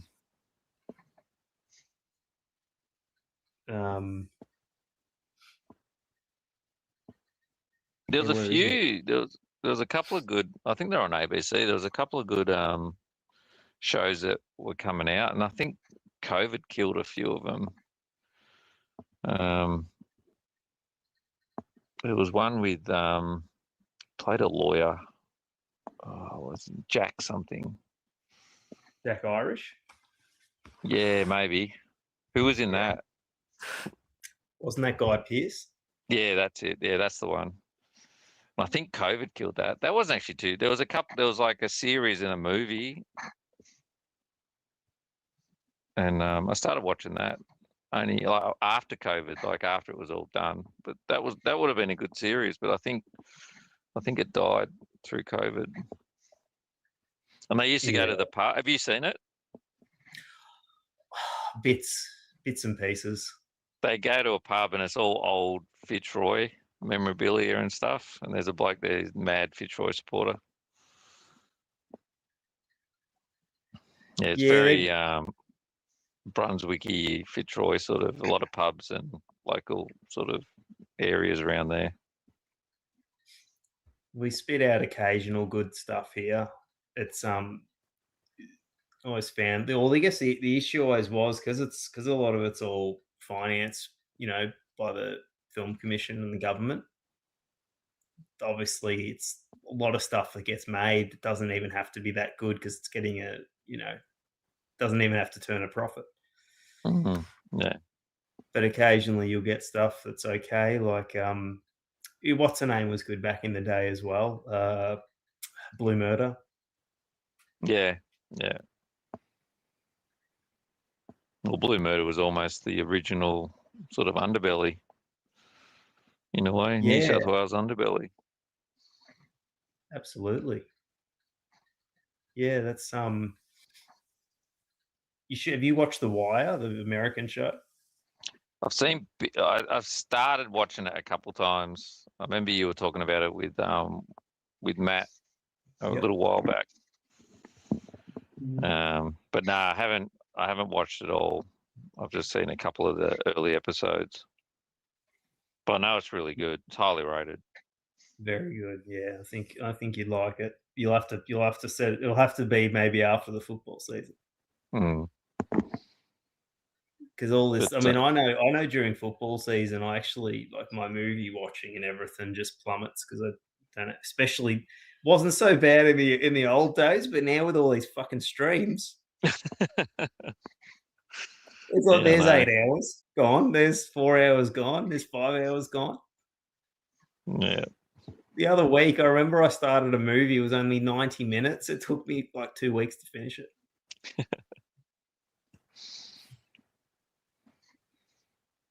Well, from what I hear, it takes you about 2 weeks to narrow down on a movie, doesn't it? So it sounds like it was a month process. I'm in the. I don't watch anything new really that often. It's all just catching up on stuff that I haven't seen that's been out for a very long time, or just rewatching stuff. Yeah.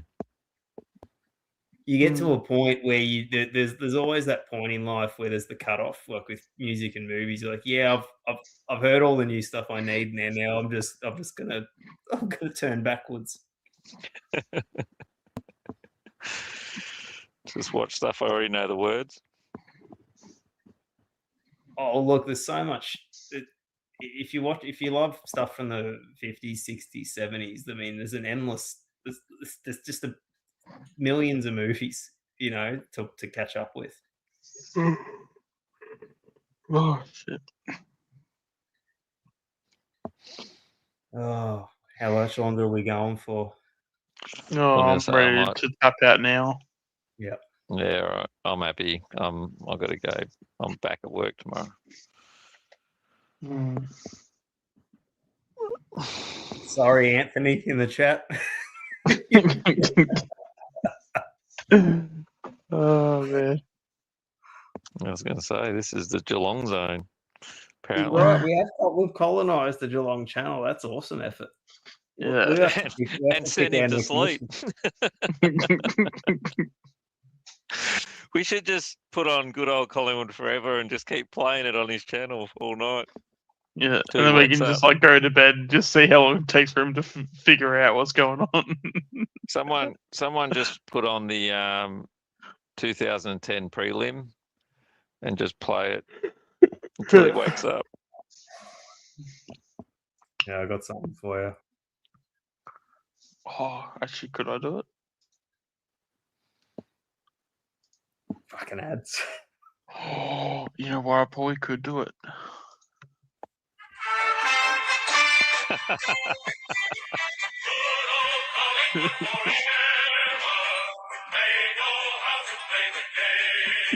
He'll be shouting. This will wake him up.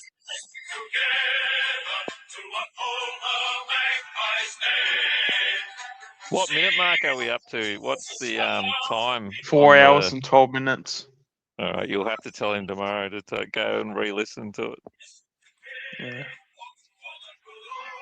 I'll just keep it on low in the background. We'll play a song.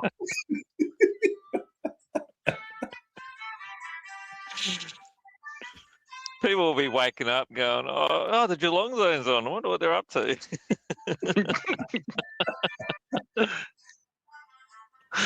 Actually, what would really piss him off? Just play the Adelaide club song.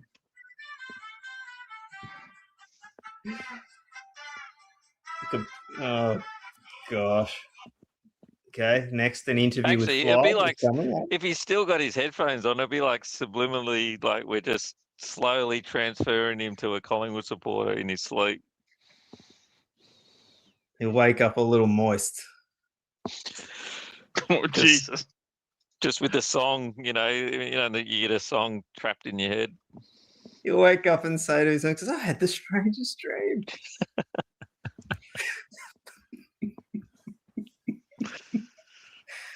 I dreamt I was a bird.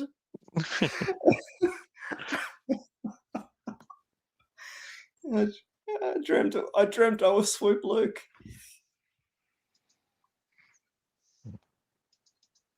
Oh damn! I can't put it on because he's got to like okay it. Fuck. They just play it. Oh, have you got like another device? I just played it through my phone, straight into the mic. No, I've got literally the footage of the 2010 prelim in the background because I don't like have admin privileges and stuff. I can't just put it on the stream and stuff. Yeah, but you can't. I don't even know what the rules are. But if you play it, then you get in trouble or something. Oh yeah, sure. I wasn't thinking about that. Don't want to get him in trouble.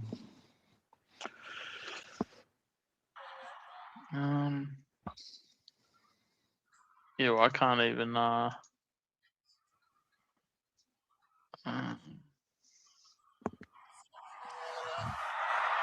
stakes are high.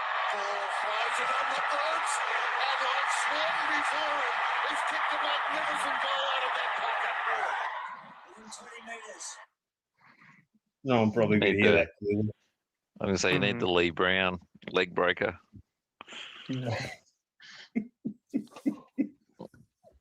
Actually, what we could do is we all go to bed and I'll just leave the Collingwood song playing on a loop. Yeah.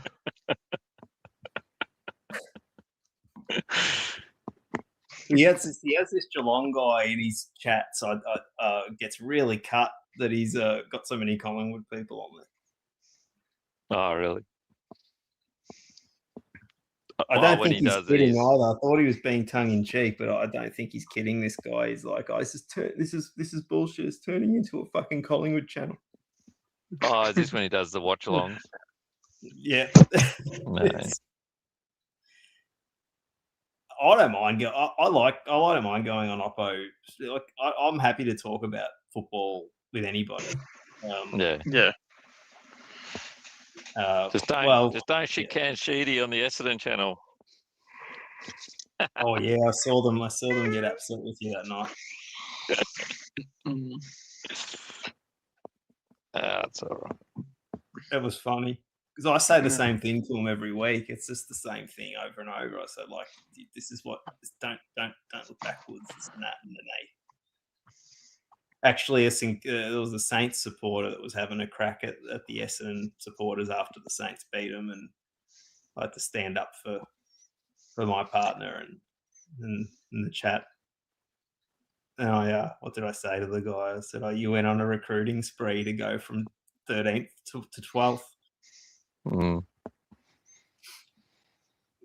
And the funny thing was, he thought I barracked for Essendon, so he was giving me shit. And I said, no. I said, it's actually really clever. Like, you just don't tell people who you barracked for. Then they say, oh, well, your club's shit. I said, no, they're not my club. Mind you, though, I'm actually, like, the more time and time goes, it's almost at a point now, whether it works or doesn't, they may as well just give it to Herd and just get it over and done with. It'll either work or for once and for all it doesn't, and then they can put a line through it and move on. Yeah. His first call will be to Sheedy and be like, Sheeds, who should my first call be to play next year? And he'll be like, oh, see if Paul Salmon's still around. He could play a year. Yeah. God, I remember how many times he was the king of forcing people to come back out of retirement. To be fair, it's just amazing how much of a say he's still got in the background. It's all like I know he had a long stint there and all that, but it's almost like Malthouse still pulling strings in the background of Collingwood. It's like it just doesn't make sense. 27 years is unhealthy. But you know, like people, like he went and coached, like he never played for. He played for Richmond, and he coached GWS. You know what I mean? Like, he's done other stuff. He's not fucking. He's not a lifelong Essendon person. Yeah. Do you remember when he was coach at GWS? He didn't look like he even knew who the players were. Nah. I don't think he did much coaching. I think he was. I think he turned up already half a bottle into his red, half, 2 glasses of red before training, and I think he was just there as more of an ambassador. They called him a coach. I think they a bit like the Ron Barassi to Sydney sort of. Not that actually Ron Barassi did all right, but just more that, yeah.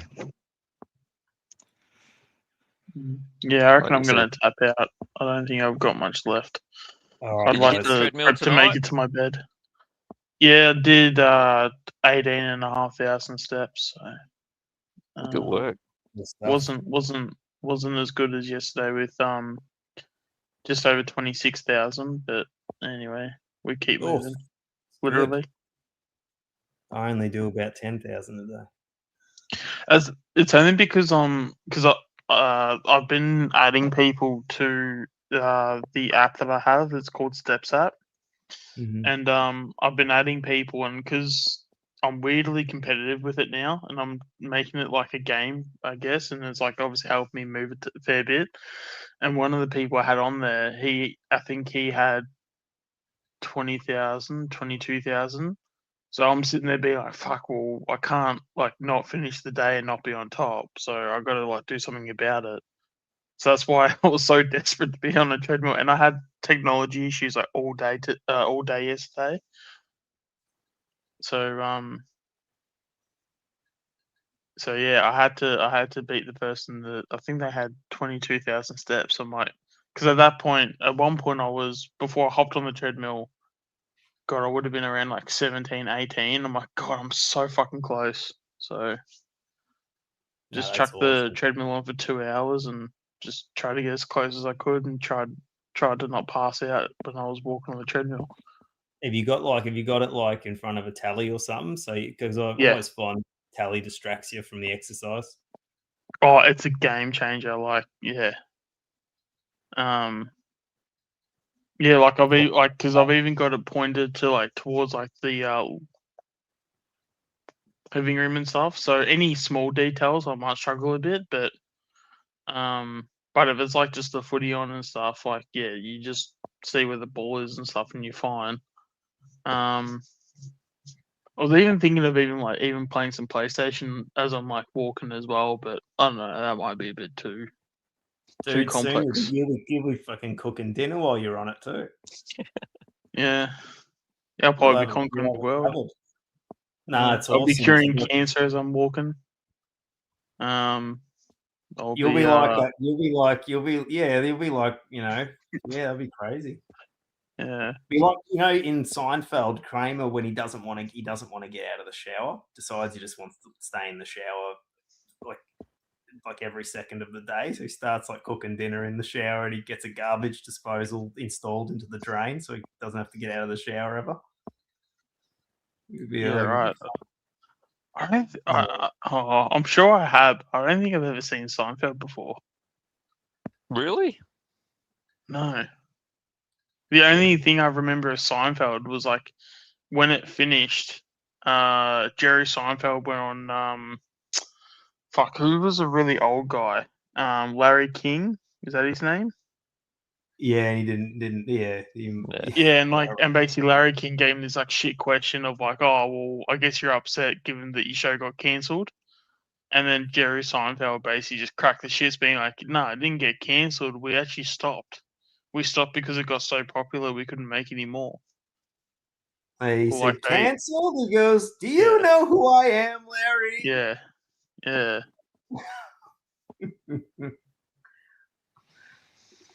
know what, Sean? There's a dedicated. I think there's even a dedicated Seinfeld channel on. Oh, it's like a 24-hour Seinfeld channel on one of the the apps. I'm not sure if it's one of. It might be even one of the free to air apps. Yeah. Say Yeah. Warble. I mean, I don't know if you- in terms of TV shows in the 90s, I've seen some of them. Like, I'm not, and even when I was a kid, I used to watch a whole bunch of like Arnold. You know, I'd always watch like Terminator and shit like that. And I mean, I'm a Star Wars fan, so like, obviously, like, yeah, obviously watched that. So my parents, they were pretty big into sci-fi, so I got some sci-fi from like the, you know, back in the 80s and that. But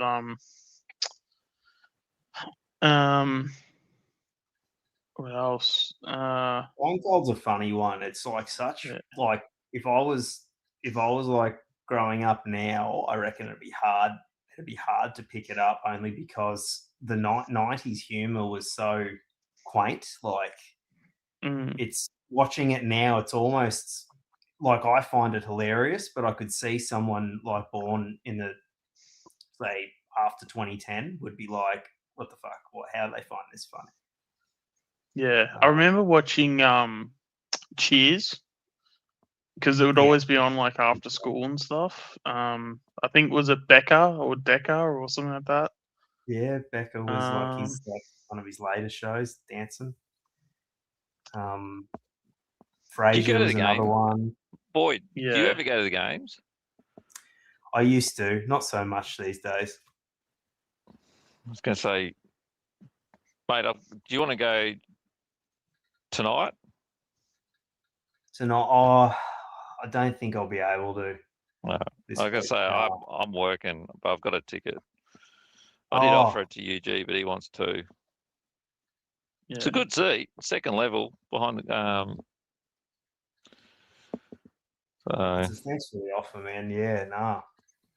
Yeah, Jeez, well, I yeah, feel I some couldn't sort go of anyway that. because my plus one's not feeling that well at the moment. Yeah. So no, I'm that's sure all right. someone will take it on Pies Footy. yeah, absolutely. No, I won't be. I'll be out there. I won't be on the shows. Like, I'll be at work pretty early tomorrow. Like just after. No, but if you send him like a private message or something, just back, Oh, here's a yeah. ticket, just put it on your socials and stuff. I'm sure they'll appreciate that. Yeah, I'll see. But yeah. Curb Your Enthusiasm is probably the one. If you I guess if you had to pick one, that's probably a bit more modern. It's pretty much the same show, just with more swearing and Yeah, more sex and more everything. more adulty. Grumpy old man. Grumpy old man, I should say. Yeah, because it was always like an after school thing where like because like there was a one point for a little bit where like I didn't have like Foxtel or anything like that. So beyond, was it like not Channel 1? That was the sports, but there was like a channel. It wasn't like 7, 9, or 10, but it was like a poor person's channel or something. It was like Channel 2 or something, or like no. I don't know. It was one of the channels and stuff, and anything after 3 o'clock, it would have like, you know, old reruns of episodes from like shows from like the 90s. So that's how like I watched like Cheers and all that stuff. Or maybe I'm just buggy. Maybe it was like Channel 10 or something. I went to see Seinfeld. I'm trying to think now. Last year or the year before? No, the year before. And the actual his opening act was the black guy who was driving the car and cuts him off when he gets caught in the Spanish festival. Remember that one? Oh, He won't Puerto let him Rican. in. Yeah. He was that comedian was his opening was his intro. I actually, that's cool. What Matt just wrote. Yeah, I remember him. He's the hanger on, right? He plays another comedian, doesn't he, in that episode? Yep. Yeah, I remember that guy. Oh, that's awesome. I wonder, because I would always imagine it'd be pretty difficult to do like stand up and stuff, right? But there's always a little part of me that's always wanted to like just give it a go, Matt even does if it. I'd be like super shit at it. But like, I don't know, I just feel like it'd be like an experience that would just be good to have a crack at. Matt's done it.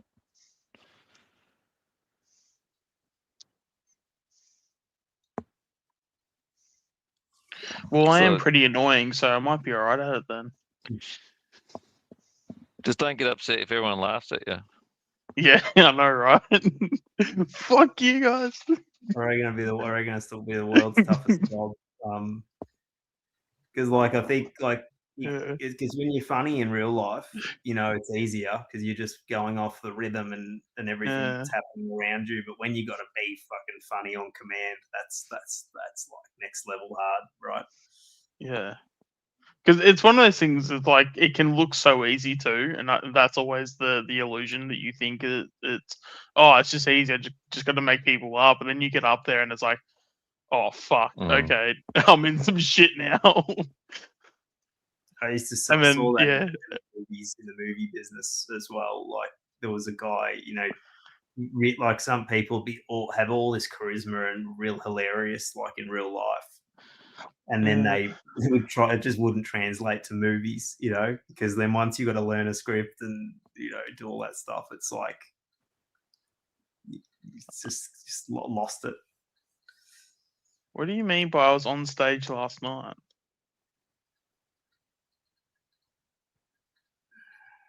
What, in mixed streams? Like, was I doing some comedy then?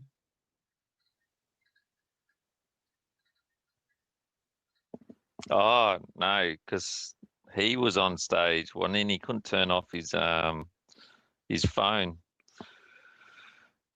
and you were probably talking at the same time. And then I think he incorporated it into his emceeing. Yeah, okay. Yeah, this is definitely the time of night where my brain does not work right now. So I'm lucky I picked a good night to miss then. yeah. Nah, because Matt started the stream and said, I have to go though. So he started the stream and left, and then he walked out he was doing emceeing, and he said he walked out on stage, and just as he went to speak, his phone started live casting us talking. That's hilarious. And he couldn't turn it off. That's hilarious. So basically, we were entertaining the people watching the streams, but then we were also entertaining like a comedy festival or something. Yeah, I think it was like a birthday. I think he said they would have had to have listened to what was Lucas talking about around that time. What, his OnlyFans page or something? His hat, his wizard hat. Oh, yeah, the wizard hat. Oh, and the torturous train ride from Adelaide. I keep waiting for him. He'll probably wake up tonight and he'll say, I remember the conductor touched me. Because something had to have happened on that train. Oh.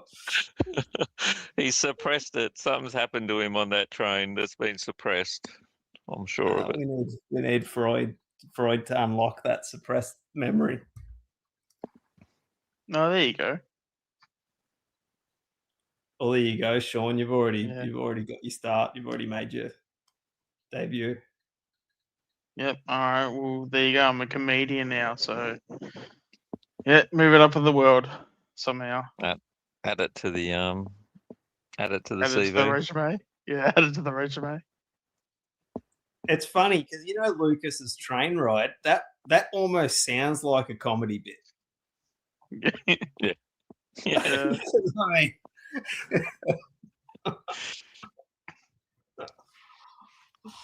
oh God. 10 hours on a train to come to Melbourne to pretend to be sick for 3 days. So you're gonna have to Yeah, leave your that was his room. one. It was his one chance to collect some culture, and he passed up on it. Yeah. Oh, I love that. I do love that story when he breaks it out because he gets so fucking cut about this trip. Yeah. Yeah, no, we could probably start playing the Eminem song. You've got one shot, one opportunity. You're gonna seize it, or you're gonna. Oh fuck! What? How does the song go? Oh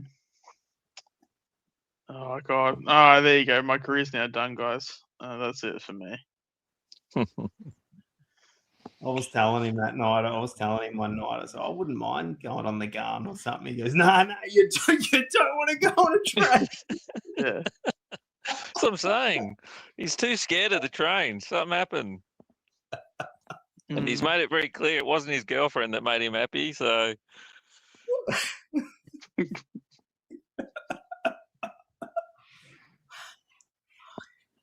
Oh gosh.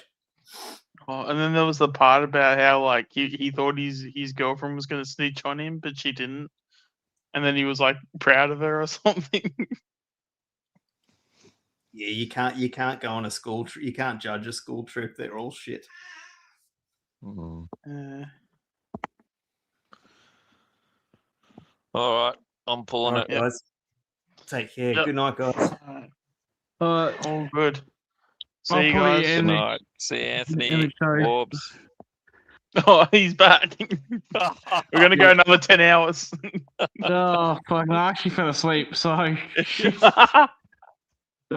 mate. no, I'll give this a Oh, call, I guys. said- Thanks for staying on. Lucas, appreciate just it. listen to the last 20 minutes. We'll talk to you about it tomorrow. Oh shit, Jesus! Now we'll do, mate. How Thank would you thank feel guys. if the Geelong? How would you feel if you heard the Geelong Zone's been playing good old Collingwood forever on repeat? For the last Oh, you're 20 kidding. minutes. Oh, you. Jeez. Oh well, for all the Nah. shit that I've said on your show, mate. I guess I'll let it slide. Nah, Lucas, it was a joke. It wasn't 20 minutes. It was 40 minutes. Oh, okay. Yeah, I've got about 16 notifications like on my menu here. So bloody hell. All from Four- Geelong oh, supporters being like, what the go fuck's to- happened to the show? What did we say? 4 hours, 4 hours and 12 minutes, mate. Yeah, 4:12, yeah.